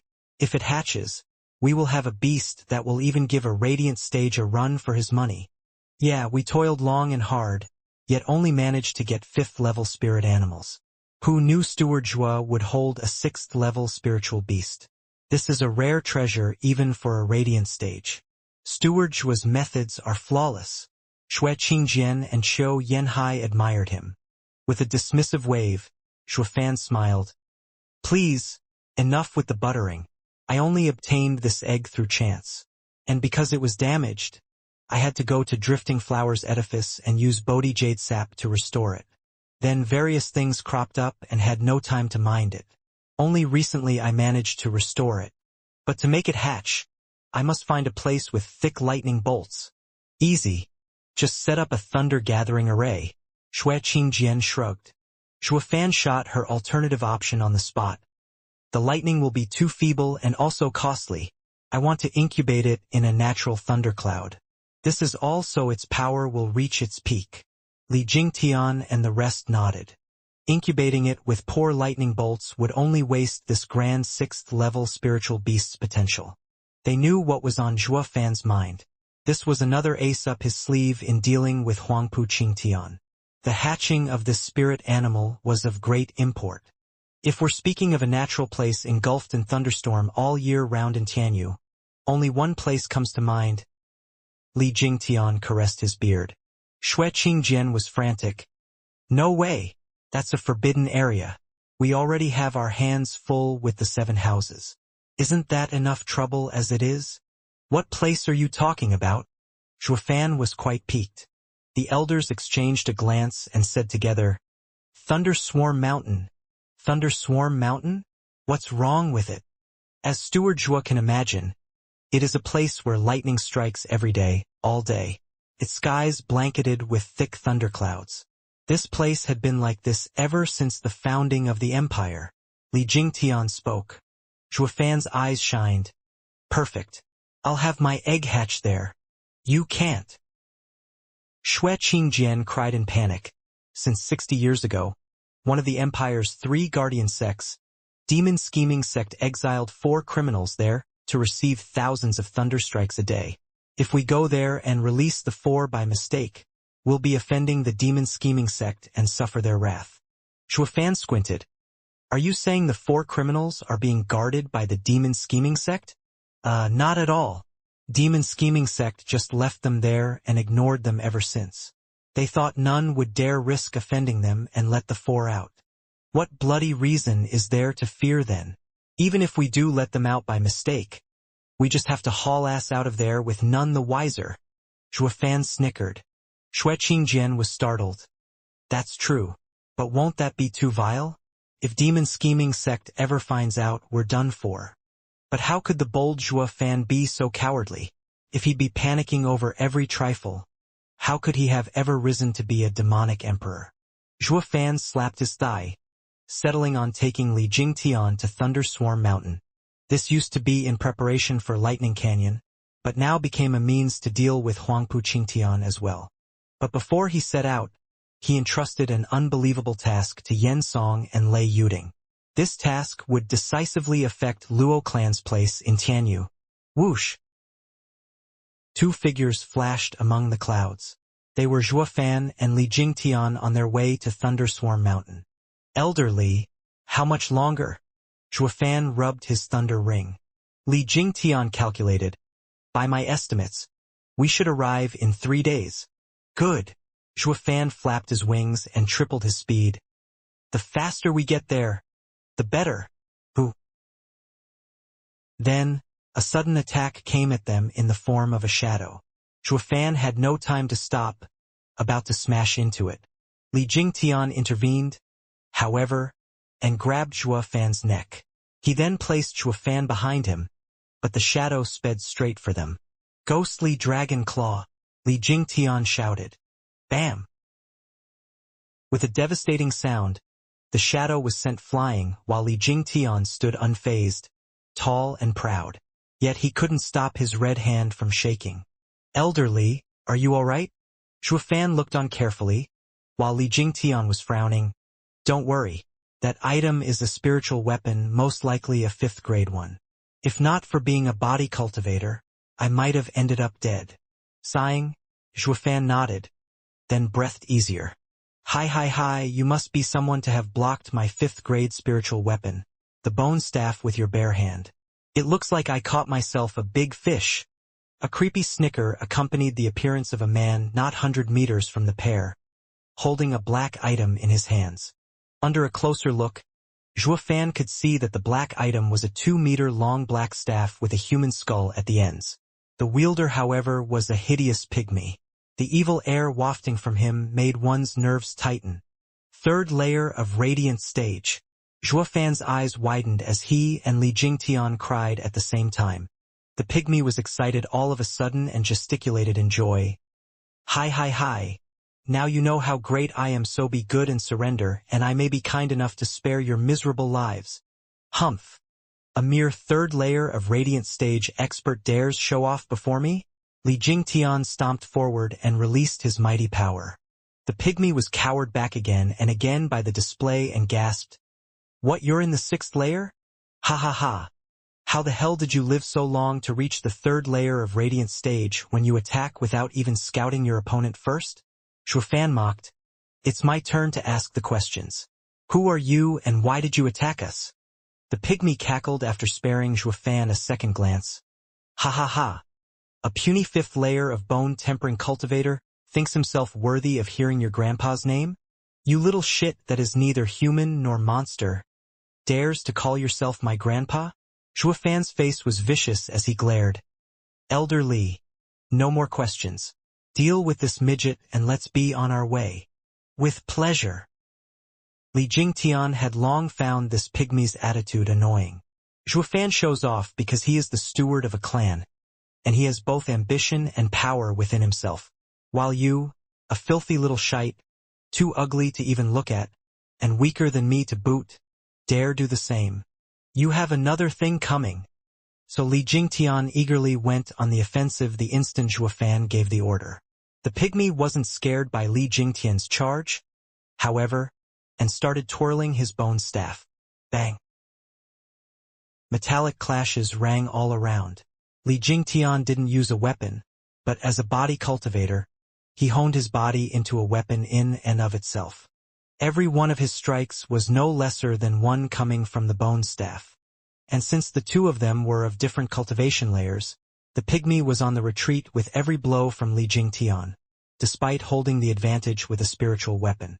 He wielded the black staff with uncanny movements, avoiding all attacks, but when his energy reserves were up, only death would welcome him.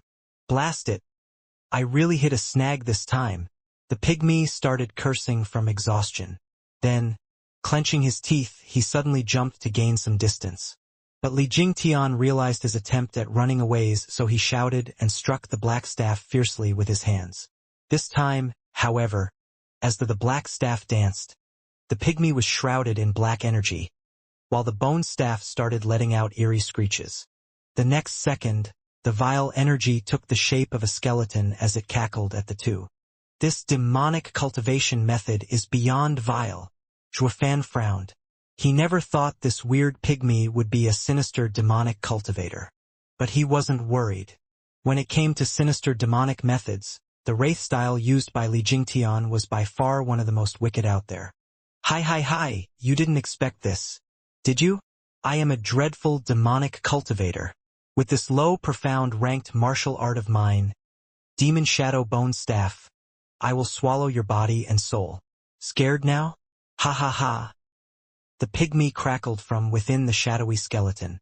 Li Jingtian only grinned. Moron! What, you still dare take me on? Then die! The pygmy sure had a screw loose, though he had quite the sharp pair of ears on him. The mockery in Li Jingtian's words earned his rage, charging at him with the image of the skeleton. But Li Jingtian only smirked without an ounce of fear, just as a black dragon image engulfed him. You blind little shit. Let me show you true demonic martial arts. Wraith Style's first move, Soaring Demonic Dragon. Roar. With a reverberating roar, Li Jingtian's power surged and charged at the skeleton image. In a totally anticlimactic way, the skeleton image up and vanished without even a sound. PFF. The pygmy spurted blood and was sent flying just as his staff snapped in two. A 5th-grade spiritual weapon was broken by using brute force alone. The Mad Dipper combined with wraith art was a force to be reckoned with. Looking at his broken black staff, the pygmy realized the error of his ways. He really kicked a wall this time. His eyes began to show fear. Wait, hold on, I give. Please let me go. The pygmy started wailing and begging for his life. Li Jingtian turned to Zhuofan for opinions, only to see him looking elsewhere and letting him handle it. So Li Jingtian looked at the pygmy with a cruel grin. It's far too late now, you little shit. Li Jingtian laughed and slapped his chest. The pygmy wailed. Brothers, your big brother is about to die. Come save me. Who dares kill my brother? An ear-piercing cry resounded and startled Li Jingtian into seeing 3 shadows flying at him. They were on him in a flash. The 3 launched attacks at the same time, forcing him to jump next to Zhuofan. But the sight of them had Zhuofan and Li Jingtian slack-jawed. Before there was 1 and now there were 4 pygmies. Though there were differences here and there despite how ugly they all were. 1 was sharp, 1 was wretched, and the last was shy. Now that the 3 helped the first pygmy up, he regained his brash tone and started cackling. Ha. So now you're scared since my brothers are here? Give yourself up and I may be inclined to spare your wretched lives. Zhuofan's face twitched and darkened. He definitely has more than 1 screw loose. He just had a harsh lesson beaten into him a moment ago, but now he's back to showing off. Guess you can't teach an old dog new tricks. It was fine if his backers were stronger, but Zhuofan could easily see they were of the same cultivation. Elderly had no problem with 1. So where did this tyke get all that courage from? Elderly, for the sake of humanity, get rid of these little shits. I can't bear to watch. Zhuofan sighed. Li Jingtian, however, recalled something and turned grave. Steward Zhua, we may have hit a snag this time. Startled, Zhuofan saw Li Jingtian cup his hands. Are you perhaps the legendary 4 scheming demons the demon scheming sect placed in Thunderswarm Mountain? Widening his eyes, Zhuofan turned to the 4. Didn't the demon scheming sect lock them up? What are they doing up and about? At his mention, The four assumed weird poses and shouted to the world. Indeed, we are the demonic cultivator hero quartet, known to all as the abominable four scheming demons. The creepy display the four put on and their pygmy appearances was jarring to one's eyes. Xuefan was even cringing. These four are grade A weirdos, one dumber than the next. I just can't figure out why in the world demon scheming sect would take them in. Elder Li, I still believe it's in humanity's best interest you deal with them forthwith. Now I know why the demon scheming sect threw them in the Thunder Swarm Mountain and forgot about them. Humph. Not even I would want to spare one moment longer seeing these weirdos. But not only Li Jingtian was unmoving, his face only grew heavier. Steward Zhua, they are more than their exotic appearance led you to believe. These four threw Tianyu in chaos when they joined hands back in the day. Xuefan squinted and looked at them again. Since it was so, he was very much eager to see how. Big brother, they look impressive. It's best we make a run for it. One pygmy hunkered behind the other three and peeked his head out at Xuefan in fear. Xuefan was stumped. The hell? You balked after some hot air. This never happened before, not once. What are you doing posing around as our enemy then? Why not just scram in the first place? Another pygmy noticed this contradiction and cuffed the shy one over the head. Coward. You're always cramping our style. We won't take you with us ever again. And our eldest bro was hurt by them. How can we let this slide? Xuefan nodded. That's more like it. He was sensible to even neglect that part about their style. This guy's reaction is more like it, that's a proper human response. But that thought didn't finish forming as the pygmy added another slap. And even if we don't get revenge for old bro, how are we going to get compensation for getting his bone staff ruined? They have to pony up. The pygmy was then holding the halves of the black staff close to his heart, on the verge of crying. Xuefan's face twitched and darkened. His previous thought was wiped clean off his mind. I stand corrected, they're inhuman. You don't care about your elder bro's wound, and yet you cry over some junk. Even if it is a 5th grade spiritual weapon, how can Radiant Stage experts bawl over something like this? In the end, the eldest pygmy ignored his moronic brother's senseless talk and shouted as he hit their heads. God damn it, I didn't call you over to squabble but to fight. I'll lead and you follow. He then charged at Xuefan and Elder Li.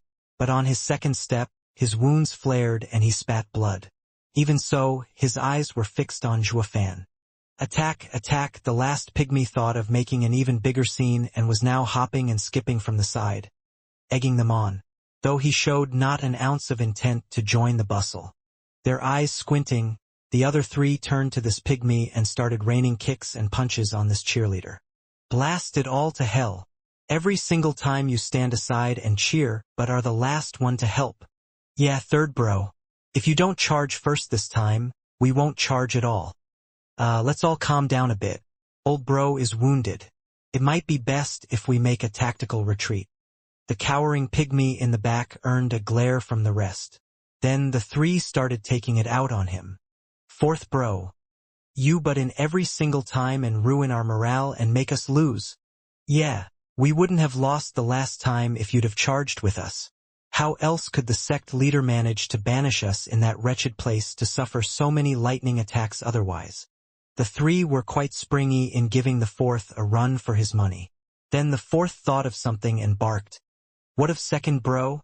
If not for him being so damn petty, going after the spiritual weapon the enemy dropped, we wouldn't have lost. In a blink, the three stopped and turned to the pygmy that wanted compensation. Now the fourth joined the squabble and the three ganged on the second bro. Xuefan's face was having a field day from all that twitching. What the hell's wrong with these weirdos? What have they come here for? Beat each other up. Their enemy was right across yet they were having the time of their lives smacking themselves instead. Xuefan couldn't make out if they were mocking the two or plain dumb as a rock. Elder Li, are these guys even strong? Xuefan sneered. Li Jingtian sweated. Should be. I only heard rumors about them and never met them myself. They say these four are quadruplets and fit together like a glove. This is why the demon scheming sect recruited them and taught them a unity tactic. They usually win by numbers despite being weaker. That doesn't look united to me. How do they even fight if all they do is beat each other? Zhuofan scratched his nose. Li Jingtian laughed wryly, despite the four's fight getting more traction, and explained, Steward Zhua, just as you heard, this must have led to their banishment.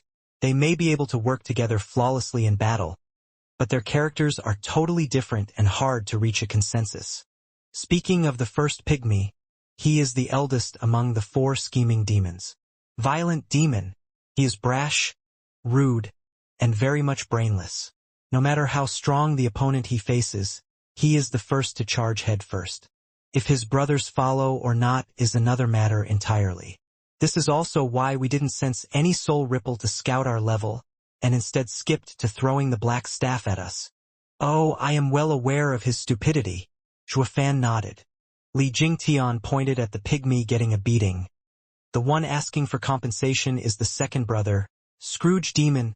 He is the cheapskate of the 4, narrow-minded, and always forgoes long-term profit in favor of short-term pocket change. He is a typical case of strain at gnats and swallow camels. That guy deserves to be beaten. He ignores his elder bro and laments the loss of a spiritual weapon. One look at him and it makes me want to smack him too. Zhuofan watched him get clobbered without remorse. Li Jingtian chuckled, pointing at the cheering, yet the least one to do anything like a mascot. That is the third brother, Sly Demon. He is sharp and expert in sneak attacks. Rumor has it that each time the 4 fight, he always stands at the sideline doing nothing. But every time heads come rolling on the enemy's sides, it's all thanks to him. He's your typical opportunist. This guy has at least a redeeming quality, hoodwinking his enemies, and yet he uses his smarts to steal the credit from right under his brother's noses. At least he's much better than the first 2. Zhuofan nodded. Li Jingtian pointed to the cowardly pygmy. He is the 4th brother, Wimp Demon. In every fight he stands behind his first bro. But some say he is the strongest among the 4. Many experts despise his nature and slight him, only to fall at his hands in the end. Zhuofan nodded. Elderly, why don't you go and mess with them a bit? Force them to show their skills. Li Jingtian shook his head vehemently. Steward Zhua, don't joke about this. They may not look like much, but they're dreadful together. I heard that a century ago, they were only in the 9th layer of Profound Heaven stage but killed a 2nd layer of Radiant stage expert. Just think. Any Radiant stage expert is hard enough to fight, but these 4 killed one when they were in the Profound Heaven stage. Now that they're in the 3rd layer of Radiant stage, I'm not confident I can come out alive. What's that got to do with anything? Their eldest bro is wounded and their Unity Tactics effect will fall sharply. With a snicker, Zhuofan got Li Jingtian to see things from a different angle. Suddenly, Zhuofan pointed at Li Jingtian and yelled at the pygmies. Hey! This old dude said your dad mated with a swine and ended up having you 4 weirdos. The 4 stopped fighting and turned their vicious eyes on Li Jingtian. Zhuofan chuckled and jumped back half a mile, leaving Li Jingtian their sole lone target. Li Jingtian paled from fright and wiped the sweat of his brow. Steward Zhua, you screwed me over. The 4 got to their feet and walked to Li Jingtian side by side. Their faces lost their dumb looks and eyed him with savagery. Wimp Demon was no longer cowardly, Sly Demon no longer dodgy, and Scrooge Demon's eyes lost their greed. In that instant, the 4 became just like Violent Demon, releasing their vile power. Zhuofan's brow shuddered and his eyes shined, all while Li Jingtian's mood sank and his eyes glittered with tears as he cursed Zhuofan in his heart to the ends of the earth. I may be the Luo clan's elder, but that doesn't mean you get to screw me over. But the deal was already done, and Li Jingtian had no choice but to face the music. That's right, you're all eyesores, so come on. Ha! The 4 howled and, with bloodshot eyes, jumped at him.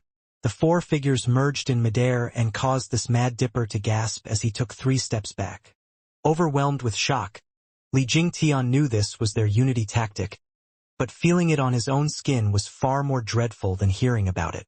The 4's powers combined, but not merely additively, but multiplied. Li Jingtian had no time to be careless. releasing his all in his next punch, colliding with their attack. Boom! With a loud noise, Li Jingtian was thrown 100 meters into the air, feeling the blood in his heart boiling. Yet the four savage figures didn't stop for a second. Curses! You want to go head-to-head? Fine then, bring it. Li Jingtian held the four demons in fear, but once the fight started, his martial fanatic self reared its head. He was no longer afraid, but laughing. Wraith Style's first move, soaring demonic dragon. Roar! A draconic roar echoed, and Li Jingtian was enveloped by a black dragon's image. In his unparalleled state, he charged at the four scheming demons. This time, Li Jingtian, with the help of his profound ranked martial art, had gained enough power to overwhelm the four's combined vile energy. The four's eyes widened, not expecting Li Jingtian to be so amazing. Ah, we're finished. Despite saying so, when they were about to collide with Li Jingtian, they snickered, Hi, that's enough playing. In that instant, the strange united attack up and vanished before Li Jingtian, making his attack hit naught but air. At the same time, figures appeared around him that escaped the detection of his discerning field. Only a creepy snicker reached his ears, as if to prove he was surrounded. This? Zhuo Fan's eyes widened from the side and trembled. Something is definitely off about them. Hi. Among the cawing like laughter, Li Jingtian's eyes darted to the afterimages popping around him with all the seriousness he could muster. Who? Then, a sudden wind spelled the arrival of Sly Demon, giving him a resounding slap from the front before vanishing into thin air. Li Jingtian couldn't quite make out what just happened, but the reddening cheek bore testament. So fast! Zhuo Fan cried out. But it was far from over. It was now Violent Demon's turn. He gave Li Jingtian a slap from the front again before completing his attack with the same vanishing act. What was even more astonishing was that he hit the same spot. It followed with Scrooge Demon and Wimp Demon, slapping him in the same place. Li Jingtian's anger got the better of him as he roared. You damn little shits. What you think you're doing hitting the same cheek? Come on, here's the other. Hi. What's our entertainment got to do with you? A cackle came from all around in waves, while Zhuo Fan squinted with a thoughtful gaze. Curious, Violent Demon was never that fast. How is it that his speed increased even when he is still injured? Yet his attack got weaker. I wonder. Elder Li, let them hit you, Zhuo Fan shouted. Li Jingtian was stumped. Haven't I been hit enough already as it is? But thinking about it again, he soon realized Zhuo's aim and grinned. You little shits. I will pay those slaps back 100-fold. Taking a deep breath, Li Jingtian roared. You bunch of mongrels. Let's see if you have the guts to hit my other cheek. Hi, no we won't. We'll only hit just that one. The four's creepy laughter echoed again, followed by another slap on Li Jingtian's cheek. PFF. But before the hand could even tickle Li Jingtian's face, a large hand clutched it. Li Jingtian snickered at Sly Demon, his eyes sparkling. Damn bastard. Didn't I tell you to hit me on the other cheek? Now you're mine. Curses, we've been had. Gasping, Sly Demon found that Li Jingtian's words were all to goad him into slapping again. Now that Li Jingtian knew Sly Demon's target, regardless of the speed employed, it was easy to catch him when Li Jingtian's guard was up. This was also Zhuo Fan's plan when he spoke out before. Li Jingtian's grip tightened. There was no way Sly Demon could get out of Li Jingtian's grip. Not when he was 3 layers weaker. The other demons shifted around at high speed as they panicked. Damn! We've been had. Hee. Time to meet your maker. Your unity tactic is done for. Snickering, Li Jingtian slapped Sly Demon's head. With such power behind it, especially when it came from the 6th layer of Radiant Stage Li Jingtian, it was really a one-way ticket to the afterlife. Any one of the demons was clear on that. The Sly Demon started struggling and crying out, I'm dead. So dead. For real this time. Oh God. Oh gods, I'm gonna die. But the oddest thing happened. In this critical moment, the other three demons didn't rush to save him, but were crying out in fear. Shuafan's eyes flashed, his mind making the right adjustments to his train of thoughts. Who? Yet this mighty palm hit nothing but air in the end. Li Jingtian was shocked, watching Sly Demon's head sinking into his shoulders to dodge the bullet. When the demon's head popped back out, he sighed relieved. God darn it! You're in my hand already, so why won't you just die? Li Jingtian was consumed by rage as he launched a flurry of punches. But with incredible shock, Sly Demon, despite having his arm in a vice, twisted around in this limited space he was in, dodging every one of those deadly attacks. Li Jingtian was slack-jawed. What the hell is this? What kind of movement is that? But what truly took the cake was the three demons around still crying around in fear, but were not lending Sly Demon any helping hand. Were they abandoning him or confident in their brother's power? In a blink, Li Jingtian was at a complete loss. These four scheming demons were freaks in the truest sense of the word. Elder Li, watch out! Shuafan warned, and Li Jingtian saw the other three demons flying at him. But their speed was far from fast as before, giving Li Jingtian time to react. As his hand still held onto Sly Demon, his leg swept. But what happened next was downright bizarre. The three demons actually closed their eyes in fear, then leaned back to dastardly avoid the kick while still going straight for Li Jingtian. What the hell? What just happened? Not only can I not make sense of anything they're doing, I can't even anticipate their moves. 1 minute they were charging in with all bravado, the next they were flitting all over the place in fear. But one thing was certain, they were on the advantage. Ah! With a cry, Violent Demon grabbed Li Jingtian's hand that held Sly Demon and chomped. Li Jingtian let go from the pain and Sly Demon rejoiced in his newfound freedom. The four demons then returned into circling Li Jingtian at high speeds and letting out eerie laughter. He may be a martial fanatic and fearless in face of adversity, but fighting these four demons had him at his wit's end. He couldn't make heads or tails when they were weak or strong. It was like hitting frickin' cotton. The four noticed his predicament and laughed as they charged. Brothers, let's fleece this guy and shame him thoroughly. Oh! The other cheered and Li Jingtian turned serious, eyeing the afterimages around him. But then, they up and vanished, appearing instead as hazy images, as if ghosts from the underworld. Li Jingtian punched. He hit nothing, of course, while the ghosts wrapped around his body. In a blink, his jacket and storage ring left him soundlessly, as if swallowed by those gray ghosts. When the ghosts drew away, they once again let out creepy laughter. Li Jingtian was left in flimsy undergarments, watching his surroundings in shock. I see. So this is their unity tactic. As expected from a demonic skill, striking at the heart of things. Shuafan took a deep breath and shouted, Elder Li, we are not their match. Retreat at once. Shuafan was the first to fly away. Li Jingtian gnashed his teeth and snorted in anger before following suit. The four figures reappeared as they watched the pair leave with smiles. Humph, that old geezer thinks he can get away after humiliating us? Hi, brothers charge. Oh! Under Violent Demon's order, they all cried in unison and gave chase. They were not in the least bit slower than Li Jingtian, perhaps even faster. Li Jingtian threw a look back and paled as he arrived next to Shuafan. They are clearly in the third layer of Radiant Stage, so how are they surpassing my speed? They'll soon be upon us. No worries, that's only the third brother's cultivation method, which focused on speed alone.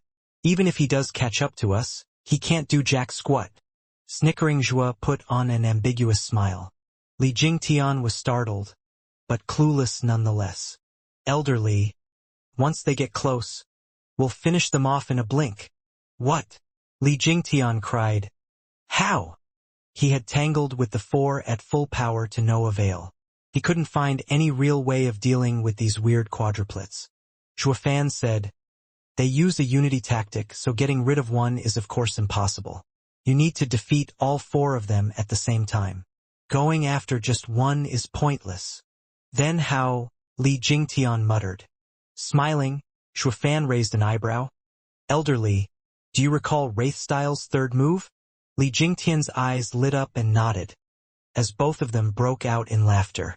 Then, shall we do this together? Li Jingtian asked. Of course. Rather be safe than sorry. Shuafan smiled and his hand made a sign, with Li Jingtian copying him.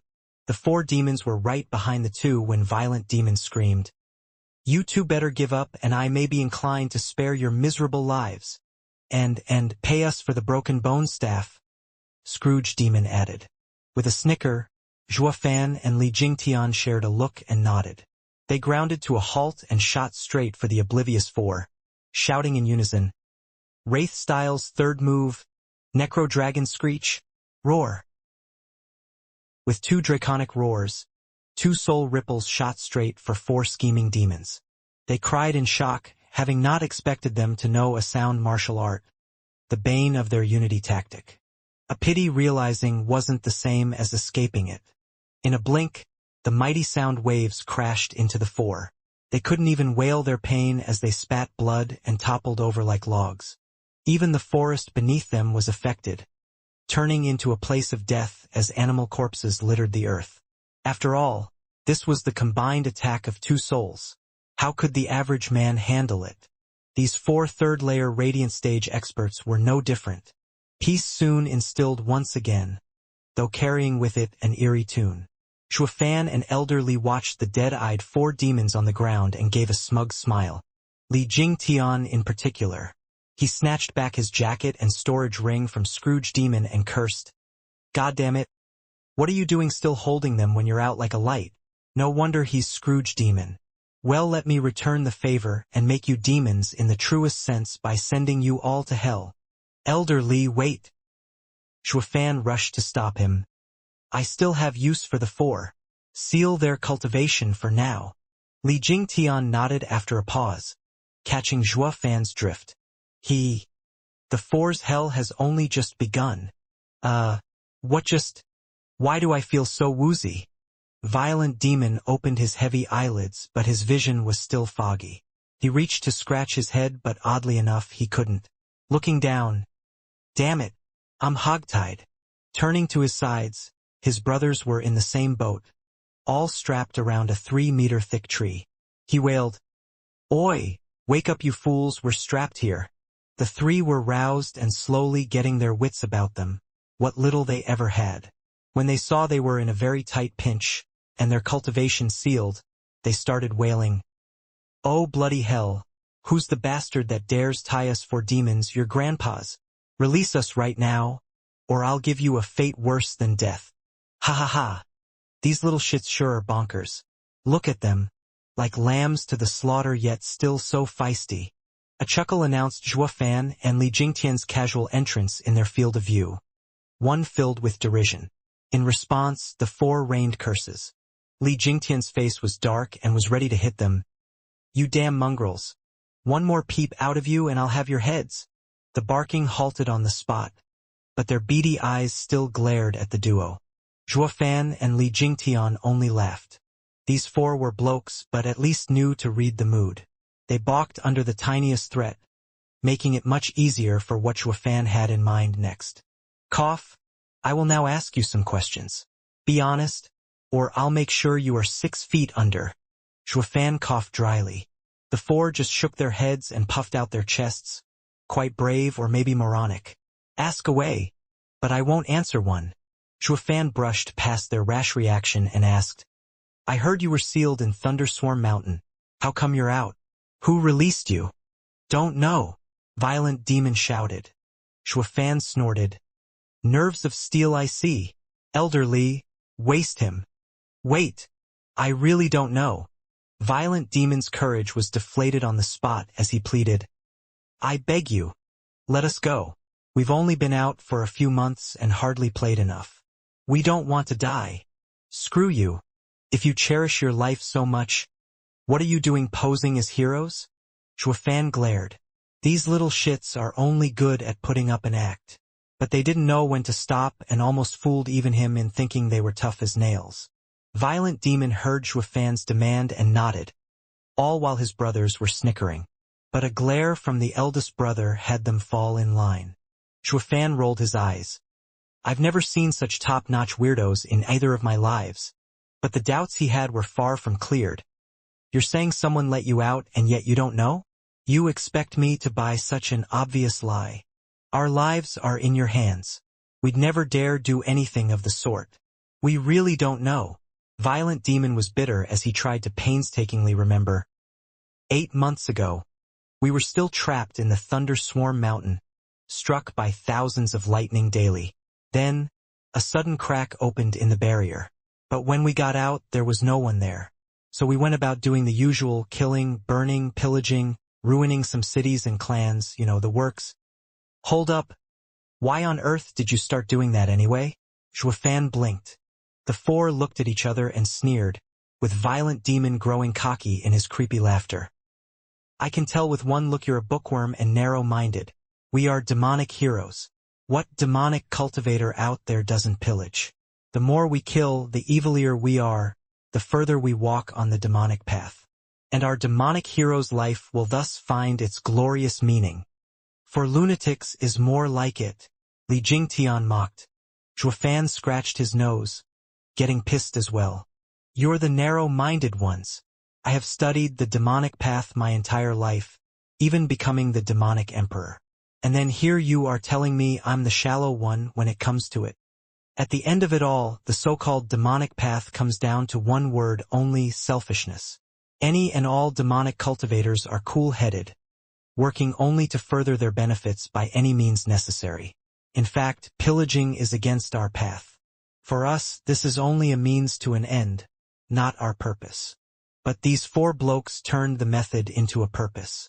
They couldn't be more wrong. If the demon path goal was this, then the entire world would have long turned on them and wiped them out. Just why the hell did the demon scheming sect even take them in? Shuafan held his head, not bothered to waste any more time with these blokes. But his heart was in doubt. Just who released them, and why? He thought for a while but found no answer. Shuafan continued, Why did you attack us then? Who told you to? Dumb luck, Violent Demon mumbled. Shuafan shook his head. Elderly, waste him. Wait. I'm being honest here. Violent Demon looked at Shuafan on the verge of crying. Why is this lil bro so bent on wasting people? He was even more violent than even himself. That's the truth of it. Since our escape from Thunderswarm Mountain, we laid 4 cities to ruin and killed around 500,000 people. We soon found ourselves bored and were about to choose our 5th city to waste when we met an imp at some point and made a bet with him, who knew we'd lose and had to promise to look for ingredients in his stead. And where were we supposed to find it? Robbing people, of course, especially those in the profound heaven stage or above. Their rings must be loaded with ingredients. So, you saw us flying there and just up and threw your black staff at us? Shuafan stared Violent Demon down, looking for lies and forcing him to squeeze a nod. We thought we'd find plenty of good stuff and complete the bet. But who knew we'd fail right at the start?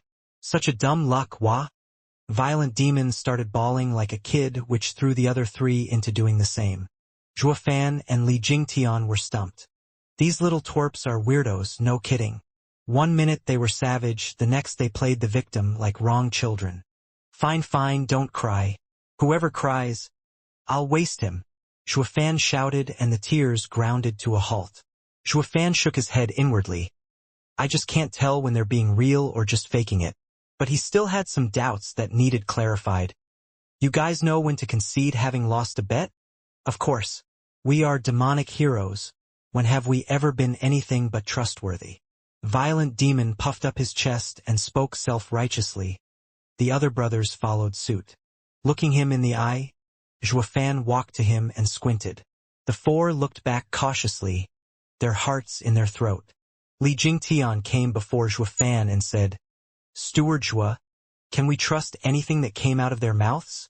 Shuafan nodded and said, Their heads may be screwed on wrong and speaking in tongues, but they are more or less telling the truth. The one who released them wished to incite chaos in Tianyu. They're not here for us. Then we can rest easy and continue onward to Thunderswarm Mountain. I was afraid our tracks were followed and someone laid a trap for us. Li Jingtian sighed.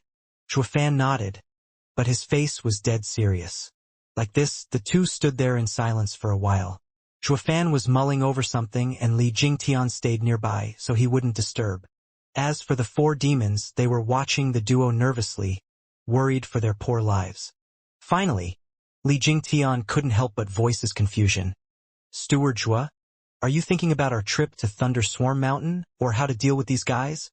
Ha ha ha, since these little guys' interference wasn't on purpose, then Thunder Swarm Mountain will be safe. As for these weirdos, I'm of a mind to recruit them. It just so happens that I have a unity tactic on me that suits them like a glove.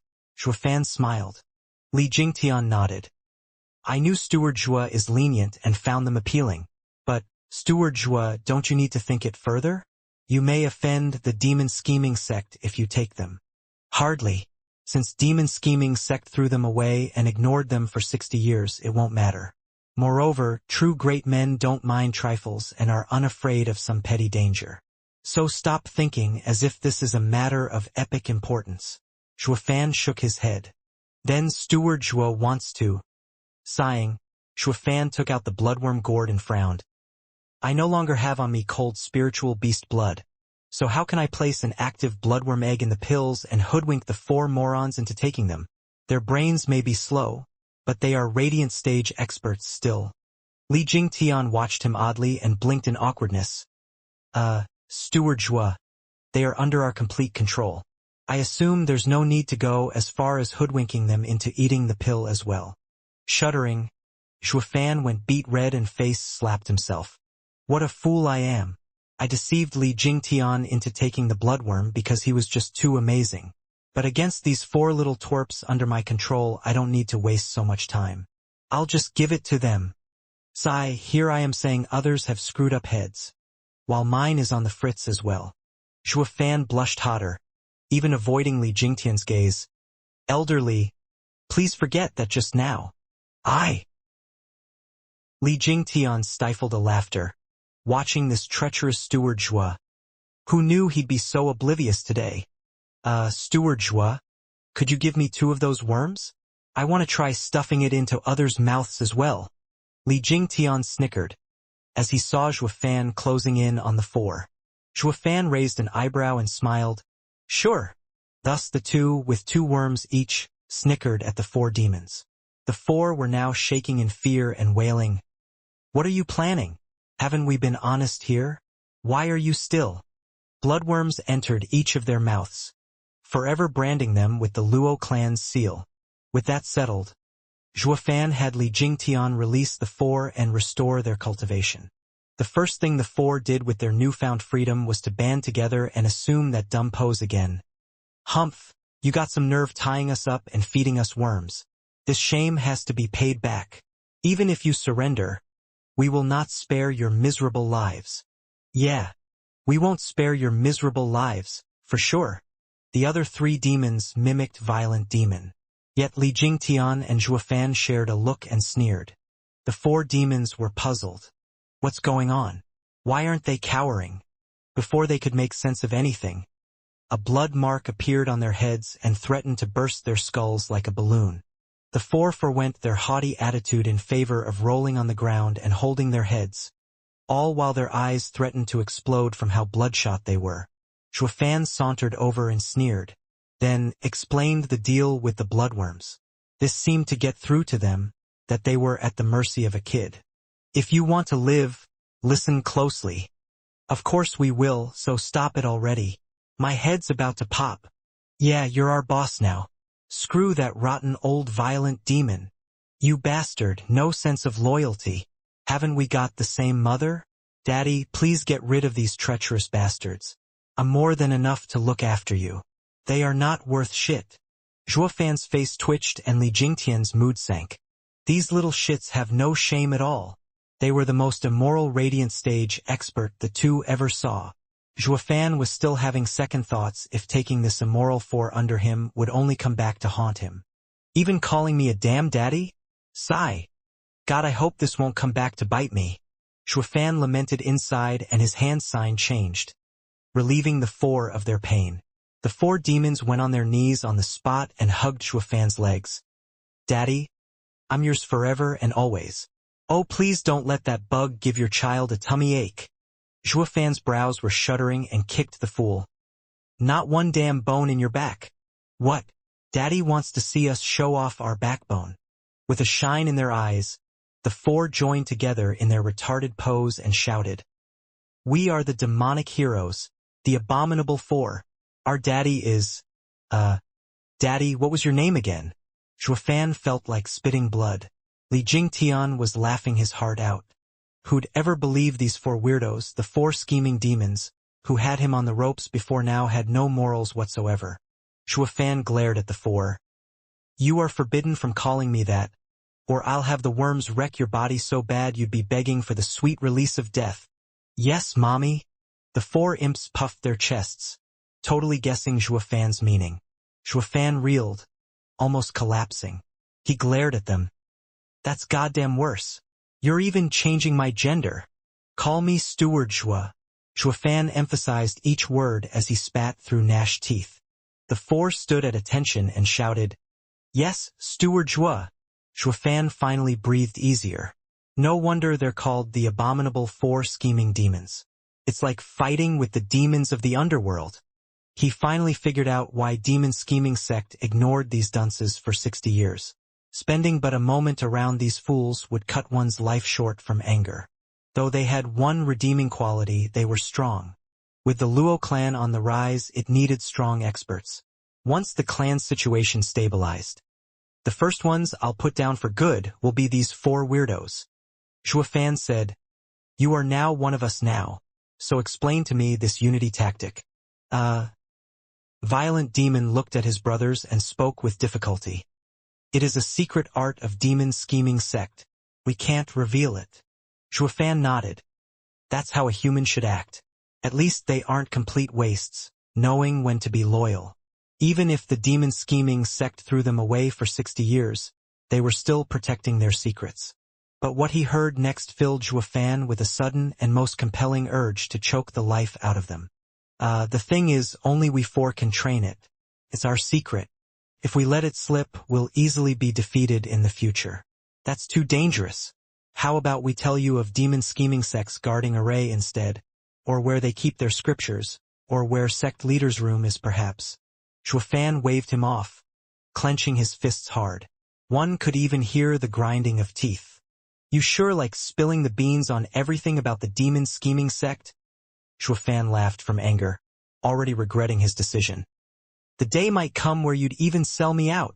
The four looked at each other but remained silent. Then they each looked elsewhere and started whistling. This only worked to fuel Shuafan's rage as he barked, "Hurry up and fork out that unity tactic or I'll end you right here. Right now." The four nodded in panic. That was fine, since their lives were in Shuafan's hands. Not even the unity tactic could save them from this. So they started to string up all the details pertaining to the secret art. Li Jingtian listened from the side, now understanding what made the four's attacks so strange and hard to counter. The unity tactic only worked when four people were intrinsically connected on the biological and spiritual level. This unity tactic was called Four Hearts Formation, pointing at the four human emotions: happiness, anger, sorrow, and joy. Violent Demon trained anger to the point of being berserk. Once he struck, nothing could stand up to him. Scrooge Demon trained sorrow to the point of a grudge. He shifted from real to illusory, throwing the enemy off guard. He was swift like a ghost and impossible to throw off, giving his opponent a very hard time. Sly Demon trained happiness to the point of ecstasy.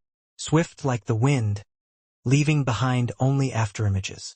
Wimp Demon trained joy to the point of being whimsical. And since he was also cowardly by nature, he reached the peak of defensive arts. In short, the eldest brother was in charge of power, third bro in charge of speed, second bro and fourth bro in charge of movement arts. But even they were different, with second bro in charge of attacking movements while fourth bro with defensive ones. If any four people trained like this, they'd end up as waste. With only the eldest bro having enough power to do some damage, the other three couldn't do anything to their enemy. Yet, in this lay the crux of the Four Hearts formation. It allowed the four to combine their advantages and become one, effectively multiplying their power. This was why the four charged all together at Li Jingtian and gave him a hard time. The four of them turned into the eldest brother, Violent Demon. Then the four surrounded Li Jingtian but turned into third brother, Sly Demon. And why Li Jingtian could never harm Sly Demon once despite having him in his grip was all thanks to Wimp Demon's ability. Li Jingtian then ended up half-naked because Scrooge Demon bestowed his ability on his brothers. This way, one man's ability was transferred to the four. And since they were of four, their power would multiply. The enemy would be left flabbergasted, unable to cope with the situation before meeting his ultimate demise. But if this secret was leaked, there was no more reason to fear them. As long as they stopped the four's change into Violent Demon, they'd be finished. Because the other three's power came nowhere near the first. So this strange formation had me on the ropes. Li Jingtian caressed his bead. But it does have a weakness. The four of you can't use all of your abilities at the same time. Otherwise, it would truly be insane. Really? Then I'll help them reach that point. With a sly grin, Shuofan showed a jade slip. Abominable four scheming demons. Since you are now with me, I will make it worth your while. This is also a unity tactic for division formation. The users would move to the four cardinal points, with the five elements endearing one another, making each one of you use all the others' abilities. Furthermore, it will also work to boost your personal ability by 3 layers. What? The four demons cried out and Li Jingtian smacked his lips. It's insane enough they can use all the others' abilities, but it can even increase their power by 3 layers? Ain't that the same as facing the 4 scheming demons at the 6th layer of Radiant stage? Shuofan smiled. Correct. With the 4 divisions amplifying each other, everyone can use anyone's ability. They will have speed, power, movements, defense, thus becoming true monsters. Not to mention, it complements the 4 hearts formation. As for raising them 3 layers, that's only in the beginning stage of the 4 division formation. Once they reached the mid-stage, the amplification would raise their power by 6 layers. And if trained to peak, by a whole stage.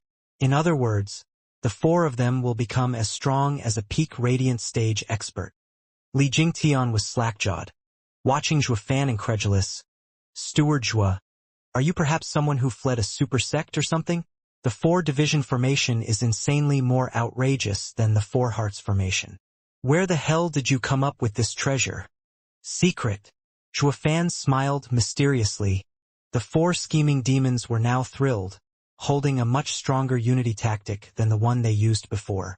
But then Scrooge Demon suddenly said, Steward Zhua, if it's of no trouble, could you perhaps, maybe pay us back for the bone staff? No worries. Shuofan nodded. Scrooge Demon is a miser after all. He just got a better unity tactic for free yet still wants compensation for the 5th grade spiritual weapon. But since they were his men now, Shuofan would naturally listen to their requests. Shuofan sent Li Jingtian after the pieces of the black staff. He then added some diamond sand and in the azure flame the staff was instantly restored, even improved upon. The 4 scheming demons were jumping in joy for having their spiritual weapon back. Perhaps the excitement got to his head or he was just plain petty. But Scrooge Demon pointed at Li Jingtian without an ounce of shame. Steward Zhua, could you also give me that old guy's ring and clothes? What for? Shuofan asked. Chuckling, Scrooge Demon spoke as a matter-of-factly. We just lost them because we went unconscious. How else could that old guy take them from me? Blast it. They were mine to begin with, you hear? Li Jingtian flew into a rage. You little shit. What kind of logic is that? They are yours once they exchange hands. Shuofan's face sank. Your twisted characters won't change, but you are never to use them on my men. Or else. I know, Steward Zhua. I will think better of him from now on. Noticing Shuofan's displeasure, and in fear of having the bug in his stomach go topsy-turvy, Violent Demon shouted in plea for mercy. Please excuse him. If he doesn't get to steal what he fancies, he'll sulk for a few days. Shuofan's cheek twitched. That just means he's really stingy. From now on, do not touch what isn't yours. Violent Demon saw Scrooge Demon's eyes still fixed on Li Jingtian, shouting and turning his head forcefully. But that stubborn face had the duo not know how to respond to it. Among these four weirdos, Scrooge Demon is the worst. I'll have to enforce extra security to stop this damn kleptomaniac. Clap. Xuefan got their attention, but Scrooge Demon was still very depressed. Xuefan ignored him. Listen well. We are now going to Thunder Swarm Mountain, so you will be leading us since you know the way. But... The four shook their heads hesitantly. We can't. Xuefan frowned. Why? Steward Zhua, did you forget? We promised a child to get him an ingredient. The four scheming demons are demonic heroes of indomitable spirit. How can we disappoint him? Xuefan eyes them deeply and nodded.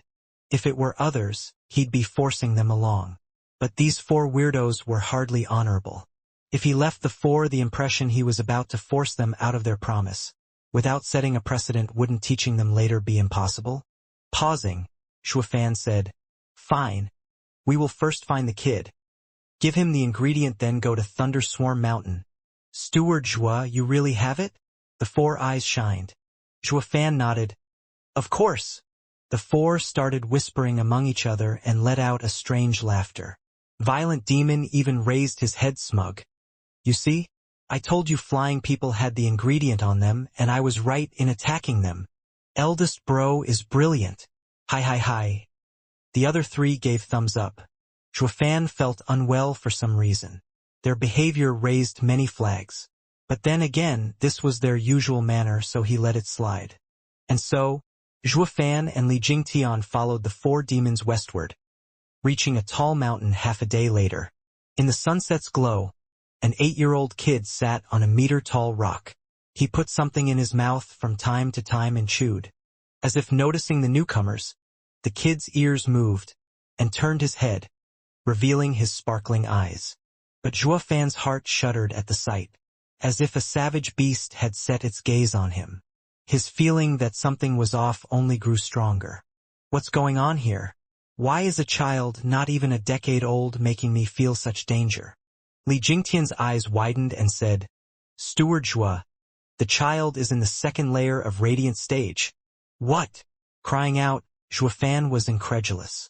How was a kid such an expert? Another pygmy? But taking a closer look, he had quite the delicate features. If an old freak would have used his cultivation to keep his youth, it was still impossible to take the same appearance as this child. That left him with only one possibility. The child reached the radiant stage from a young age. Xuefan and Li Jingtian exchanged a glance of shock, then also turned a vigilant eye to the four demons. These little shits only said they lost a bet with a kid, but not once mentioned he was a radiant stage expert. Was it on purpose? Why?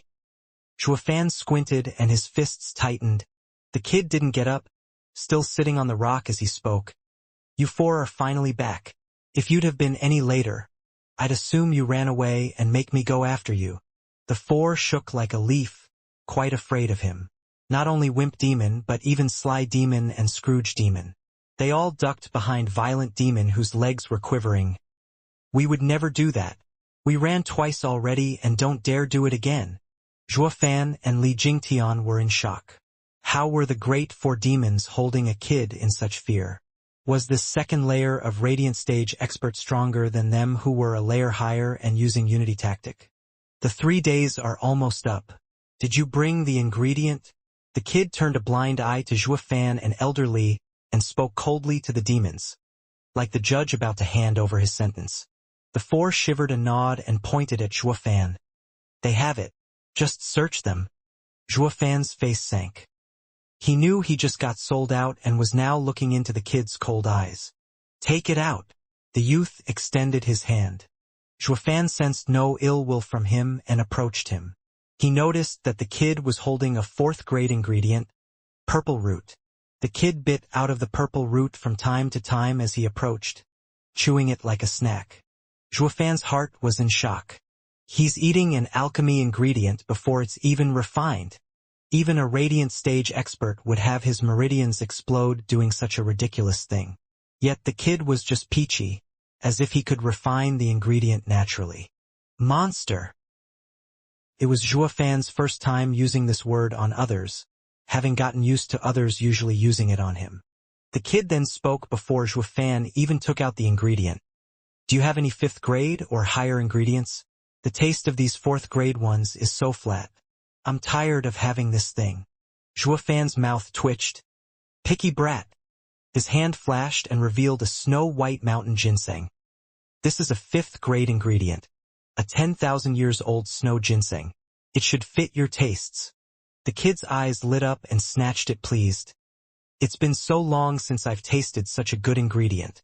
Curse those damn bastards in yellow. They only feed me slops. I almost died of hunger. Yellow? Raising an eyebrow, Zhuofan sank in thought. Who is he talking about?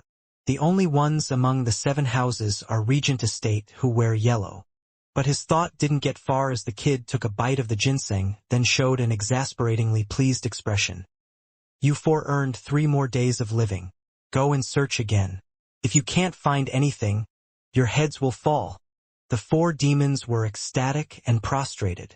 Hold on. Zhuofan waved them off. Why do I feel you enslaved them? Wasn't it a bet, and losing it made them search for an ingredient? Frowning, the kid was growing angry. Bet? I loathe gambling. The one time I ever bet, I lost. It forced me to eat wretched ingredients every day. From then on I vowed never to bet again. Then, Zhuofan wondered. Why were the 4 demons helping him with ingredients? The kid spoke matter-of-factly. I caught these 4 pillaging their 4th city and was about to get rid of them, but they were willing to go around searching for ingredients in my stead. So I let them go for now. Besides, I am missing a few hands and can understand the saying, many hands make light work. I'd feel ashamed taking their lives after eating their ingredients. But since their crimes are too serious, they are to give me an ingredient every 3 days. They will keep doing this for as long as my trip outside lasts. This is also a means for them to atone. Zhuofan was startled. Why does it feel this kid is no less the weirdo the other 4 are? What does giving you ingredients have to do with their pillaging crimes? When he heard the kid spoke of stopping the 4 demons pillaging, he thought he was a typical righteous cultivator, helping the poor and all that. When in fact, the kid was the same as these 4 from the start, enslaving others to do his bidding. Just that he used it under the guise of punishing evil. Shit. For vile people and a hypocrite. None of them are any good. Then again, it doesn't seem I'm made of better cloth either. Zhuofan scratched his nose. How about we make a deal? The 4 are now under me, so I will give you 10 5th grade ingredients to let them leave with me. What do you say? 10? The kid's eyes lit up and drooled. But then he paused, revealing a sly grin. Since you have so many ingredients, you're not going anywhere. You'll stay right here and search for ingredients just as well. Eyes twitching, Zhuofan's face sank. Why, you greedy little piece of... Taking slow steps back, Zhuofan's cold eyes stared at the kid. Little brother, I won't take you for an ignorant child since you're a radiant stage expert. Are you going to force me into servitude? Pillagers belong in prison, so it's only fitting they do some community service for a bit. But that was done by those 4. What's it got to do with me? Birds of a feather flock together.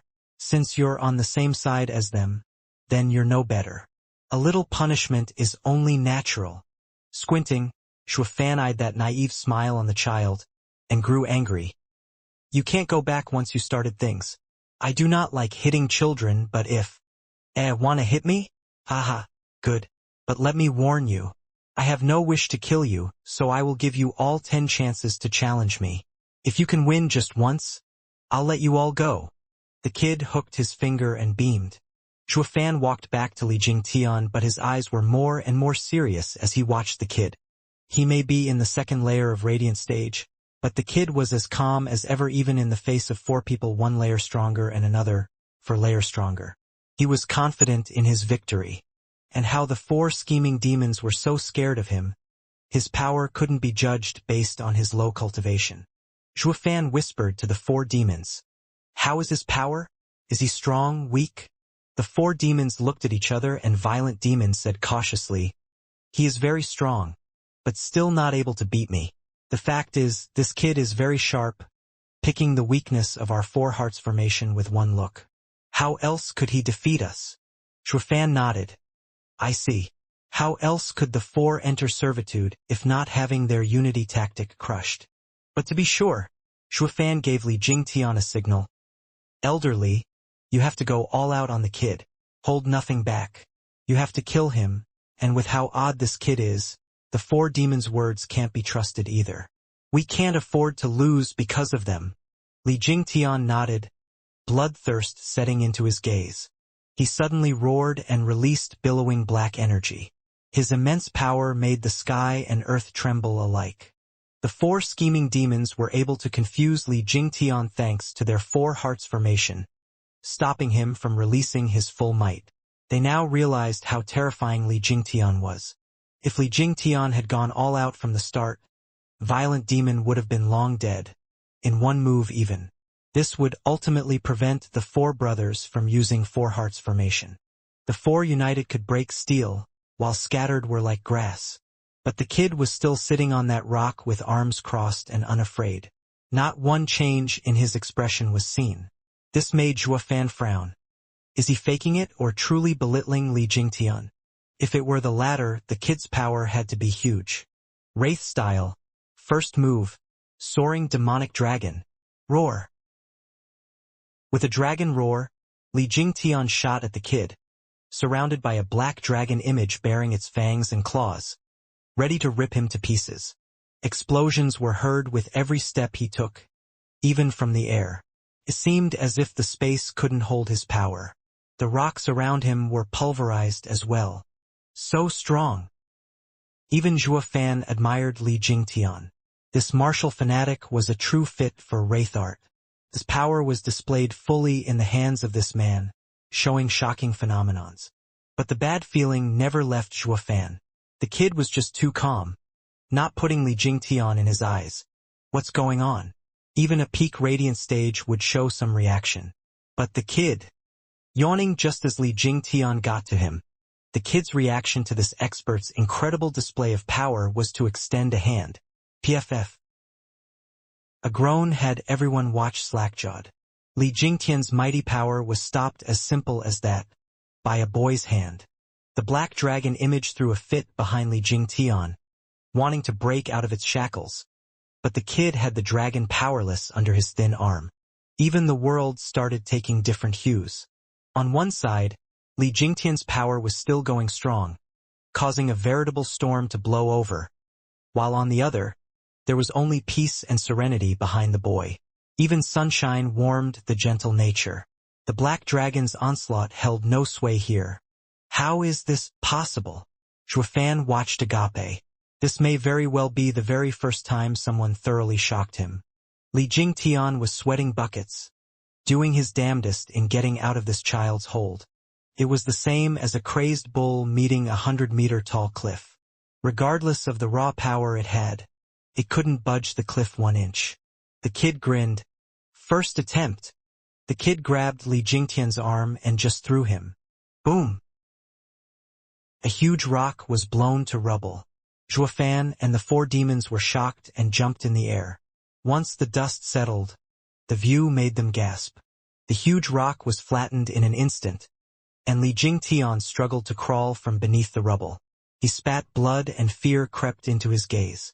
Only he who met the kid head-on knew the dread he instilled.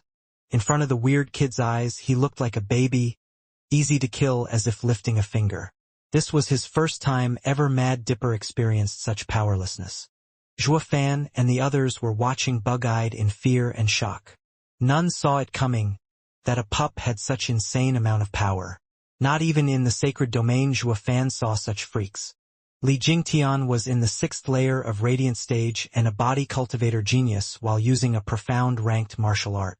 He had enough power to face a peak Radiant Stage expert. But today, before a mere boy in the 2nd layer of Radiant Stage, he was powerless. The kid didn't use any kind of martial art. only the power of his hand to topple and throw Li Jingtian. What kind of freaky power is this? Shuofan paled, watching the air with a blank mind. There, the kid happily sat in midair. With the mountain ruined, I'll be waiting for you on that peak. Don't forget 3 days. Oh, and your 10 ingredients. Shuofan wiped his brow, shivering as he took the ingredients for the boy. The kid was delighted as he took them. You're not bad, kiddio. The more ingredients you find, the invincible scamp, Gu Santong, will reward you heavily. Then he vanished into thin air. Shuofan bobbed his head on, and only after hitting his chest did the shivering stop. He sighed. God, that monster is insanely powerful. Steward Zhua, who did he say he was? The wounded Li Jingtian swayed in his flight to Shuofan. His eyes were incredulous. Shuofan frowned. He seemed to have called himself Invincible Scamp, Gu Santong.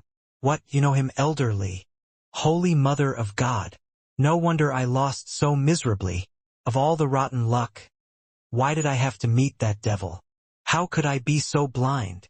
Li Jingtian slapped his head, regretting so much he was close to tears. Shuofan asked hurriedly, just who is this Gu Santong? Hi. For Steward Zhua to not know even the likes of invincible scamp Gu Santong, you must be dumber than a rock. A creepy snicker came from behind Shuofan. Shuofan's temple popped a vein. His mouth twitched and glared at the 4 demons. You knew who he was and what he was capable of, didn't you? Damn right we knew. We are demonic heroes, knowing all the experts in Tianyu. With how renowned this devil is, how couldn't we recognize him? You think everyone's a bonehead like you? Violent demons snickered and laughed at the two's misfortune. Shuofan tightened his fists and cooled his anger. Then, did you make us come here on purpose? And face that devil? Moreover, that bet was fake, right? Hi, of course. We are demonic heroes, never done a good thing in our lives. We were so angry when that devil suppressed us and had no way to vent. But got you to join in too. And seeing you suffer brings a tear of joy in my eyes. And have you ever seen a demonic cultivator holding one's end of a bet? You got served. Ha. The 4 scheming demons danced in joy and made a mockery out of Shuofan. Shuofan popped another vein, red from anger.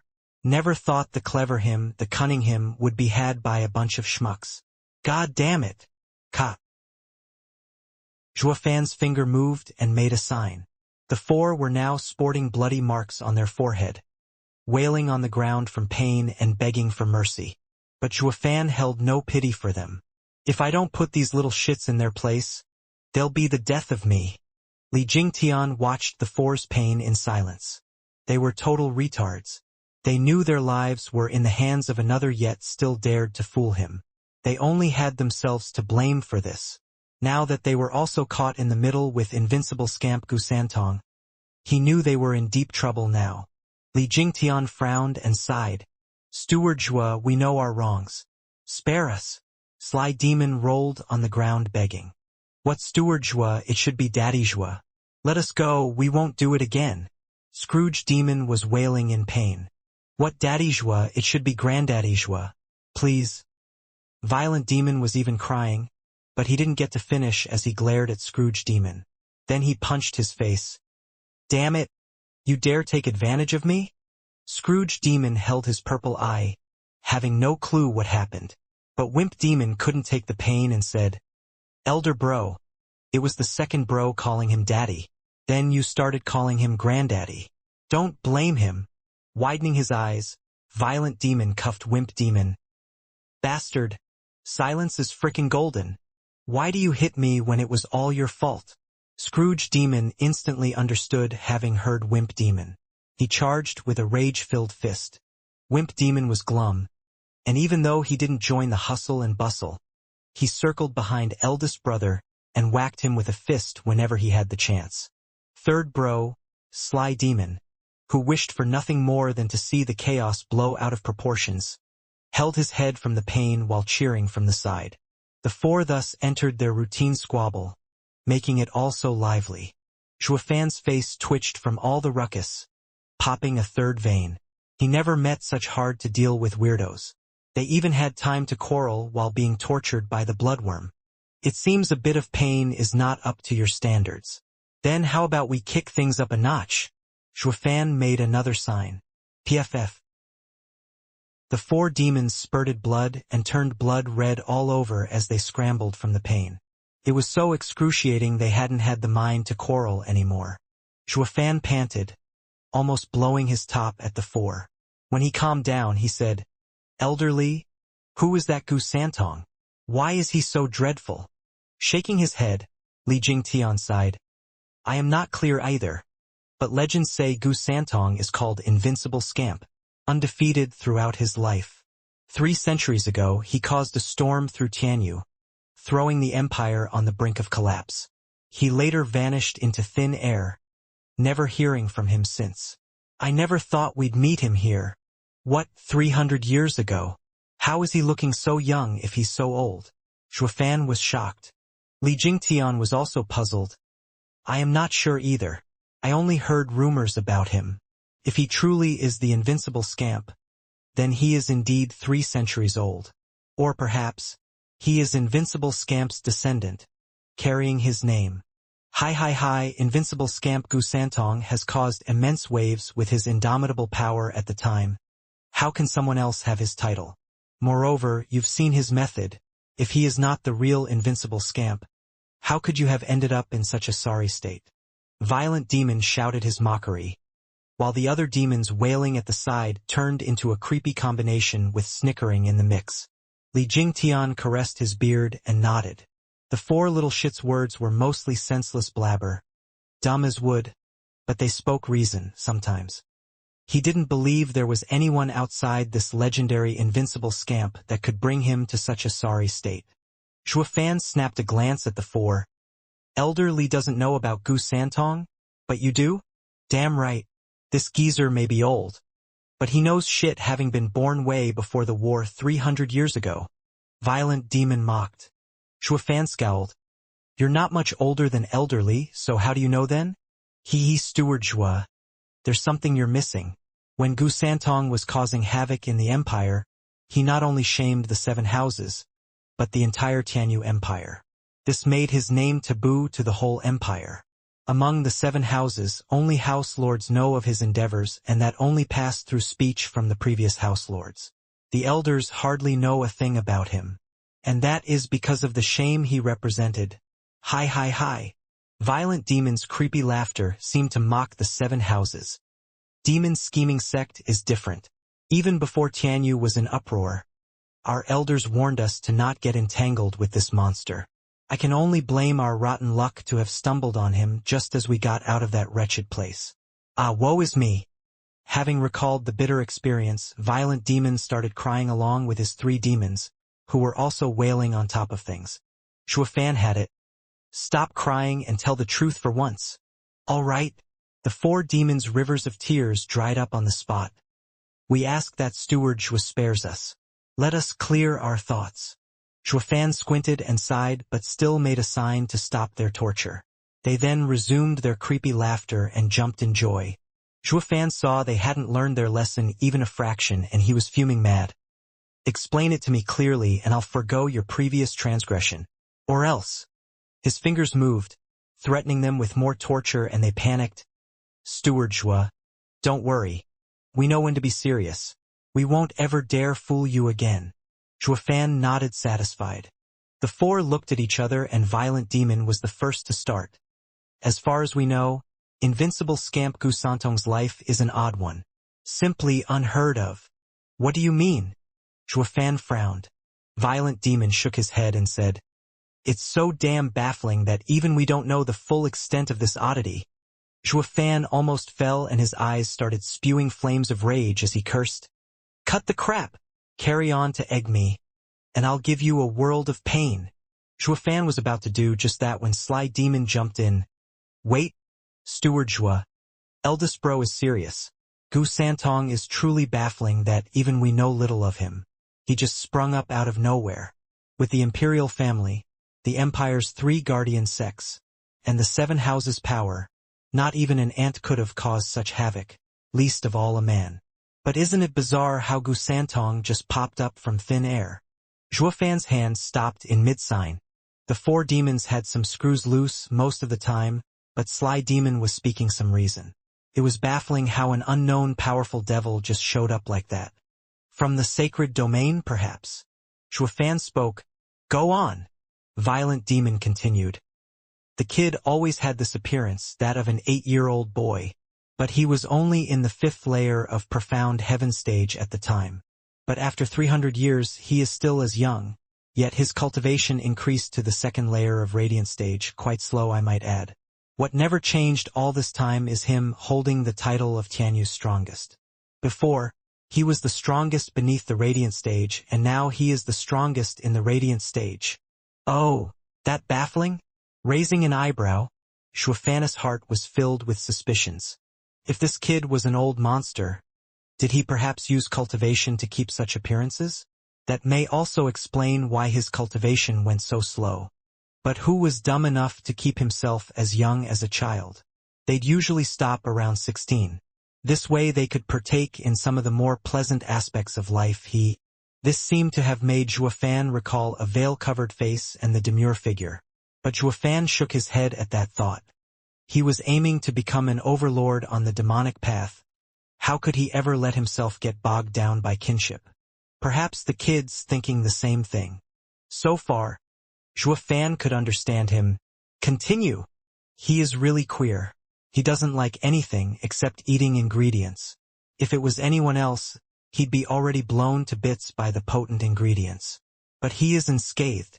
Steward Zhua, I'm sure you can imagine by now which house's ingredients are the most appealing when this freak ever ran out of them. Imperial family and the 7 houses? Zhuofan's eyes widened and suddenly showed a sly grin. Could it be?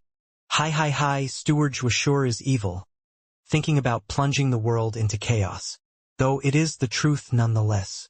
The kid went to Pill King Hall's fields and picked them clean of any and all herbs ranging from 2nd to 7th grade. He even gobbled those 8th grade ones that took 1,000 years to grow. How could Pill King Hall sit still after that? So their elders chased after him. The kid didn't use any martial art, but his fists are insanely powerful. In just a single move, the elders were wiped out completely. I am sure this old geezer here knows the taste of that fist the best. Violent Demon mocked Li Jingtian. Li Jingtian nodded, breaking out in sweat just thinking about it. In their clash, Gu Santong didn't even punch, only threw him like nothing and already gave him a deep wound. If it were a punch instead, his life would have been forfeited. Such outstanding power! Taking a deep breath, Li Jingtian shuddered from the memory and fear crawled into his heart. This never happened in all his long years as Mad Dipper. Zhuofan understood his state of mind and paled as well. He patted Elder Li's shoulder in comfort and spoke with seriousness. And then, then Pill King Hall requested assistance from Regent Estate and they sent their elders on the kids' trail, only to suffer the same fate. All the while Gu Santong was rampant in robbing ingredients everywhere he went, even attacking the warehouses of the 7 houses and leaving them with nothing. Without a choice, the always squabbling 7 houses put aside their differences and worked together for the first time. They issued the worst and most cruel order since the Empire's existence, the Demon Purging Decree. Say what? Zhuofan's eyes widened in shock. He recalled how everyone spoke of this Demon Purging Decree as the most gruesome thing in existence. And the first use was on Gu Santong. But how is that kid still alive now? Just what kind of power does he have?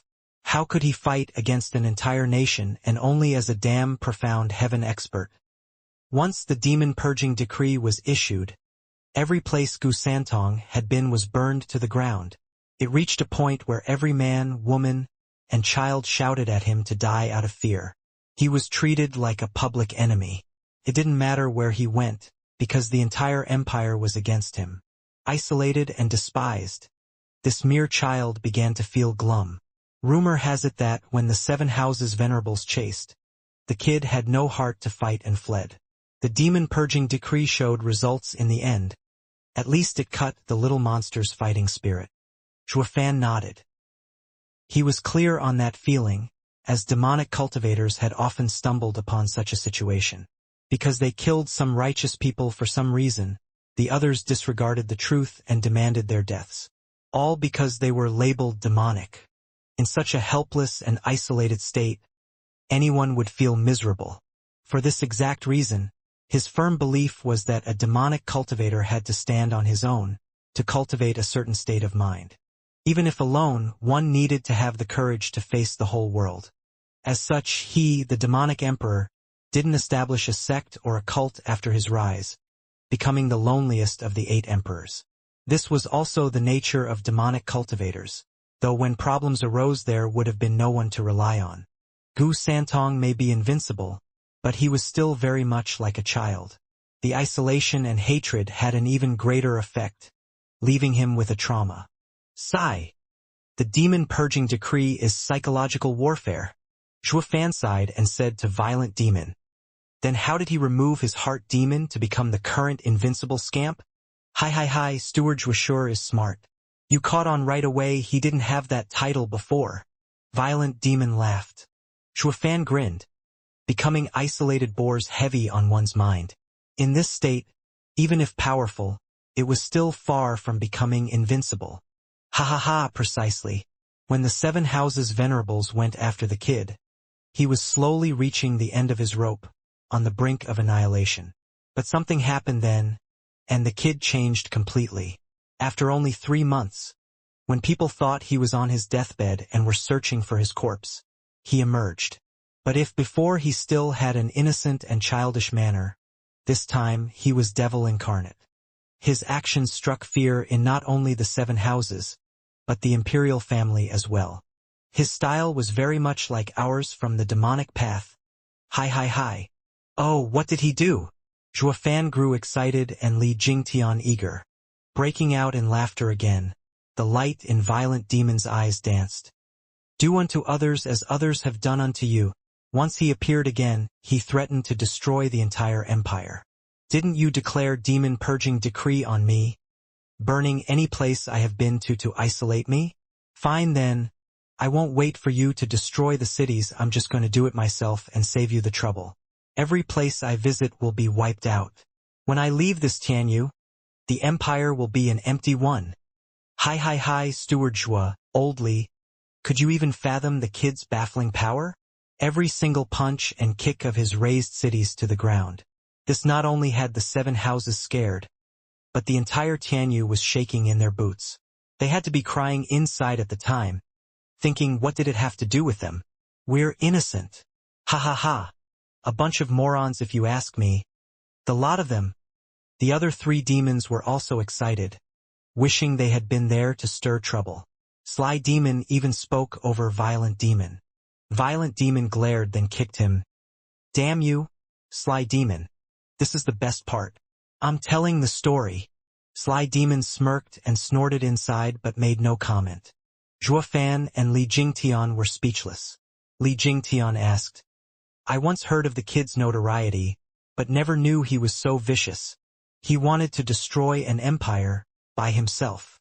But Zhuo Fan shook his head, clapping in admiration. His guts are commendable. I would have done the same thing in his stead. Humph, as for those who called themselves innocent, at the moment of the demon purging decree, there was no one who stood up to the 7 houses' slaughter. In fact, they even pitched in. They were anything but innocent. And since they became enemies, mercy and regrets have no place here. Zhuo Fan snickered and nodded. The little imp is starting to grow on me. Li Jingtian looked long at Zhuo Fan and found his impression was not unlike his own. In this cruel world it was kill or be killed. Even innocent killings were the order of the day. And in the case of enemies, there was even less remorse. Steward Zhuo is truly a man who will make countless sacrifices. Li Jingtian sighed inside. And then, Zhuo Fan and Li Jingtian asked in unison. Glaring at his 3 brothers to curb their interruption, Violent Demon continued. What followed next was a prime example of how a true demonic cultivator should act. In but half a year, the kid fulfilled his promise, wiping out every place he went to until his onslaught had covered half the empire. Any and all who heard his coming, sent the people fleeing for their lives.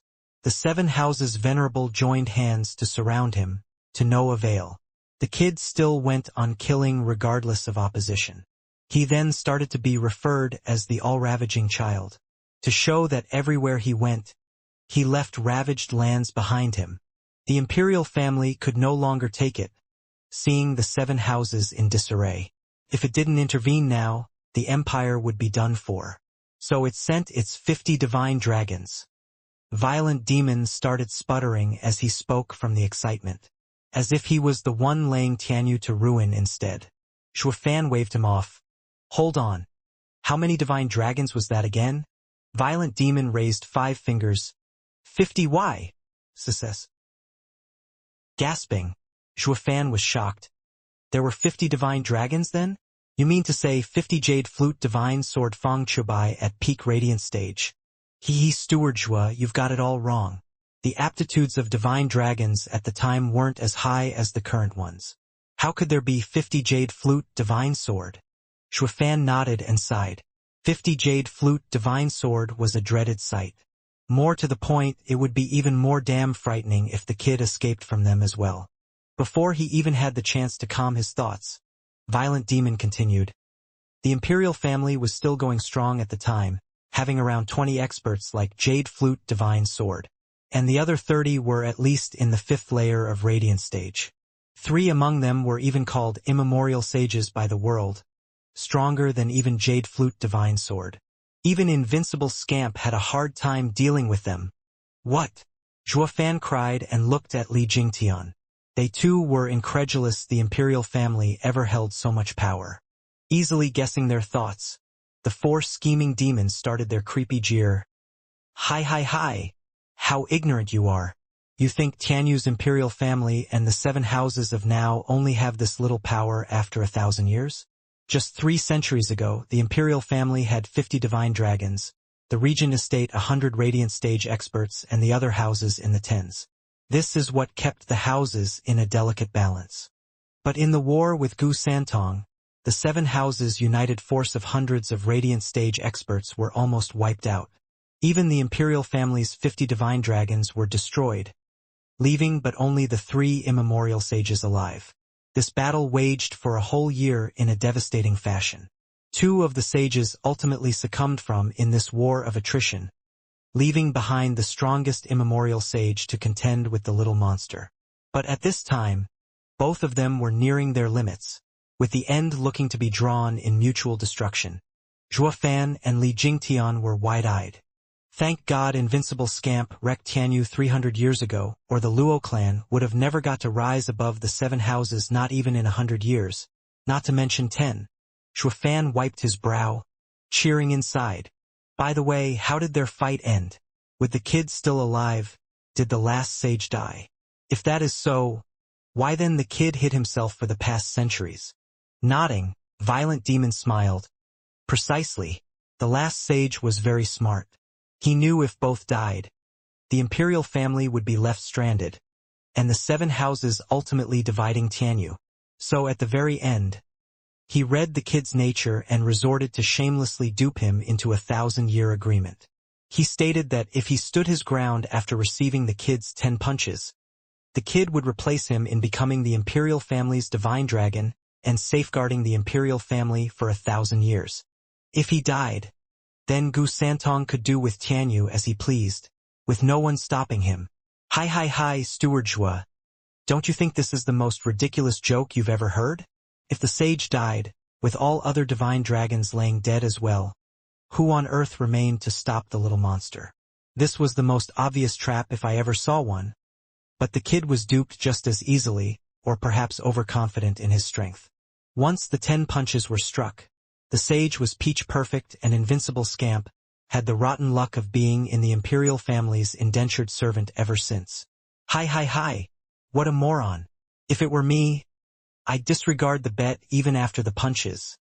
Ha. I am tens of times wiser than that brat. A genius, I tell ya. The other demons egged him on with thumbs up, and Violent Demon's laughter only grew more rampant. But Zhuofan and Li Jingtian were shocked speechless. Never in their wildest dreams had they conceived that Gu Santong was the imperial family's third divine dragon, the 5 divine dragons of the imperial family, the strongest in Tianyu. And yet, the highly placed members of the 7 houses had limited knowledge about them, limited to Jade Flute Divine Sword Fang Choubai and Monochrome Chess Sage Sima Hui. The House Lords were the only ones entitled to the matters pertaining 3 centuries ago, that the invincible scamp Gu, the devil who pushed Tianyu on the brink of collapse, was now a divine dragon.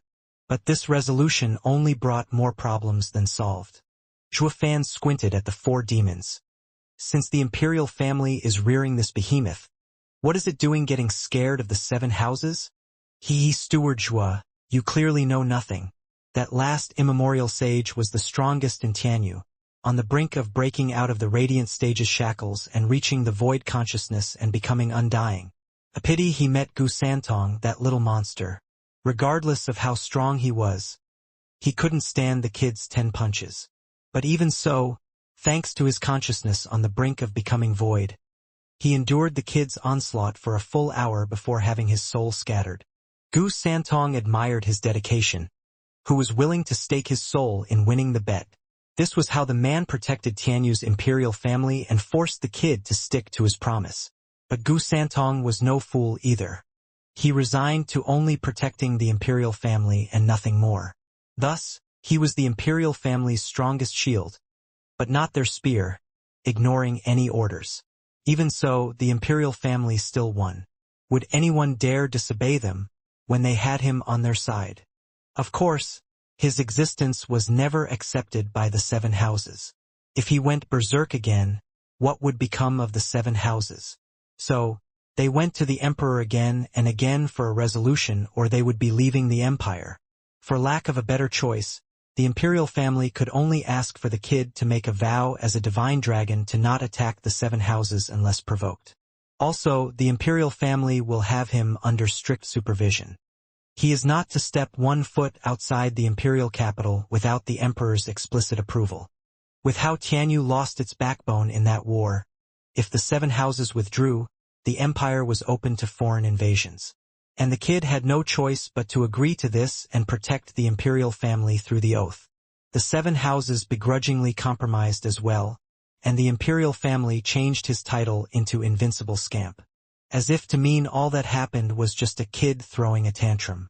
But now, the Invincible Scamp who's been locked away for 3 centuries by the imperial family was set free by the emperor. Violent Demon and the 3 demons wore their brows in a frown. Zhuo Fan and Li Jingtian nodded and sighed. Gu Santong was indeed savage, but also honorable, far more than these little shits. Zhuo Fan squinted at the 4, and snickered. Is that all? Pretty much. Now then, Steward Zhuo, you have the boundless honor of listening to the legends of the much greater, much more heroic 4 demons than even the likes of Invincible Scamp Gu Santong. Correct. Those 4 are without a doubt yours truly, the demonic heroes, for scheming. Not interested. With a sneer and a sign, the 4 demons started wailing in torment as they tousled the ground. Among the screams of pain they voiced their doubts. Steward Zhuo, what did we do this time? Is this how you repay us? Nothing bad. In fact, you did exemplary work. I'm only dishing out premeditated punishment. Zhuo Fan snickered and cackled. The 4's hearts were in grief as they shouted. Steward Zhuo, you're breaking your promise. You said you'll forget about everything if we told you about Gu Santong. Th. Zhuo Fan mocked. We're all demon cultivators here, right? Since when can you believe anything we say? You're morons to have trusted me in the first place. PFF. Li Jingtian almost burst out laughing. It was the 4 little shits who duped Zhuo Fan in the first place, and now he was paying them back in spades. Steward Zhuo isn't one to take a loss, regardless how small. The 4 scheming demons were on the verge of tears. Zhuo Fan returned their mocking words right back at them, leaving them speechless. Being tricked made them feel anger, sorrow, pain, the works. My head hurts. My face hurts. My whole body hurts. They could only resort to begging now. But Zhuo Fan turned a deaf ear to their pleading, speaking to Li Jingtian with a smile. Elder Li, do you know what I'm thinking? Steward Zhua wants Gu Santong? Li Jingtian's eyes lit up. Nodding, Zhua Fan's eyes shined with exceptional greed. I've never wanted a subordinate as much as I want him. But if the imperial family finds out you've stolen their cornerstone from under their feet. Li Jingtian was worried. Grinning, Zhua Fan mocked. With Gu Santong in the bag, what good will it do to them if they know? They couldn't handle his power 3 centuries ago. But can they now? Li Jingtian laughed. Zhua Fan launched into the air, flying for Gu Santong's mountain. Elder Li, look after them. I'm going to probe the devil. I am going to confirm some suspicions of mine. Steward Zhua, don't worry. Leave this to me. Ha ha ha. Cupping his hands, Li Jingtian turned to 4, their wailing music to his ears. Whoosh! Zhua Fan landed on the peak. He saw Gu Santong sitting on the edge of a cliff with his dainty feet dangling and enjoying the sunset. Seeing him approach, the kid's eyes lit up. Oh, you're back so fast. Did you already get an ingredient? Ha ha ha. Yep. Zhua Fan nodded. Gu Santong was caught by surprise and cheered as he jumped to Zhua Fan. How are you so fast? Take it out and let me see. Zhua Fan's hand shined and revealed a purple leaf. Another 5th grade ingredient. Gu Santong was overjoyed, eager to dig in since the smell was intoxicating. Without preamble, he bit into it as he praised Zhua Fan. You're not bad at all. Far better than the others. Those 4 couldn't get one in 3 days, but you found one in an instant. Haha, you did well. I won't forget it. Oh, and how will you repay me? Zhua Fan smiled. Gu Santong hesitated, his eyes darting all over before holding out 2 fingers in all seriousness. I'll give you 2 more attempts. You just have to defeat me once and I'll let you all go. With the old guy using 1, you are left with 11. Ha ha ha. So this is your reward. Zhua Fan chuckled and shook his head as he cursed the brat in his head. This punk was corrupted by the strongest immemorial sage, all right, giving fake rewards. Blast it, if I could beat you, what need do I have of you to let me go? We'd be leaving anyway. But since we can't, more attempts only means getting beaten by you even more. Are you taking us for fools? You'll get yours, oh don't you worry. In a jiffy, I will put your cheeky ass in place. I'll show you how it's really done. Zhua Fan snickered. Then I'll be going to get more and more attempts. Go, go. Work hard now. Gu Santong waved him off, as if Zhua Fan was nothing to him but a precious ingredient dispenser. Zhua Fan left with a smile and returned 15 minutes later to Li Jingtian. The 4 scheming demons rushed to beg for mercy, but Zhua Fan didn't even spare them a glance. Elderly, the kid's only redeeming feature is his brawn. Easy to handle. What do you mean? Li Jingtian's asked eager. Zhua Fan showed 2 items. One was the bloodworm gourd, the other, a glowing ingredient more precious than a mere 5th grade. Zhua Fan took a bloodworm from the gourd and placed it on the ingredient. The worm then disappeared deep inside it. Li Jingtian still didn't understand, but Zhua Fan explained. In your fight with the kid, I noticed how he never used discerning field despite being in the radiant stage. So I tested him again with a 5th grade ingredient. Seeing him gobble it up like candy, we'll give him this bloodworm-spiked ingredient and then, the 2 shared a look and sank into a choreographed evil snicker. In the middle of the 4's cries, Wimp Demon was about to say something but Violent Demon's glare cut him short. The other 2 demons along with Violent Demon snickered. But their mockery of the pair didn't sound much different from their wails, making it fall under Zhua Fan and Li Jingtian's radar. Whoosh! Zhua Fan went to Gu Santong again. Gu Santong was suspicious now. How are you so fast? Did you get another one? Yep. Zhua Fan nodded. Gu Santong was overjoyed. You're the very definition of an expert. Not like those 4 snails. Give it here and I'll give you 10 attempts. Ha ha ha. Much obliged. Smirking, Zhua Fan presented the ingredient and Gu Santong cried in joy. It's a 6th grade ingredient. You're incredible. Zhua Fan only smiled, but he mocked him inside. To make you take the bait and drop your guard. I'm even giving you a 6th grade ingredient. Curses. I didn't even get that many off of Drifting Flowers Edifice. but it's fine. Using it in exchange for such a powerful expert is bloody worth it. His eyes shining, Xuefan licked his lips, staring closely at Gu Santong. As long as the brat ate it, then he would have the strongest in Tianyu at his fingertips. Even Xuefan couldn't control his excitement as his heart hammered in his chest. But Gu Santong didn't eat it and frowned. There's something off about this ingredient. Bam! Xuefan's heart hit rock bottom, watching on nervously. Did the brat find out? How can a genuine 6th grade ingredient have problems?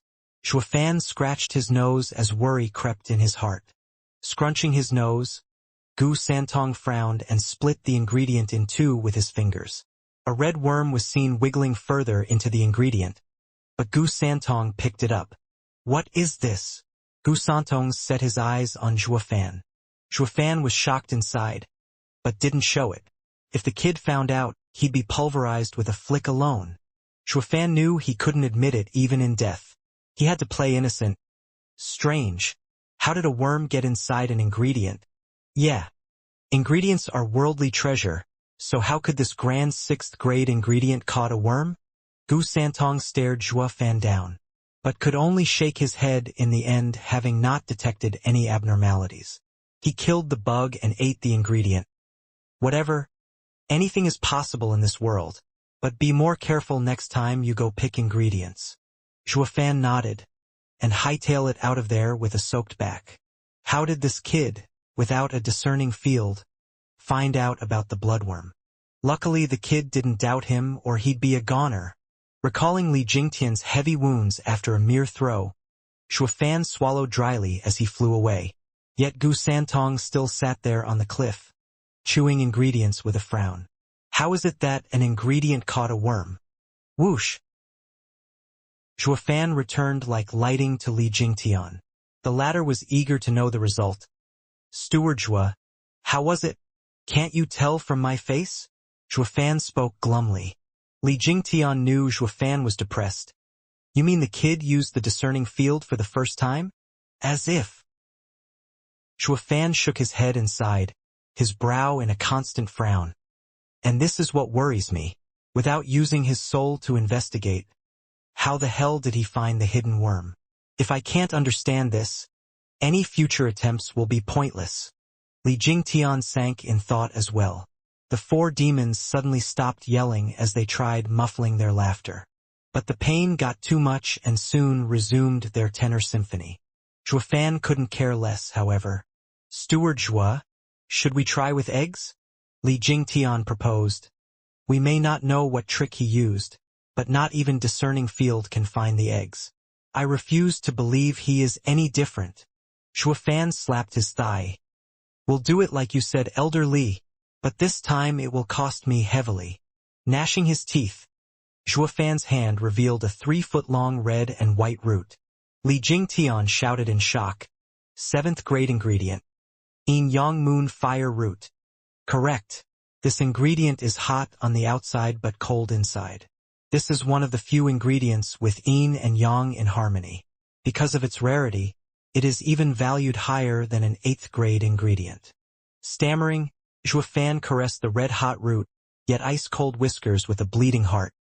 I got it when I was in Drifting Flowers edifice and couldn't bear the thought of using it in the competition. Yet I am now using it to house some worm eggs. When the kid takes it, it's the same as eating a spring pill, quickening the growth of the worm.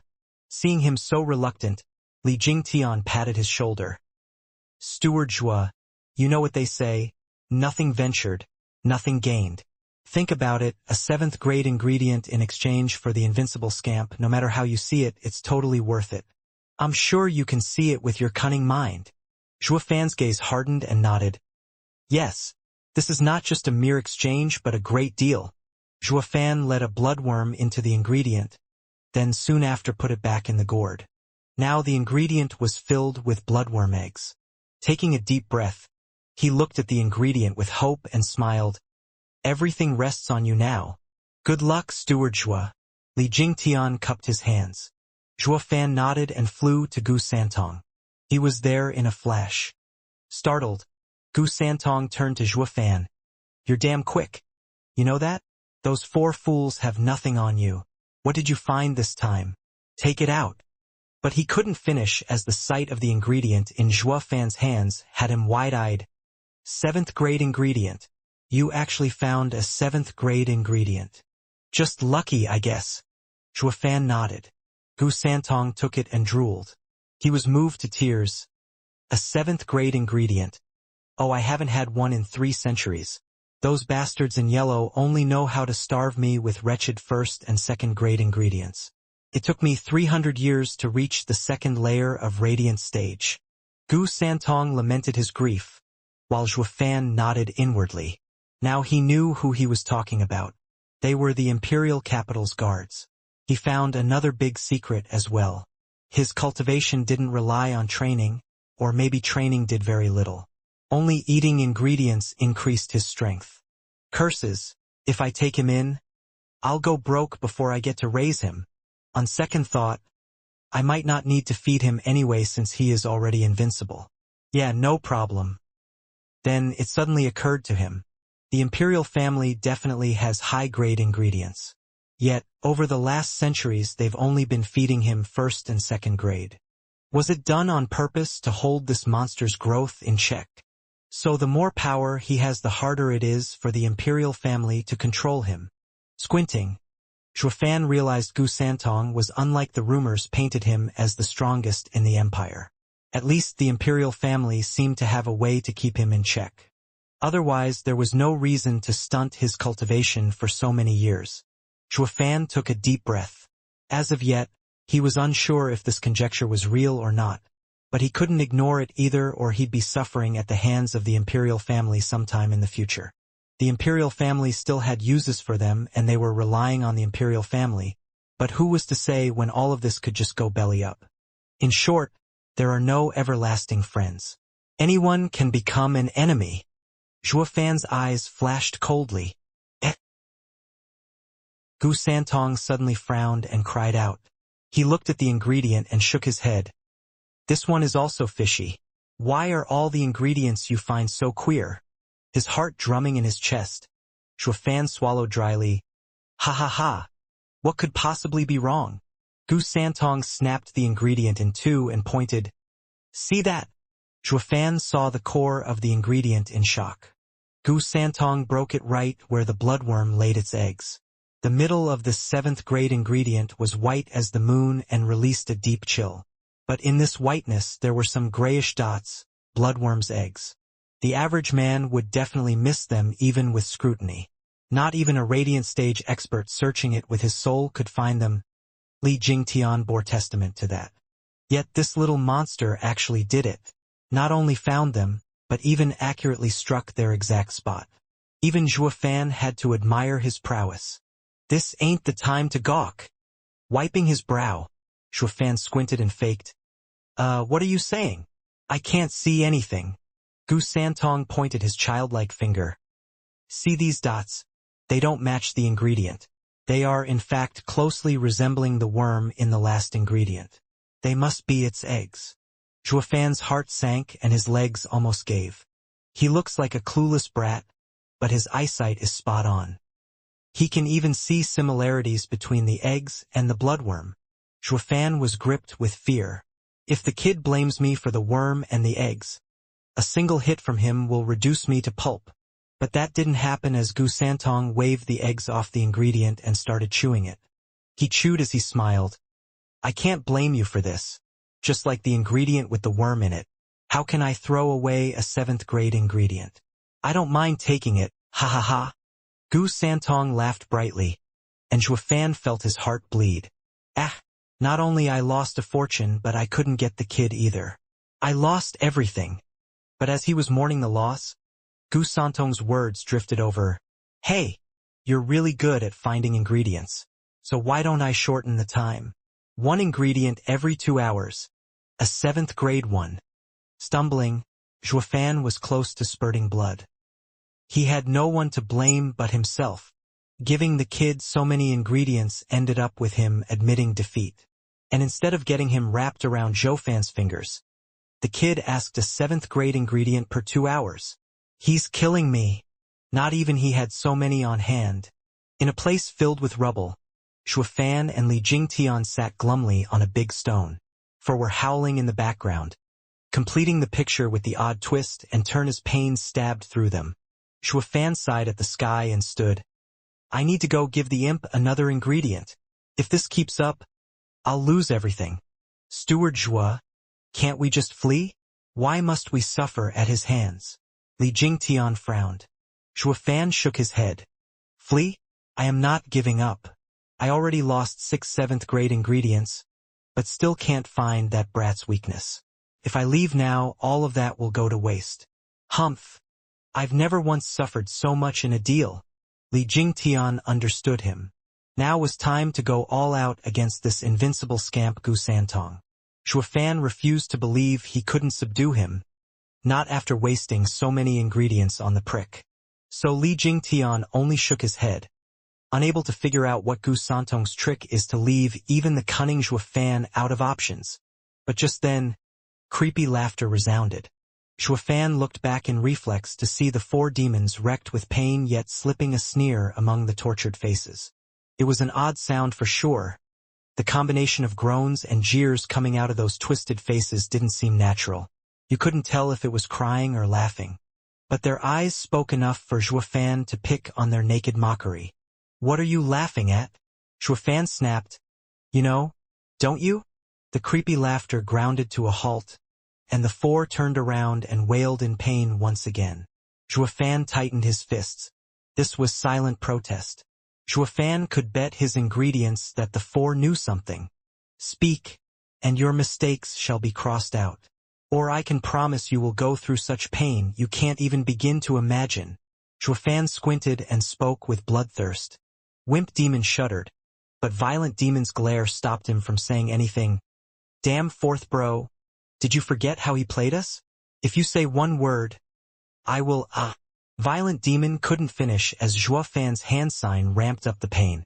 He could only flop around from agony. The other demons were startled and Wimp Demon was downright shaking. Steward Zhua, Gu Santong's nose is very sharp. It doesn't matter what you do to the ingredient. He'll always find out. Nose? His eyes widening, Shuafan turned to Li Jingtian. Then his sign changed and Wimp Demon's pain up and vanished. Wimp Demon moved around in joy. Shuafan spoke. Wimp Demon, tell me all you know. Wimp Demon held Shuafan in fear and nodded.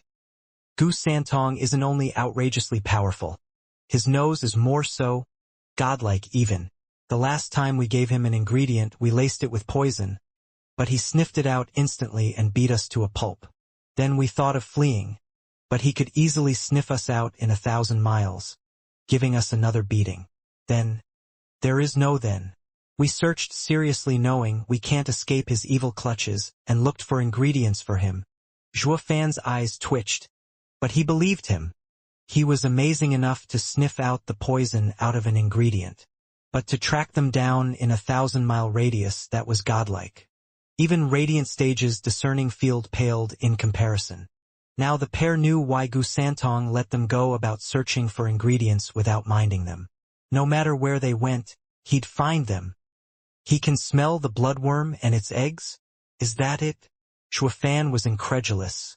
Such an insanely sharp nose. Is he perhaps looking down on discerning field? Li Jingtian's face was grave as well.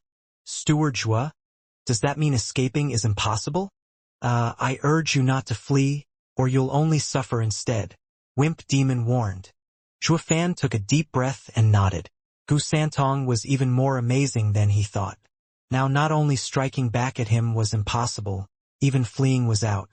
Shuafan was glum. But he showed a smile to Wimp Demon, patting him. Wimp Demon, you're a nice guy. Far better than those idiots. You've been tousled by the bloodworm enough, go take a rest. What? Wimp Demon whooped in joy while the other 3 demons cried in dissent. No way! Didn't you say demonic cultivators don't stick to their word? Grinning, Shuafan mocked. It's no promise, but a reward. Then he ignored the 3. The only thing on their mind was regret. How could I be so stupid to miss this chance? Wimp Demon puffed his chest. strutting among the three demons crying out in agony. The three demons glared at him with envy and hatred. Li Jingtian was speechless, and held Shufan's methods in even more admiration. These four little shits were immune to soft and hard methods. Even their thinking was screwed up. The only way to get them in line was with the carrot and the stick. Li Jingtian sighed. Steward Zhua. These four little shits had dragged us into a swamp that's hard to get out of, but I don't think it's such a miserable encounter. At least we now know Gu Santong's ace. Shuafan grinned, his eyes flashing as he watched the peak Gu Santong stayed on. In this world, what we fear the most is the unknown. Now that we know what his trick is, we just gotta think hard of how to counter it. No one is invincible, even monsters. Li Jingtian's heart shuddered and looked at Shuafan with hope. That's how a true man of ambition is. He can remain calm even in the face of Tianyu's strongest. A pity such a talent is not a clan head. Rumble. With a sudden loud noise, the sky dimmed. Shuafan sighed. It's about to rain. I'll hand the ingredient over to the kid, then think of a way to deal with his skill. I must have him under me. If Steward Zhua said it, then it's as good as done. Li Jingtian caressed his beard. He now had blind faith in Shuafan. Shuafan shook his head and set off. From the peak came Gu Santong's angry voice. Damn heaven! What lightning! Tone down the noise. Shuafan was startled, then frowned in thought. He heard a howl as a visible sound wave came from the peak and shot at the sky. In a blink, the thunderclouds scattered and the sky brightened. There was no cloud seen for thousands of miles. Li Jingtian was shocked. Gu Santong is amazing. With a mere shout, he unleashed an even stronger ripple than I do with Necro Dragon's screech. Shuafan scowled, his eyes spacing out in thought. The kid had always been calm around us, not showing even a bit of anger. Guess we weren't worthy to make him angry. Li Jingtian grinned. But why was he raging at the thunderclouds? Li Jingtian shook his head. Maybe he hates lightning? Or is it fear? Shuafan squinted. Li Jingtian shuddered. Steward Zhua, you mean, perhaps his weakness is lightning. Shuafan made a hand sign and the demons' torture stopped, letting them catch their breath. Shuafan said, Get ready, we're going to thunder Swarm Mountain? But we're still in the kid's palm. Whatever for are we going to that damnable place? Violent demon shouted. Shuafan glared and his finger moved. My word is law, so cut the crap. Or else. Fine, we'll listen to Steward Zhua. We won't complain again. Violent demon lifted his hands in defeat. Shuafan nodded. He flew to Gu Santong and was soon back again. Let's go. What if Gu Santong comes after us? Violent demon hesitated. I told the kid we'll be going a bit further for his ingredients and that there's an 8th grade ingredient there but we'll be needing 3 days. He instantly agreed. By the time he figures out he'd been had, our trap will be ready. Shuafan snickered evilly. For scheming demons asked in unison. Trap. We will lure Tianyu's strongest, invincible scamp Gu Santong into a trap. Shuafan grinned, his eyes burning with resolve. Rumble. On top of a tall mountain from south to north, from west to east, 4 cliffs stood. These cliffs were eternally shrouded by dark clouds with rumbling thunders striking them at any given moment. But the way these bucket-sized lightning bolts slammed into the 4 cliffs was akin to lightning dragons. They struck them and then returned back to the clouds to begin the cycle anew. From afar, it looked like a nest of lightning dragons roaming around the cliffs. Is this Thunder Swarm Mountain? Shuafan asked as he watched the spectacle. The 4 scheming demons nodded with a pained face, having vividly recalled the torment they had to endure inside. Violent demon found it difficult to even speak. We've been stuck in there for 60-odd years, having lightning pass through us every second of every day. If it weren't for that dumbass leaving a hole behind, we might still be in there. Those were the worst years ever, wah? Violent demon cried as he pointed at the cliffs. The other demons were also tearing up. Li Jingtian's face twitched. He used to feel sad and bitter as well, but when the 4 described it, he felt disgusted instead. Didn't someone just save you? Why aren't you seeing him in a good light? Do such people even exist that would even call their rescuer a dumbass? Shuafan stood unflinching in the face of those crocodile tears. His eyes ever shined as he gazed at the cliffs. He isn't a dumbass at all. In fact, he didn't poke a hole in the barrier out of carelessness. He let them go on purpose. Li Jingtian cried. Shuafan nodded. This barrier may be fitting this place, raised on top of this natural array, but it is very intricately and painstakingly placed to leave almost no loopholes. That cliff, for example, is one such hole. Only an erudite could see it. What, on purpose? Then how come we didn't see anyone when we got out? The four stopped crying on the spot and looked at each other baffled. They looked inwardly for an answer, but there didn't seem to be anyone on friendly terms with them besides those in the sect. Who could be so kind as to let them out? Scratching his nose, Shuafan smiled. He must have done it for his own reasons, but he never would have imagined he helped me instead. Ha ha, don't dwell on it. What's crucial is that we set up an array and bait Gu Santong inside. This 6th grade array is slightly damaged. Once I fix it, its power will double. Shuafan pointed at the cliff. Li Jingtian nodded and frowned. Steward Zhua, are you sure the kid will enter? What if he sees the array and waits for us outside instead? We won't be able to hold on then. No worries. Others will hesitate while he will jump straight in. Because he is the invincible scamp, undefeated throughout his life. He never suffered defeat, which makes him cocky. And cockiness leads to neglect. I believe there's not a best radiant stage sucker out there as this Gu Santong. Shuafan cackled with confidence. Li Jingtian gave a thumbs up. Steward was seized through everyone. My admiration for you knows no bounds. Enough sucking up to me. I am certain he'll go in, but I can't gauge his power, making success uncertain. But with this natural 6th grade array and with us controlling it, success will be ours. Otherwise, Shuafan frowned and sighed. For scheming demons jumped over and shouted, What do you need us to do? Your job is to go in the array and distract Gu Santong. No way. We have had enough of this array. Even in the demon scheming sect, everyone was against us controlling arrays. That's blatant discrimination. The 4 demons demanded fairness. Shuafan's face darkened. You damn idiots. Of course no one will let you. They were afraid you'd go messing it all up and you'll go farther than mere discrimination against them. His face was solemn. I'm also discriminating against you, but don't you dare friggin' meddle with the array as I work on it. And you'd better listen to every one of my orders when Gu Santong gets inside and give your all while doing it. Or else. Shuafan's finger moved, sending the 4 demons shivering into bobbing their heads. Then, they instantly switched to an aggrieved expression and kicked the stones at their feet in dissent. Why is everyone hell-bent against us? We are 4 demonic heroes. What's not to like? Li Jingtian laughed wryly at the 4's lonely figures. Shuafan didn't know if he should laugh or cry at these buffoons' antics. 3 days came and went, soon revealing Gu Santong landing at the foot of Thunderswarm Mountain. But the mountain was different than before, its black clouds gone.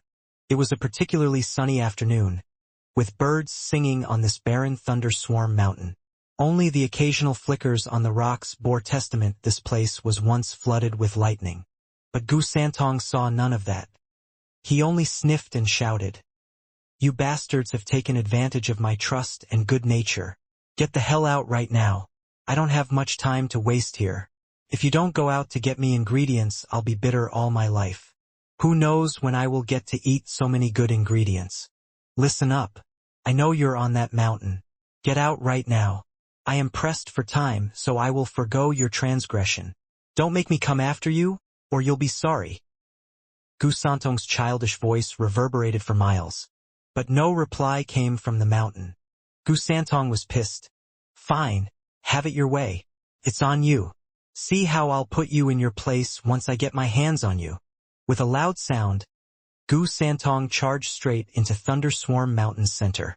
But just as he arrived in between the 4 cliffs and wiggled his nose in search of their location, a fierce gale blew, Black clouds started rolling in swiftly, submerging the cliffs in darkness.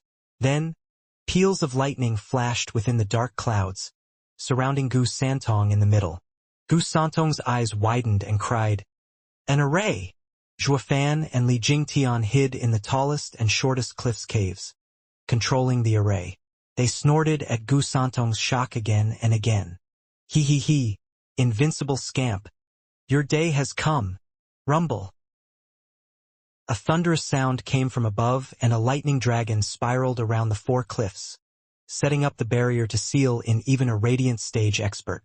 Gu Santong shuddered and frowned. He covered his ears and cursed. "You bastards, is it not enough you set up an array, but did it have to be a thunder one?" Zhuofan and Li Jingtian cracked up. "Ha ha ha. Only thunder can keep you little freak in check. Who is scared of it? Elder Li, this is just the start. But be careful, the lightning may have a heavy impact on him, but I don't want to kill him. I want him alive." Zhuofan transmitted words to Li Jingtian. Li Jingtian nodded and laughed. "I got it, Steward Zhua. We can't have those ingredients go to waste. I know what to do." The two changed hand signs as they laughed. Rumble. With another loud sound, hundreds of lightning fell from the sky straight for Gu Santong. Boom. With a cacophony of explosions, Gu Santong's frail figure slammed into the ground, kicking up dust. Zhuofan stopped, worried for his safety as he shouted, "Wait! Why isn't he resisting? You're telling me lightning is fatal for him? That's bad. I don't want him dead. Steward Zhua, should I go take a look?" Li Jingtian suggested. Zhuofan hesitated. When the dust cleared, the two saw something incredulous. A huge hole in which Gu Santong was slammed. But the child in question was unscathed, covering his ears and raining curses. His face was filled with loathing but otherwise, not a scratch on him. "No way! Lightning should be his weakness." Zhuofan was incredulous and shouted, "Abominable four-scheming demons! Keep him busy and show me how he handles the lightning. Elder Li, raise the power." "Understood." The four shouted and the demons gave a creepy snicker as they shot for Gu Santong in a series of afterimages. Li Jingtian and Zhuofan were shifting through the hand signs. "Hi hi hi." Hearing their jeer, Gu Santong sniffed and looked at the afterimages with loathing. "I knew you were messing around here. I could smell you a mile away. Shut down the array. I hate lightning the most." "Hee hee, lightning is the little monster's bane. We won't stop it, so what are you going to do about it?" Violent Demon laughed, his afterimage shifting to Gu Santong to land a punch. But Gu Santong still held his ears and stood unmoving, despite his mouth spitting out endless curses. Then Violent Demon's face sank as he held his hand and cussed. "God damn it, the kid's hard as a rock. My hand almost got ruined." Rumble. Just then, thousands of lightning struck Gu Santong. Boom. Lightning struck Gu Santong constantly, smashing him into another hole. Even a peak radiant stage expert would have a hard time facing such a hit. Yet, Zhuofan was still unclear if all of this was enough for the likes of Gu Santong. He was invincible scamp, the strongest in Tianyu. His eyes fixed on the settling dust, Zhuofan's heartbeat quickened. When the dust cleared, his eyes widened and gasped.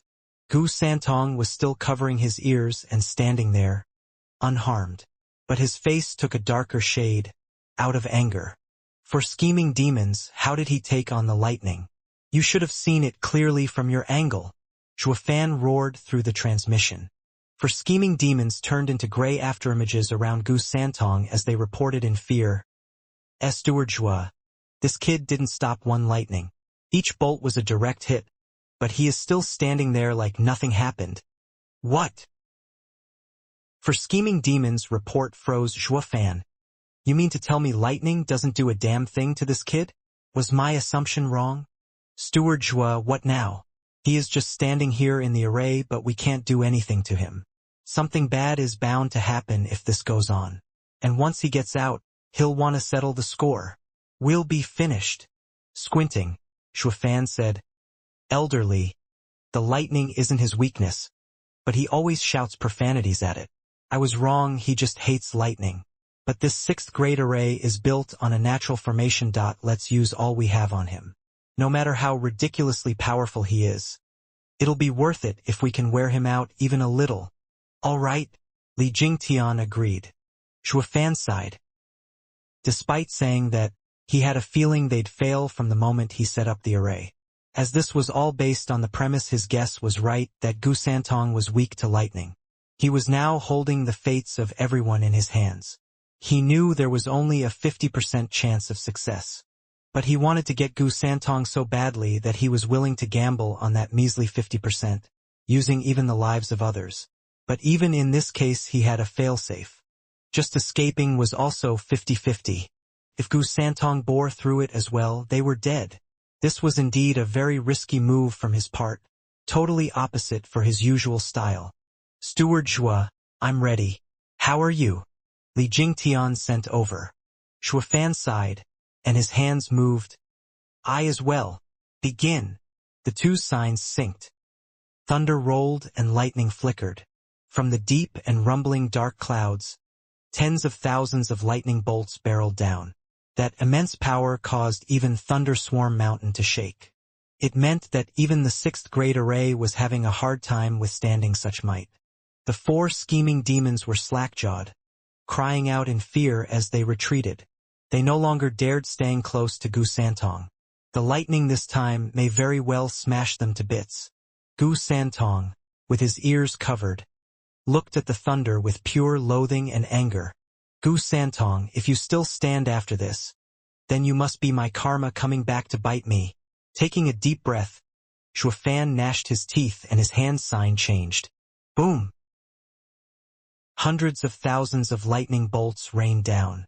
They twisted around each other and formed a lightning dragon that coiled around each cliff as it roared. Such destructive power seemed to wish for the annihilation of the whole world. Shuofan was certain that the lightning dragon would turn this Thunderswarm Mountain and everything in 100 miles barren. Only the array controllers would survive. He never hoped it would come to this. But he was the demonic emperor, rising on top of a mountain of bones. If he wanted invincible Scamp's power, mercy for some miscellaneous creatures had no place here. Roar! The entire sky was roaring as it came crashing down. Gu Santong felt the sheer brutality aiming at him, forced to squint at the eye-piercing light. His ears rang from the sudden explosions and only now, finally, his hands released them, forming a small fist. Then, a punch soared straight for the lightning dragon's head, releasing an odd ripple. Gu Santong didn't even put the lightning dragon in his eyes. His face was calm, yet the ripple he released flew like a meteor, pushing back at the lightning dragon. Every place the ripple touched, lightning crumbled. People would be shocked to see how it began with the lightning dragon's head, turning it into specks of light. The ripple then shot past the lightning dragon and exploded way up high. The rumbling and black thunderclouds were sporting a mile-wide hole in their center, allowing for the sun's warm glow to pass through. PFF. Groaning, Shuofan and Li Jingtian spat blood, thoroughly stupefied. Gu Santong struck the picture of a god of war, in the middle of the sun shining down on him from the wide hole in the sky. The two of them were lost for words. Invincible Scamp is crazy strong. No wonder he could face the entire empire and still win.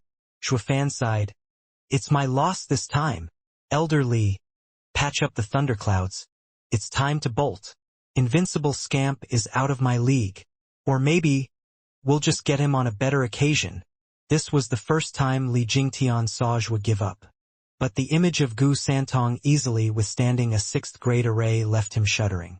Only an extraordinary man could control such a freak. Shuofan and Huangpu Qingtian are also freaks, but they have a long way to go to be monsters. Li Jingtian smiled dejectedly and copied Shuofan's sign in patching the hole in the sky. They then sent the order for retreat to the 4 demons. They no longer used the array to seize Invincible Scamp, but to buy time. They would never get out of this alive otherwise. This may very well be the first time he and Zhuofan felt so utterly powerless. Especially Zhuofan, with his cunning mind and foolproof plans. They all were rendered powerless in the face of that kid. Absolute power indeed trumped over any ploy, but seeing the looming black clouds gathering, Gu Santong roared. You 6 bastards, I told you already that I hate lightning. Yet, you dare continue. With a snort, Gu Santong stomped. With 2 steps, Thunder Swarm Mountain's 4 cliffs shook ceaselessly. Zhuofan and Li Jingtian wobbled, shaken to their core. But the next thing had them swept by panic. Gu Santong tightened his fists at the side, as if focusing his power. Then he struck. Another ripple spread everywhere, making everything it touched quake. With Gu Santong at the center, all around him crumbled to dust. The ripple looked slow when in fact had incredible speed, leaving nothing but dust in its wake. Zhuofan cried out, the kid's power is insane. He can shake space itself with a punch alone. Run, the 6th grade array can't do anything to him. We can't deal with him. Go underground. There's no escaping it. Li Jingtian paled from shock.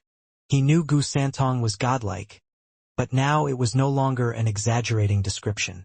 The kid shook off the 6th grade array as if it was a breeze, an array that held radiant stage experts for tens of years prisoners. How is he even human? They didn't get to make 2 steps as the ripple passed by them and into the horizon. Boom! Anything in 100 miles was pulverized. Once the dust settled, the sight was overwhelming and impossible to fathom. As far as the eye could see, in any given direction, down to the last blade of grass, all was just gone. Gu Santong leveled a 100-mile-wide circle in a blink. As to Thunder Swarm Mountain and the black clouds, it looked as if they never even existed in the first place. Zhuofan and Li Jingtian crawled from underground, shivering at this sight. The 4 demons came out as well and stood agape, scared to the core. Wimp Demon was holding his head as it shook like a leaf. He wanted to bury his head, anything so long as it rid that little monster's image out of his head. Gu Santong was an abomination. If not for Steward Zhu's timely advice, they'd be nothing but dust by now.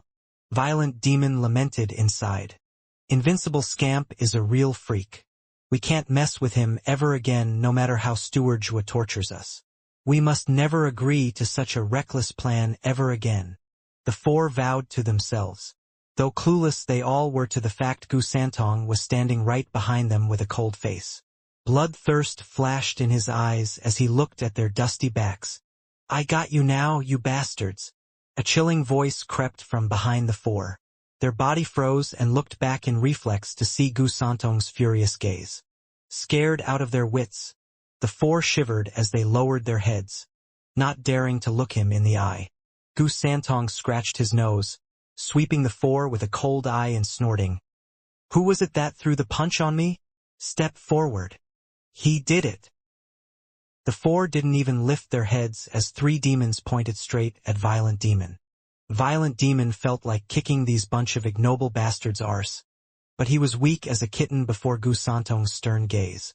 He then showed a miserable and crying smile. It's not my fault.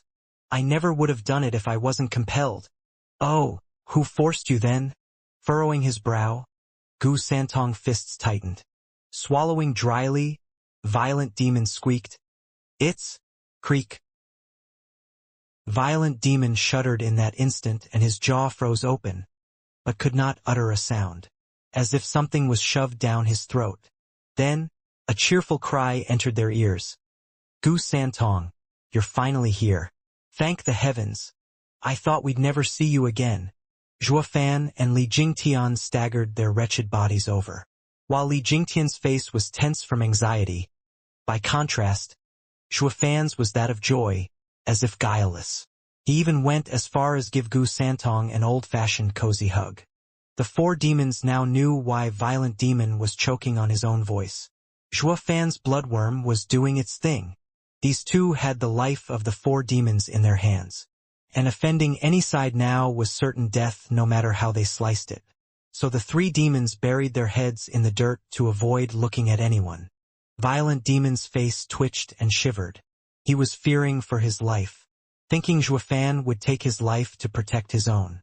Getting out of Zhuofan's hug, Gu Santong stared at him with resentment. Zhuofan was startled and faked innocence. "What's wrong? Why did you run? Why did you set up a lightning array here?" Gu Santong snapped at him. Li Jingtian swallowed dryly, his whole body frozen, while the four demons shivered. Only Zhu had a downright shocked expression. "What are you talking about? Who set an array? You didn't set the lightning array? As if. You think we'd still be trapped with you if we could." Zhuofan rolled his eyes. Gu Santong was speechless, the four demons startled, all while confusion predominated to all present. "You're saying you've been trapped in there as well?" Gu Santong spoke. His tone still carried anger, albeit subdued. Sighing, Zhuofan shook his head. "Of course, or we'd have long returned with the ingredient." "What? You've been trapped here just to get an ingredient?" Gu Santong cried. Now his anger deflated. Zhuofan nodded, running his mouth. "Gu Santong, do you know why there's a 6th grade lightning array here?" Gu Santong shook his head, a telltale sign he bought into Zhuofan's lie completely. "Because there's a precious 8th grade ingredient here. Someone used the array to protect it." Zhuofan spoke. "To help you get that ingredient, we had to go into the lion's den, and barely got out alive. But thankfully you got here just in time. But why do you say we ran away? Didn't I tell you we'll be going on an ingredient hunt?" That's..."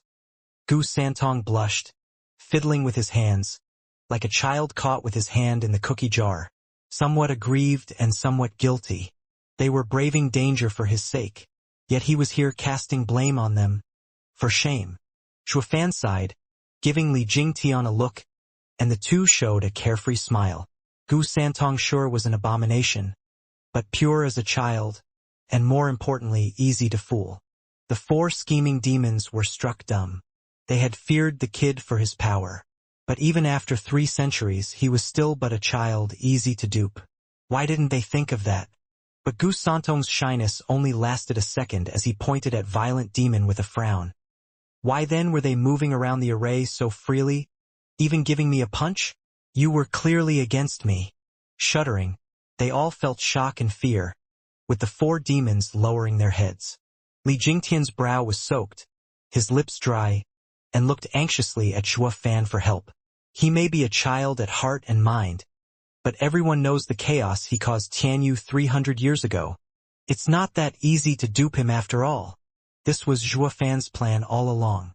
If they couldn't hold him with the array, then they'll throw in a play. They'd fake being victims as well, braving the danger of death for the kid's sake. This worked to explain why they were in the array, and also scored sympathy points with the kid. Without any real evidence, even if the kid was dubious, he couldn't just trash them when they were giving their all in finding him ingredients. So, Zhuofan and Li Jingtian never once showed themselves as the array worked, just so they could enact this play, and give themselves a way out. Who'd have thought, however, that the 4 scheming demons Zhuofan asked to keep the kid busy went as far as punching him. Now this was throwing a wrench in his act. "Steward Zhuo, how about we throw these little shits to the wolves?" Li Jingtian spoke with his eyes. Zhuofan squinted, as the 4 demons looked nervously at him. They could feel it in their bones how his next words had the power to save them and condemn them. If Zhuofan made them scapegoats, they'd have no chance at all, except at a swift death. At this very moment no one moved. Gu Santong stared at Zhuo, waiting for his answer. Li Jingtian was also looking at him, waiting for his decision. For scheming demons were begging him with their faces, their miserable and pitiful faces. Everyone's lives rested on him. Zhuofan finally opened his mouth, and instead of answering, he gave Gu Santong a question. "Do you know arrays?" "Nope." Gu Santong was blunt. "I guessed as much. That's great." "Eh?" Gu Santong glared at him and Zhuofan rushed to say, "Ha ha ha. Don't misunderstand. I only want to explain to you clearly, so as to not weigh your conscience with innocent killings." Zhuofan rubbed his chin as he began. "Arrays are graded from 1 to 12 according to their power. As for their type, They are trapping, killing, and bewildering arrays. That thunder array was of the killing type. But it also had a trapping array hidden. Did you notice? Gu Santong nodded. He knew the second he got in the array he'd have to smash his way through if he wanted out. But did you notice the bewildering array as well? Shuafan gave a vague smile. Gu Santong shook his head. You're saying a bewildering caught me? But then he snorted. No way. I didn't feel any illusions around me. What I see may be fake. But my nose has never let me down. That guy hit me and I caught him red-handed, being pointed at. Violent Demon shivered in fear. In that moment he was more of a wimp than Wimp Demon. Everyone looked at him with derision. This is the first goddamn time I'm hiding behind fourth bro. But in the face of all this, Shuafan waved it off. I didn't say you were caught in an illusion. But he was. Let me ask you this. Did you four really attack Gu Santong? Shuddering, the four reacted to Steward Zhua's meaning. He was giving them a way out. So they shook their heads and bowed. We thought you were someone else. Please forgive us. Is that so? Then who was that little monster you kept raving on about? Gu Santong stared them down. The four pointed at Zhua Fan on the spot. Him! Zhua Fan's face twitched and his anger boiled. Wasn't that saying they wanted to kill him? But this was not the time to bicker with these four morons. Gu Santong looked dubious at him. You're also a monster? Before meeting you, they indeed called me that. With an awkward chuckle, Shuafan's fists crunched and lightning wings unfolded behind him. Can anyone do this? Gu Santong's eyes twitched. I see. I always thought you used a flying demonic treasure when in fact it is tied to your body. You're indeed monstrous enough. That ended that. Gu Santong was still dubious, but could find no plausible excuse to beat the crap out of them. Everyone else gave Shuafan a big round of thumbs up, in admiration for his sophistry, and putting an end to this deadly situation. Shuafan sighed and rejoiced inside. Thank God we met Gu Santong. If it was anyone else, this blatant lie wouldn't fly and would have got us all killed instead. All because they harbored doubts. Anyone would rather kill 1,000 innocents than miss the culprit. This was where Gu Santong was different. Shuafan knew he guarded the imperial family for 300 years all for the sake of a promise. But only after being his prisoner did he fully understand that to this kid, words were gold, and he needed a good reason when handling anyone. When he slaughtered half the empire's cities, that was because others pushed him. He didn't start it. So Shuafan made a heroic, reckless, and gutsy gamble. But even this had only a 50-50 chance.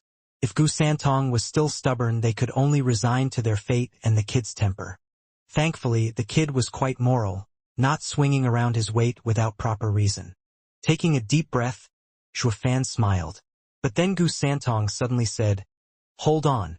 Since you all did this for an ingredient, where is it? They all froze up again. An 8th grade ingredient was a heavenly treasure. How were they supposed to just find it? Gu Santong's glare once again descended. If there's no 8th grade ingredient, then all of this is a lie cooked up by all of you. Gu Santong eyed each one with suspicion. Violent Demon was frantic. You fist-leveled everything in 100 miles. That ingredient is dust by now.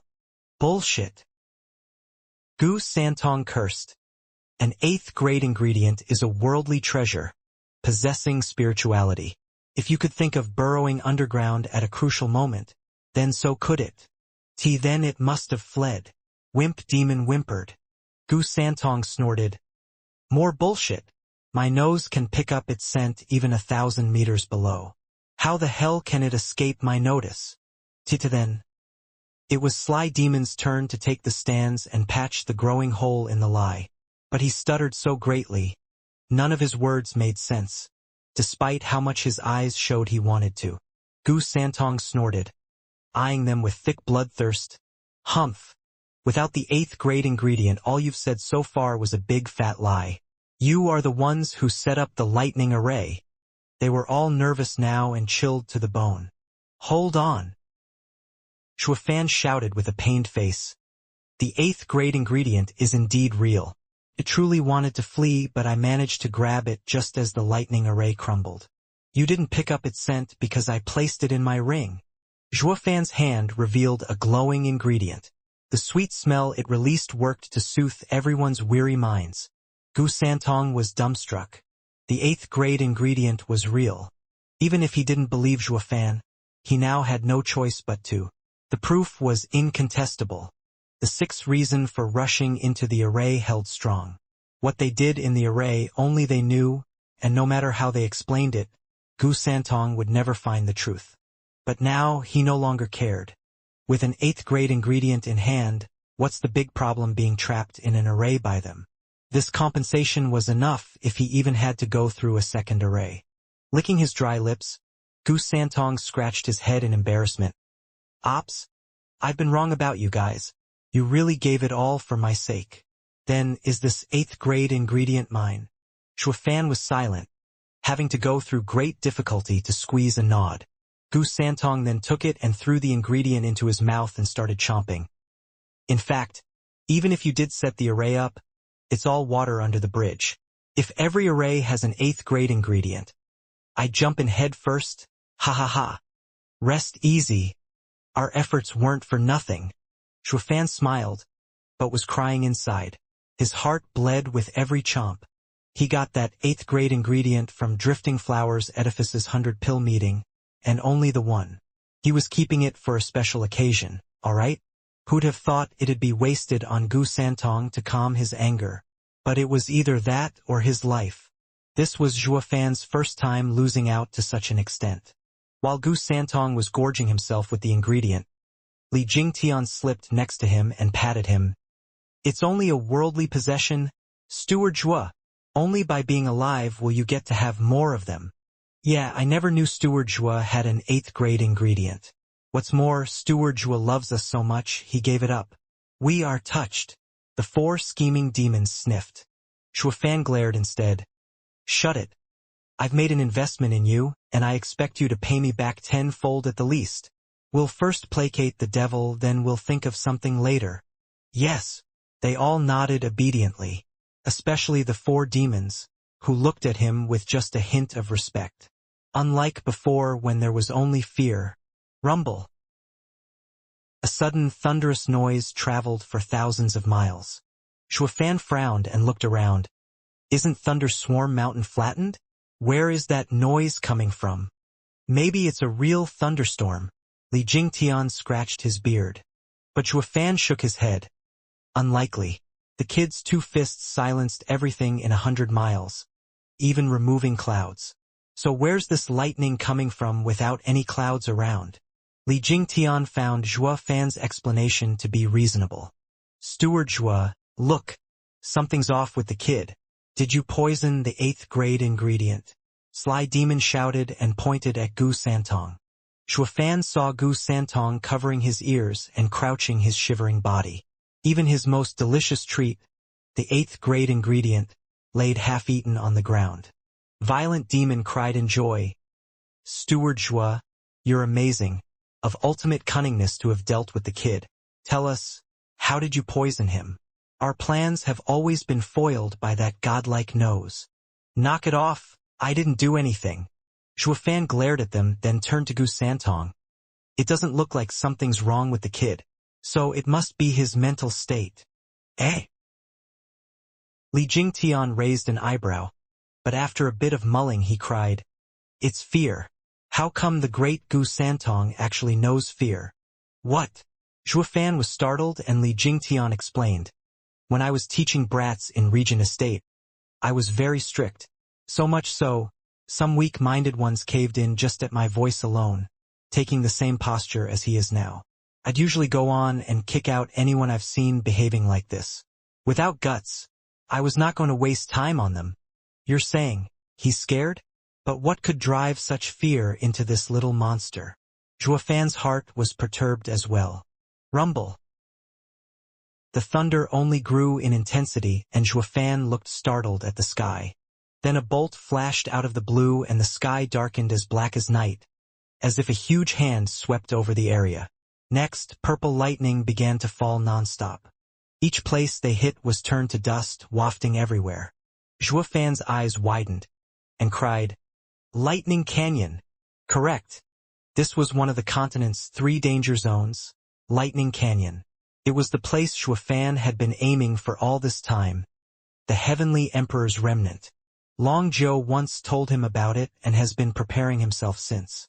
But having met with one strange and unavoidable event after another, he had to put them on hold. And now, with a flash, the Thunder Skylark's egg appeared in his hand. His eyes looked at this flickering egg with a bitter face. He felt regret. Why haven't I hatched this egg the moment I got here? Now that Thunderswarm Mountain is gone. How do I do it? But even if he had, the chick wouldn't be of any use in the Lightning Canyon. If only I hatched it sooner. It would have matured after a few years. It was as if fate dictated it was not his time to enter Lightning Canyon. Watching the purple lightning falling from the clouds, Shuafan sighed and flew away from them. Let's go! The other 5 were quick to follow. They all heard of the notorious Lightning Canyon's danger. Going in was suicide. The best way is to get out of here following Shuafan. Luckily, Lightning Canyon just showed up and their speed was more than enough to get them in the clear. But they flew for a bit and Shuafan looked back all of a sudden. Where's the brat, Gusantong? He found that the bold and powerful invincible scamp was reacting like any child would in this situation. He was shivering and closing his ears, losing all reason out of fear. Ha ha ha! The kid is afraid of lightning. Where'd all that fierce attitude go? Violent demon mocked.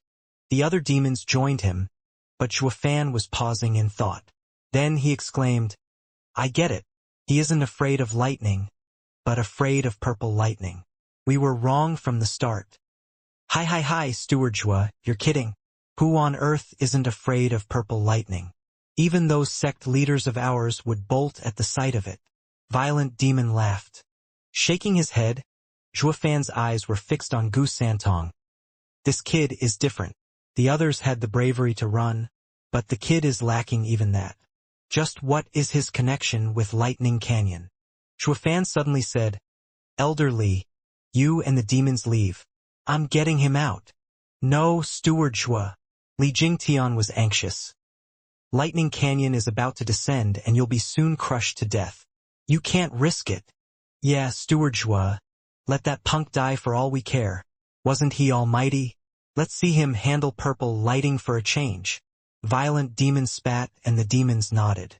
The 4 demons had been nothing but trouble so far, but ever since Shuafan saved their lives by paying an 8th grade ingredient, their view changed. They held Shuafan with favor, albeit slightly. Shuafan was gratified, but his mind was made. Elder Li, if anything happens to me, take care of these 4. Don't let them turn the clan upside down. Shuafan shot for Gusantong. Steward Zhua. Li Jingtian shouted, but all he could see was his vanishing figure among the purple lightning. Gnashing his teeth, he eyed the demons and flew away. Let's go. What about Steward Zhua? He'll be back. Li Jingtian's eyes were firm. Whoosh! The purple lightning bolts spun a spider's web as they hammered the skies. It was as if the heavens were becoming fragmented. Then, a lightning bolt fell before Gusantong. Shuafan saw the shivering child among the lightning and cried, Gusantong, stop daydreaming and run. Don't you want to live? Save. Gusantong shook his head and stuttered. What? Shuafan shouted. Save me. Gusantong showed his pitiful face. His eyes filled with tears. Shuafan was shocked. Never would have thought it possible that the great Gusantong's nightmare was purple lightning. He truly became a child gripped by fear. Frowning, Shuafan showed a particular grin. Then he grabbed the kid and flew away. Wasn't it obvious he should fulfill his request? Shuafan had been going all this time about having the kid under him. But since the kid was a tough nut to crack, how could he succeed? Only now, at the kid's weakest, the best chance presented itself. This was the sole reason why Shuafan braved the danger of rescuing him. Otherwise, with his rotten character, he wouldn't be caught dead saving anyone. This was the opportunity of a lifetime, to have the strongest in Tianyu at his behest. When the stakes were high, so was the return. and only through this grave risk might he be able to gain an invincible subordinate. Xuefan laughed coldly inside. Gu Santong has been keeping a promise for 300 years after losing one lousy bet. Now that I save him, won't he give his all in repaying me? With Gu Santong behind me. Let's see how those Regent Estate bastards dare lift even a finger against me. Xuefan could already see the future, one in which the 7 houses were at his feet. Too bad though, what man proposes God disposes. This time, his risk may very well be fatal. With a shocking boom, the fragmented sky was now thoroughly wrecked, revealing a huge black hole in the sky. Purple lightning fell by the thousand, pulverizing anything it touched. And the storm kicked up by the lightning sent everything in that black abyss. Xuefan was flying with all his power when a sudden power gripped him, slowly sucking him into the black hole. Like an invisible hand, it wanted to throw him into that endless abyss. Heart in a vice, Xuefan picked up more speed with his wings. But he didn't gain one bit of ground, falling ever deeper among the purple lightning storm. Xuefan's anxiety grew and his brow was soaked. The situation took a dire turn for the worst. Thus he turned to the scared Gu Santong. Gu Santong, we are about to be sucked in. Is there anything you can do? Gu Santong had been shivering all this time, with fear robbing him even of his voice. But even if this was his normal state, his first reaction was to roll his eyes. Oh please, you're the one doing the rescuing, remember? Now you're asking me for help? You'd think I'd be shivering here doing nothing if I had a way out. Sighing, Xuefan knew the kid was out for the count. Scared witless by the purple lightning, he only had himself to rely on. But everywhere he looked was purple lightning. Besides lightning, there was only more lightning. And all while the sucking abyss was doing its best to devour them among the tight curtain of lighting. The lightest touch would stop their hearts. Is this how I'll lose the gamble and my life? In the lightning canyon, Xuefan gnashed his teeth, unwilling to give up for a second. He was still working his damnedest in getting out of there. Boom! Suddenly, a purple bolt smashed into his back, forcing him to spit blood. Losing his balance, he drifted deeper into the bottomless pit. Wiping his blood, Xuefan rejoiced. Thankfully, it's only a third heaven purple lightning, just like Brother Joe's, or I'd be a goner. But he didn't finish his words as a second lightning fell. This time his whole body shivered. His diamond sand and unbreakable body was sporting cracks, and blood spilled from the force of the lightning. What? A fourth heaven purple lightning? Gasping, Xuefan looked up to see the big hole was getting increasingly closer. And the closer it got, the stronger the lightning. If a sixth heaven lightning struck him, he would be pulverized in body and soul. Xuefan was out of his depth this time. He was about to die a second time at a moment's notice if he didn't come up with something, and fast. It was time to exert the power he gathered all these years. But the crucial thing was, 9 Serenity's secret record's secret technique could not be used so frequently. Each subsequent use would break the tie between the soul and his consciousness. After all, he was making use of another's soul. There may very well not be a next rebirth. After all, the type of grievance he needed may have vanished from the world. Xuefan was reborn this time, but regarded his life with utmost seriousness. It may very well be his last. Taking a deep breath to cool down, Xuefan started thinking about a plan of action. He gnashed his teeth and settled on taking out the Thunder Skylark's egg.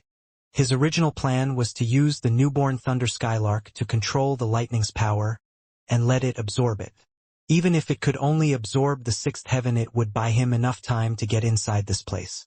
But now, he only had an egg that may very well be unable to take a single lightning before crack open like a melon.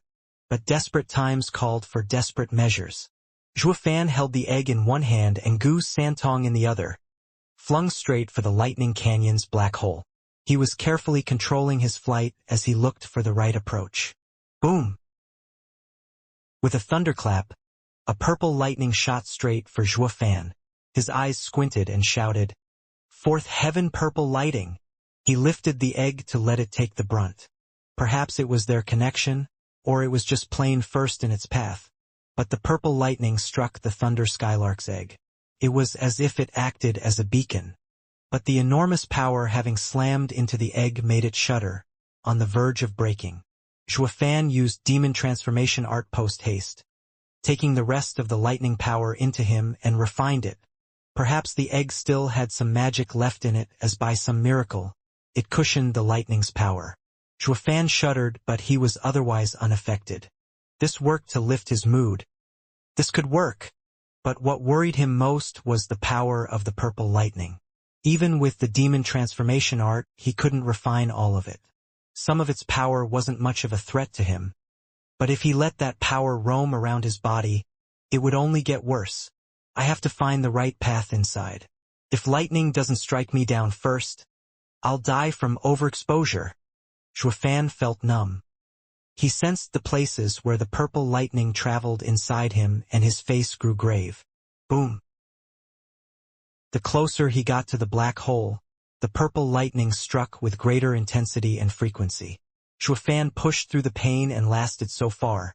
But more and more unrefined lightning power gathered inside him, wreaking havoc. As the damage on his organs intensified, blood started leaking from his mouth. Boom! Another purple flash signaled a fast-approaching lightning. Fifth heaven purple lightning. This was one power that could crush even a radiant stage expert. Xuefan operated the demon transformation art to the max. Black energy covered the egg, waiting for the moment the lightning struck it to refine it. But the lightning scattered the black energy in an instant. Its power flew unencumbered through the egg and into his body. PFF. Blood and gore spewed out of his mouth, Xuefan having suffered a heavy blow. He was incapable of refining such powerful lightning in time and was taking its toll on him. He was now on the brink of collapse, so weak he couldn't handle another. But when it rained, it poured. As if that strike was the curtain's call, another lightning slammed down. Xuefan was now pale, looking at the incoming attack bitterly, his eyes having lost its last thread of hope. Blast it! Another fifth heaven purple lightning. I'm finished. He looked at the shivering goose Santong and patted his head. Who'd ever knew this would happen? That I would ultimately die saving a kid? I mean, I wouldn't be suffering so much if I haven't saved you. Is this my fate? All because of greed. Xuefan shook his head and sighed. But I do not regret it. Few are the chances a man gets at life. I have failed this time, but even if it will be the next time, I'd still choose this path. I only hope there will be a next time. Clenching his eyes shut, Xuefan held Gu Santong close, yet he looked quite at peace.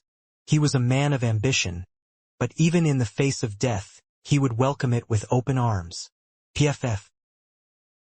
Suddenly, an azure flame flitted from his forehead, covering the two of them in its glow. It was then when the purple lightning struck. The oddest thing happened. When the lightning touched the flame, it was melted down in a flash. One could see with the naked eye how the purple lightning was rendered useless. Slowly opening his eyes, Xuefan found he was still in one piece. But the shock of his life was the azure fire surrounding him. Never had he thought his azure flame outstripped even the might of the terrifying purple lightning. That mystery expert in the All-Beast mountain range once again popped in his mind. He never did figure out why was that person entrusting him with the azure flame. But now, he guessed it was to help him get into the lightning canyon. But for which reason? Was there something in the lightning canyon he wanted but couldn't get it himself?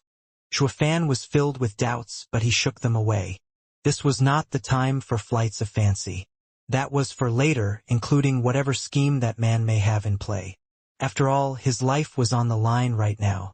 Xuefan swiftly got his bearings, looking for a way out of this thunder shower. But what he saw gave him goosebumps. The purple lightning was endless, and since he didn't know how long the azure flame lasted, he had to hurry. Boom! Lightning fell like rain on the azure flame. From the fifth heaven all the way to the eighth, the flame was unaffected. Only its intensity seemed to have dropped a little. Xuefan held Gu Santong and flew deeper into the black abyss. But as far as the eye could see, there was only purple lightning and nothing else.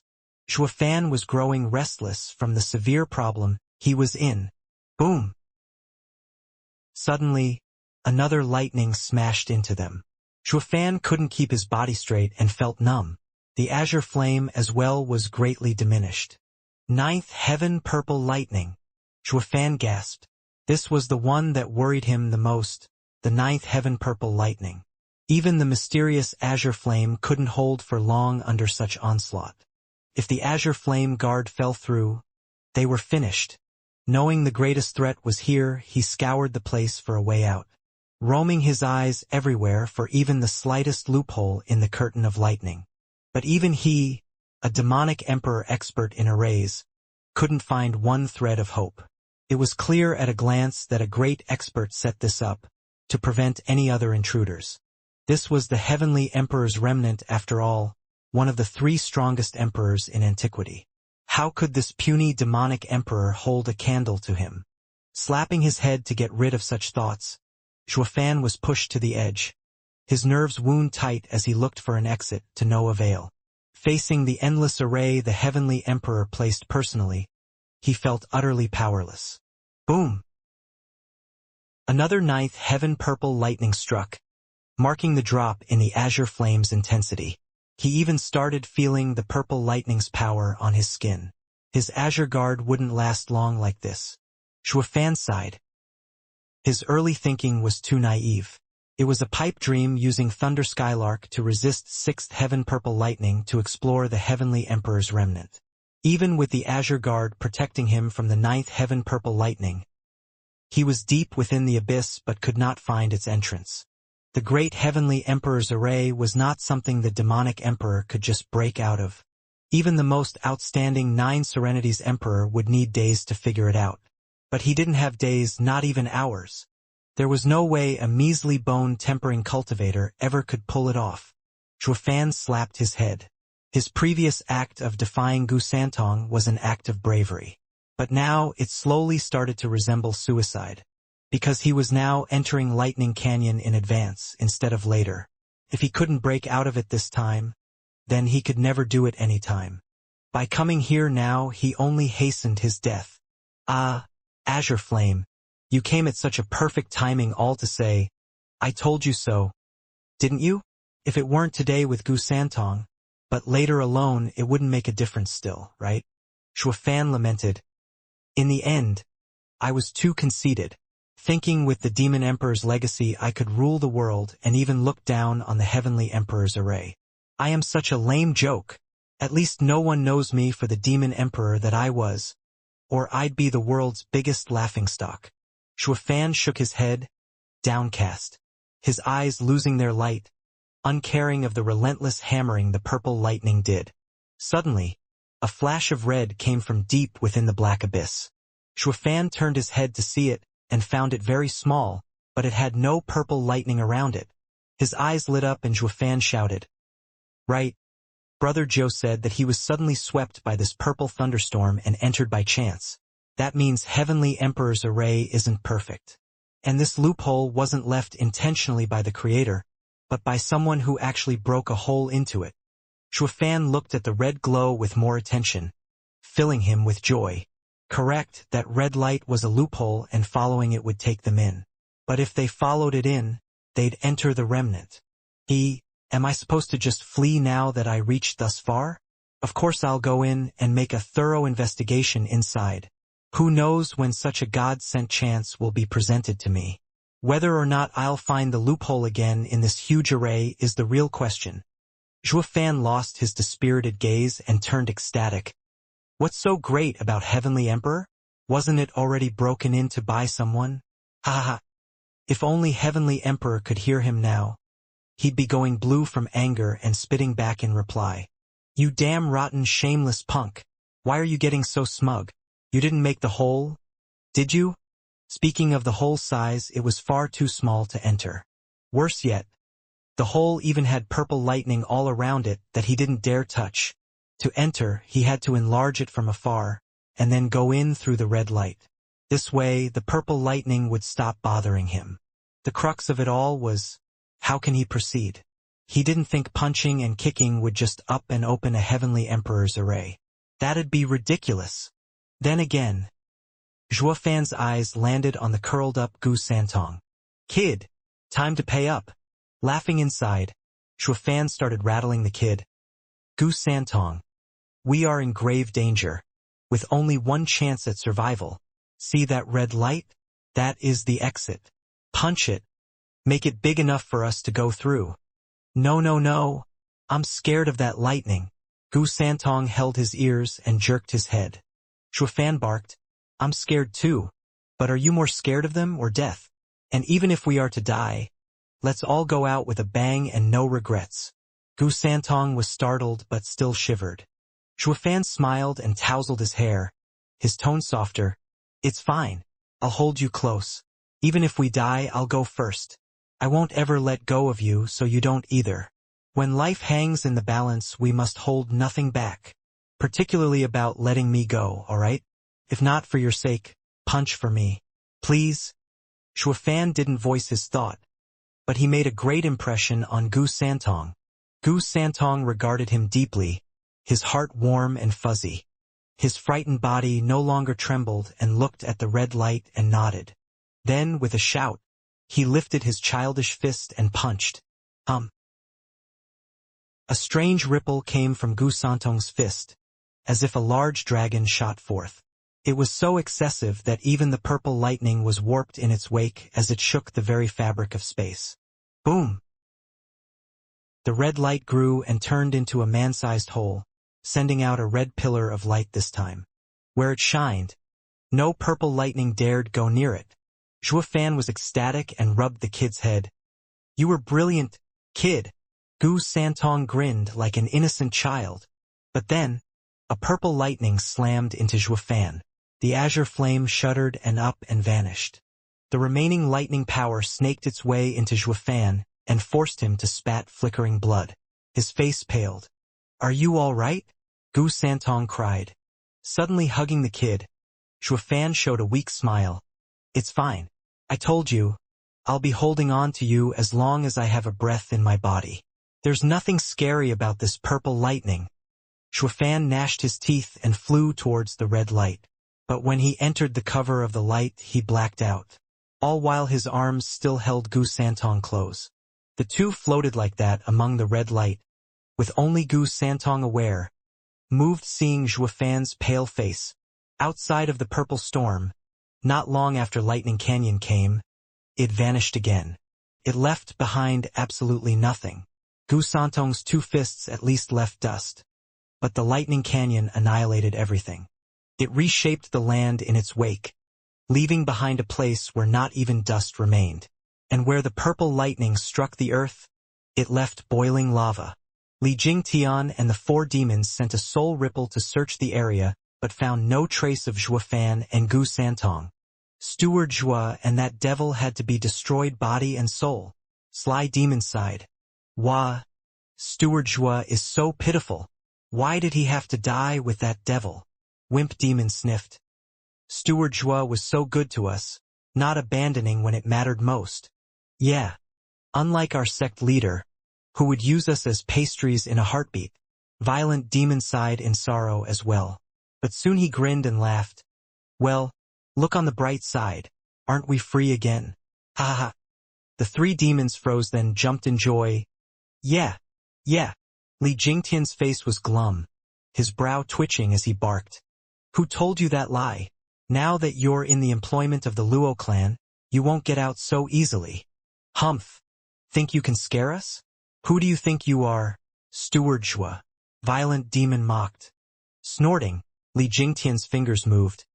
You think only Steward Zhua can control the bloodworms? Think about it. Why would Steward Zhua leave you in my care if not for teaching me how to control you?